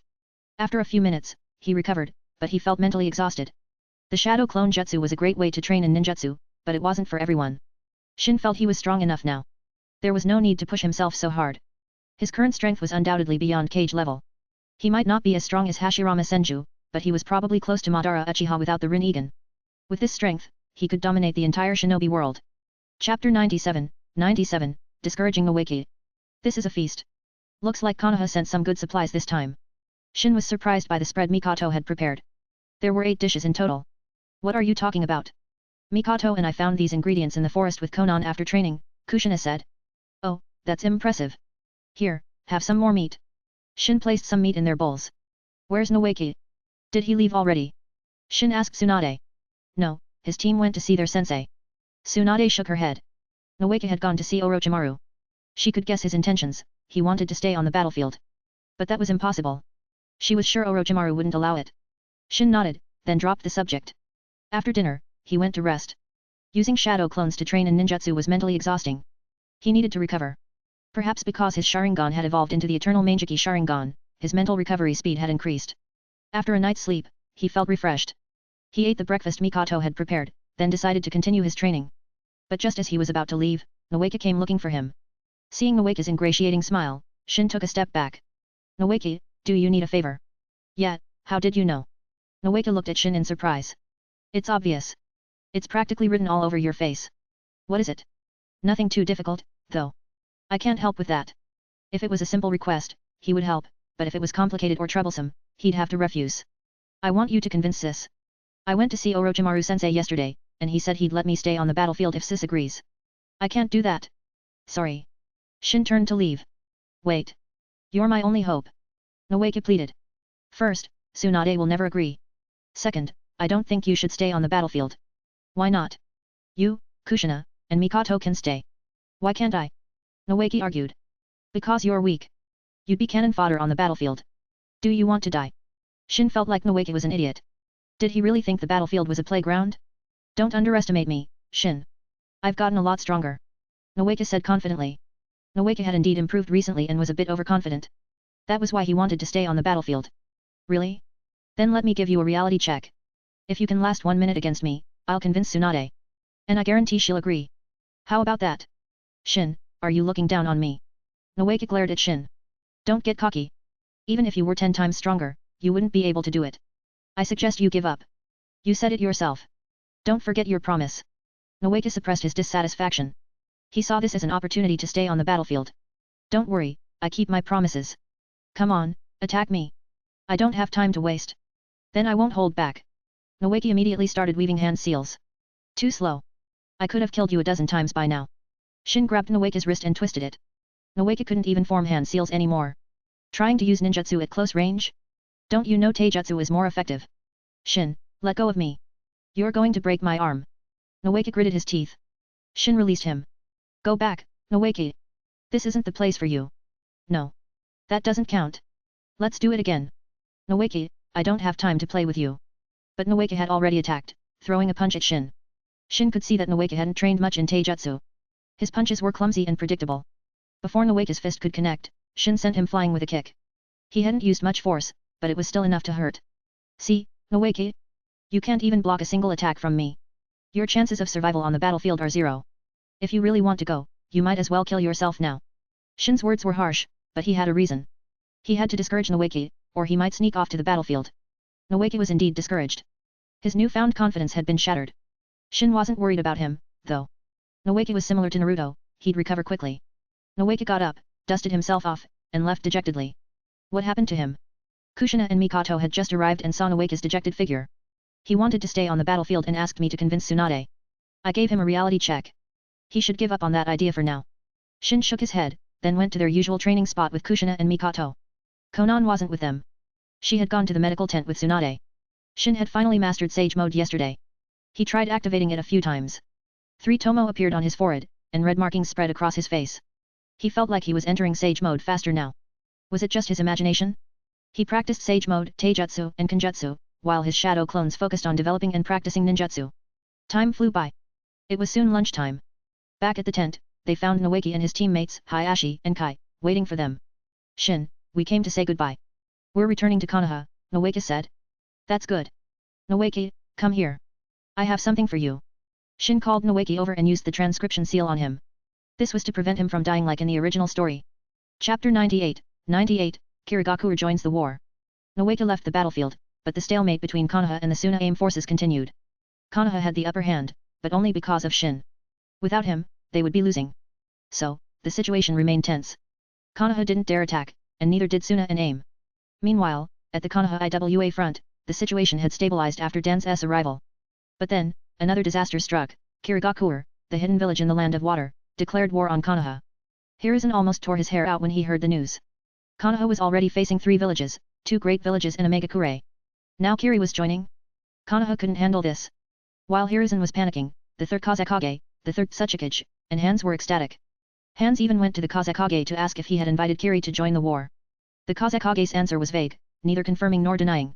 Shin was surprised when he heard the news. In the original story, Kiri hadn't participated in the Second Shinobi World War. Was this another butterfly effect caused by him? He was right. Kiri's involvement was directly related to him. He had infiltrated Kirigaku, rampaged with his Susanoo, killed hundreds of their shinobi, stolen their forbidden scroll, and even made off with a large sum of money. Although Kiri had identified the culprit, they couldn't capture Uchiha Raida. This caused unrest within the village. The 3rd Mizukage was desperate. He decided to divert attention by declaring war on Konoha. He claimed it was to force Konoha to hand over Raida, but his true motive was to shift the focus away from his failure to protect the forbidden scroll. If he didn't do something, his position as Mizukage would be in jeopardy. And with Konoha facing multiple enemies, it was the perfect opportunity to take advantage of the situation. As expected, after he declared war on Konoha, no one cared about the stolen forbidden scroll anymore. The Mizukage personally led a force of 4,000 Kiri shinobi to attack the Land of Fire. Hiruzen was forced to send reinforcements to defend against them. He sent home Urameto Kato and Koharu Yudiden, the 2 elders. They weren't as senile as Dan's yet and were still capable fighters. With their leadership, the Konoha forces managed to hold back Kiri's attack for now. This is putting a lot of pressure on Konoha. And Kumigaku hasn't even made a move yet. They had to be wary of Kumo. They were ambitious. If Konoha showed any signs of weakness, the 3rd Raikage would definitely seize the opportunity to attack. He might not just take a bite, he might try to swallow the entire Land of Fire whole. Shin sighed. He had hoped to obtain the Divine Replication card without lifting a finger, but it seemed that wasn't going to happen. No matter what, Konoha has to win. His mission was to ensure Konoha's victory. The reward was a Divine Replication card. If he failed, he wouldn't get the card. He couldn't be complacent anymore. Konoha might actually lose. Kumo hasn't attacked yet. I wonder if they'll do the same as in the original story and attack IWA. In the original story, during the First Shinobi World War, IWA had been attacked by Kumo while fighting Konoha, forcing them to abandon their fight against Konoha to deal with Kumo. But the current war was different. There was no telling what would happen. Perhaps Kumo would attack Konoha instead. After all, Konoha was surrounded by enemies, Kumo might seize the opportunity to strike. What are you thinking about? Kushina nudged Shin, snapping him out of his thoughts. Shin, are you worried about Konoha? Mikoto asked. Yeah, things are looking grim. Looks like it's time for me, the savior, Uzumaki Shin, to step in. Shin said with a smile. Despite the unexpected turn of events, he wasn't worried. With his current strength, he could take on all 4 hidden villages at once. You're not a savior, you're a demon lord. Kushina thought of Shin's perfect Susanoo. That black monstrosity was the embodiment of destruction. Thwack. That's for being a smart aleck. Shin flicked Kushina's forehead. Shin, you mean it? Kushina glared at him, tears welling up in her eyes. That flick had hurt. Kushina, learn your lesson. Remember to say nice things from now on, Mikoto said with a smile. Mikoto, are you laughing at me? Mikoto tried to suppress her laughter, but she couldn't help but smile. She admitted it, she was laughing at Kushina. Mikoto, I'll get you back for this. Kushina threatened. Sorry, Kushina, you'll never get the chance. Humph, we'll see about that. Here, have an apple. It's rare to find fruit on the battlefield. Shin handed Kushina a large apple. You think you can appease me with a measly apple? Kushina took the apple anyway. Fruit was indeed a rare treat on the battlefield. Shin had used Yamatsu Hirasaka to buy these apples from the Land of Rivers. Hey, where are you going? Kushina asked as Shin left the tent. I'm going to the medical tent to practice medical ninjutsu. Want to come? Shin asked Kushina and Mikoto. Sure, why not? I want to learn medical ninjutsu too, Kushina agreed, following Shin. Mikoto also followed. Kushina, why do you suddenly want to learn medical ninjutsu? Shin asked curiously. It's always good to have more skills. And if Mikoto gets injured, I can heal her. Kushina glanced at Mikoto. Mikoto rolled her eyes. So Kushina was hoping she'd get injured? Chapter 99, the third Kazekage's plan-tailed beasts are just toys. Shin and his team had just arrived at the medical tent when they heard a series of explosions. What's going on? Is Suna attacking? Shin used his mind's eye of Kagura to sense the situation. It was indeed Suna. He was puzzled. Why were they attacking now? Had they received reinforcements? Tsunade emerged from the medical tent, followed by Konan. What's happening? Is it an enemy attack? Tsunade asked. Let's go see. Konan, stay here. Don't wander off. Shin patted Konan's head. Okay. Konan nodded obediently, though her eyes held a hint of disappointment. Shin wasn't worried about leaving Konan alone. He had implanted his Mangeki Sharingan abilities in her eyes with the transcription seal. He and Tsunade arrived at the edge of the Konoha encampment. Sakumo Hatake was leading the Konoha shinobi in a standoff against the Suna forces. What's going on? Why is Suna attacking? Shin asked Jiraiya, who had recovered from his injuries. Our commander, Sakumo, killed Chiyo's son and daughter-in-law, so she's here for revenge, Jiraiya explained. Shin's expression turned odd. Chiyo's son and daughter-in-law? Weren't they Sasori's parents? So Sasori's parents died during the Second Shinobi World War. Sakumo Hatake. I'll kill you. Cho glared at Sakumo with pure hatred. If Ebizo wasn't holding her back, she would have charged at Sakumo. Sakumo's expression remained neutral. Killing enemy shinobi was part of his duty, he wouldn't hesitate. The third Kazekage sighed. He hadn't wanted to attack Konoha now, but Cho had already mobilized the troops. He had no choice but to go along with it. Chiyo's influence in Suna was almost equal to his. Ebizo, take care of Orochimaru and Jiraiya. Cho, Tsunade is yours, try to keep your anger in check. The third Kazekage said, his voice serious. Although this attack was unplanned, he still had a strategy. Sister, once we defeat Konoha, you can do whatever you want with Sakumo, Ebizo said, trying to appease Cho. I know. I'll handle Tsunade. Cho turned away from Sakumo, suppressing her rage. She couldn't let her emotions control her. Attack. The third Kazekage looked at the monk beside him. This was Bunpyaku, the One-Tail's Jinchuriki. Bunpyaku sighed. He didn't want to kill, but he had to fight for Suna. He charged towards the Konoha shinobi, a layer of tailed beast chakra cloaking his body. The tailed beast cloak enhanced the Jinchuriki's strength, defense, and speed. Only those who were acknowledged by the tailed beast could use this ability. Bunpyaku had clearly earned Shikaku's approval.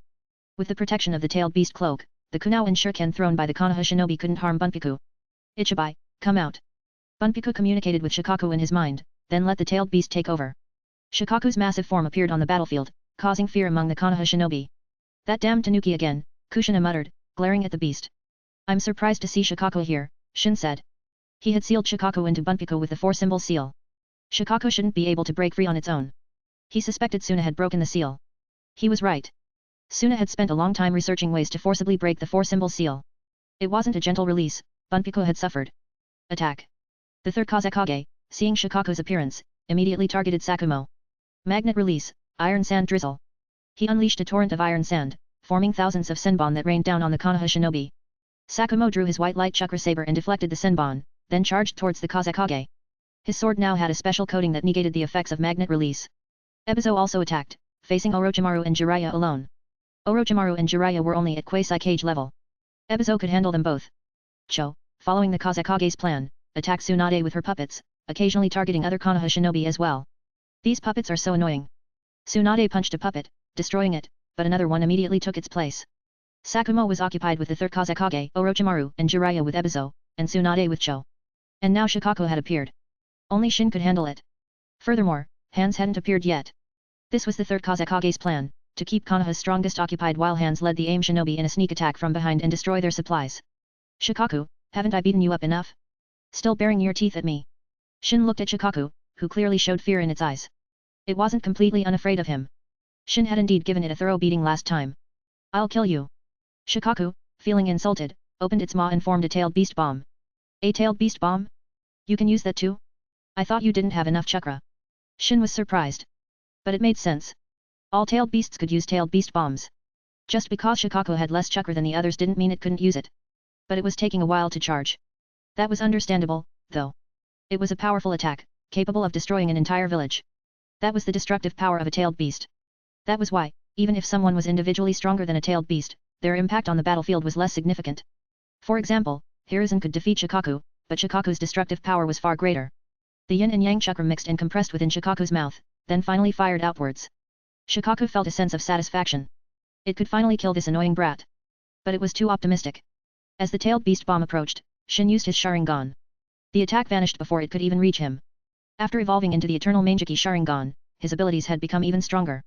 Yamatsu Hirasaka consumed less chakra and was more potent. He could open portals at will. Tenmame could now affect other objects and people, and the time rewind wasn't limited to 3 minutes anymore. Shin had experimented and found he could rewind time by an hour within a 100-meter radius. But the cost was immense. It would deplete all his ocular power and chakra. He could also choose to rewind the time of a single object or person, and the duration would be longer. The length of the rewind depended on how much chakra and ocular power he used. Perhaps with enough chakra and ocular power, he could even rewind time by 1,000 years. But that was just speculation. He had used Tenmame on the tailed beast bomb, rewinding its time by 3 minutes. 3 minutes ago, the tailed beast bomb hadn't even been formed yet. So it simply vanished. Compared to its previous limitations, Tenmame was far more versatile now. In a battle against a true powerhouse, he could use Tenmame to negate their attacks. But for now, Shikaku was confused. It rarely used tailed beast bombs, but it didn't expect its attack to be completely nullified. It quickly realized that the human brat must have done something. But Tenmame's ability was time manipulation, there was no trace of it. Shikaku couldn't understand what Shin had done. Boom. An explosion from the direction of the Konoha camp wiped the smile off Shin's face. So that's why Hands wasn't here. Seeing the flames rising from the Konoha camp, Shin understood Suna and Aim's strategy. He had known that Jo was seeking revenge for her son, but he hadn't thought much about Hands' absence. Chiyo's revenge had nothing to do with Omegakure. They might be allies, but Hands wouldn't participate in a battle that offered no benefits to him. Shin had assumed Hands simply didn't want to get involved in Chiyo's personal vendetta. But it seemed the third Kazekage and Hands had another plan. Looks like I can't play with you anymore, Shikaku. Shin activated his eternal Mangeki Sharingan and took control of Shikaku. Shikaku's eyes turned into 3 Tomo Sharingan. With the eternal Mangeki Sharingan, tailed beasts were just toys. Even with Bunpiko as its Jinchuriki, Shin could easily control Shikaku. He glanced at Kushina and Mikoto, who were fighting. They were doing well together. And with the transcription seal, he didn't have to worry too much about them. He left the battlefield and headed back to the Konoha camp. Konan was still there. Although she had the transcription seal, he didn't want her to get hurt. And he also had to deal with the AIM shinobi who were attacking the supply depot. If they destroyed all the supplies, it would put Konoha at a disadvantage. It could even lead to their defeat. He found Konan hiding in their tent. She was unharmed. Konan, are you all right? Shin asked. Konan sighed in relief, then rushed towards Shin and hugged him. She had been terrified by the sounds of battle. I'm fine, she said, shaking her head. That's good. Shin took her hand and left the tent, his Kusanagi sword in his other hand. There were no AIM shinobi here. They were all at the supply depot and the medical tent. They knew what was most important, destroying Konoha's supplies and killing their medics. Hands was personally leading the attack, Shin could see the giant salamander wreaking havoc. Konan, are you scared? Shin asked. No. Konan shook her head firmly. She had been scared when she was alone, but now that Shin was here, her fear vanished. Shin smiled and led Konan towards the area with the most aim shinobi. He cut down everyone he encountered. Konan watched, her fear fading. As a war orphan, she had seen death before. She was becoming desensitized to it. Chapter 100, Extracting Shikaku. Ice Release, Ice Age. Shin's hands flew through a series of hand seals. An icy chill spread outwards, freezing the fleeing aim shinobi and extinguishing the fires they had set. Shin's control over ice release had improved significantly. He could now precisely control its range and targets. He was arguably the strongest ice release user in history. Konan, are you cold? Shin asked. Konan nodded, her face slightly red. She was standing on ice, it felt like she was in a frozen wasteland. Shin activated his eternal Mangeki Sharingan and used Amaterasu. Black flames appeared, and he used Kagutsuka to control them, preventing them from spreading. Warm yourself by the fire, Shin said to Konan. There are black flames. Konan was amazed. She had never seen black flames before. Here you go. Shin didn't attack anymore. The entire camp was frozen. No aim shinobi within its range could escape. Unfortunately, Hans wasn't there. He must have escaped before Shin returned. He must have sensed the danger. Shin hadn't harmed any of his allies, thanks to the mind's eye of Kagura. Without it, he might have frozen his own comrades as well. On the other side of the battlefield, the third Kazekage watched the frozen Konoha camp in shock. Retreat. He didn't hesitate. The Suna forces immediately withdrew. Damn that old hag. I'll catch her this time. Kushina, Mikoto, come help me. Tsunade yelled after defeating Chiyo's puppets. Kushina and Mikoto, who had been busy fighting other Suna shinobi, immediately went to assist Tsunade. But even with their combined efforts, they couldn't capture Cho. However, they did manage to destroy her human puppet. She got away. Puppet masters are so annoying. Tsunade punched the remains of the puppet in frustration. Cho controlled the puppets from a distance, while she herself remained hidden. Tsunade hated that. Cho was strong, but she was still a puppet master. She wouldn't fight Tsunade directly. The Suna forces retreated, and Konoha didn't pursue. Sakumo Hatake ordered them to return to camp. That was an incredible jutsu.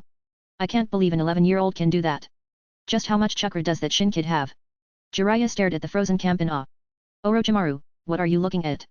Orochimaru's eyes were fixed on Shikaku, the one tail. It was still under the control of the Sharingan. The Sharingan? Is the one tail being controlled by the Sharingan? Orochimaru frowned. There were no Uchiha on this battlefield. Well, there was Uchiha Mikoto. He had almost forgotten about her. Could she be controlling Shikaku? He didn't believe it. He didn't think she was capable of that. If it were Shin, it would be more believable. But how could Shin have the Sharingan? That thing is under control. I'll try to seal it, Kushina said, looking at Shikaku. But Tsunade stopped her. Don't. What if you fail and break Shin's control? Who will deal with the one tail then? Kushina reluctantly backed down. She couldn't even defeat the salamander, Shikaku was out of the question. They left Shikaku alone and returned to the camp, finding Shin and Konan warming themselves by the black flames. Tsunade was curious about the black flames, but Kushina and Mikoto already knew what they were. Mikoto thought of the legendary Amaterasu flames, now used for a campfire. It was a strange sight. Shin stood up and extinguished the flames. Suna retreated. Yes, they retreated. Shin, deal with the one tail outside.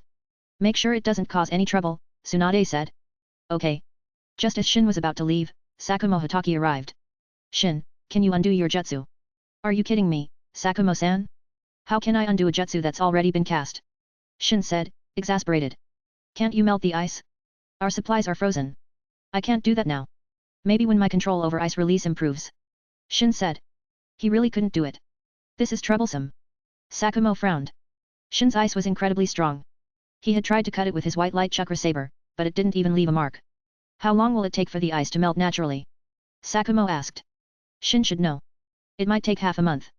There's no sun in the land of rain. Even under direct sunlight, it wouldn't melt easily. We can use fire release to melt it. It'll just take some effort, Shin suggested. That's our only option then. Sakumo left to find some fire release users. Shin went to deal with Shikaku. He wasn't planning on sealing it back into Bunpiku. Instead, he extracted Shikaku completely. Bunpiku, of course, died the moment Shikaku was extracted. Even Uzumaki Jinkriki couldn't survive having a tailed beast extracted.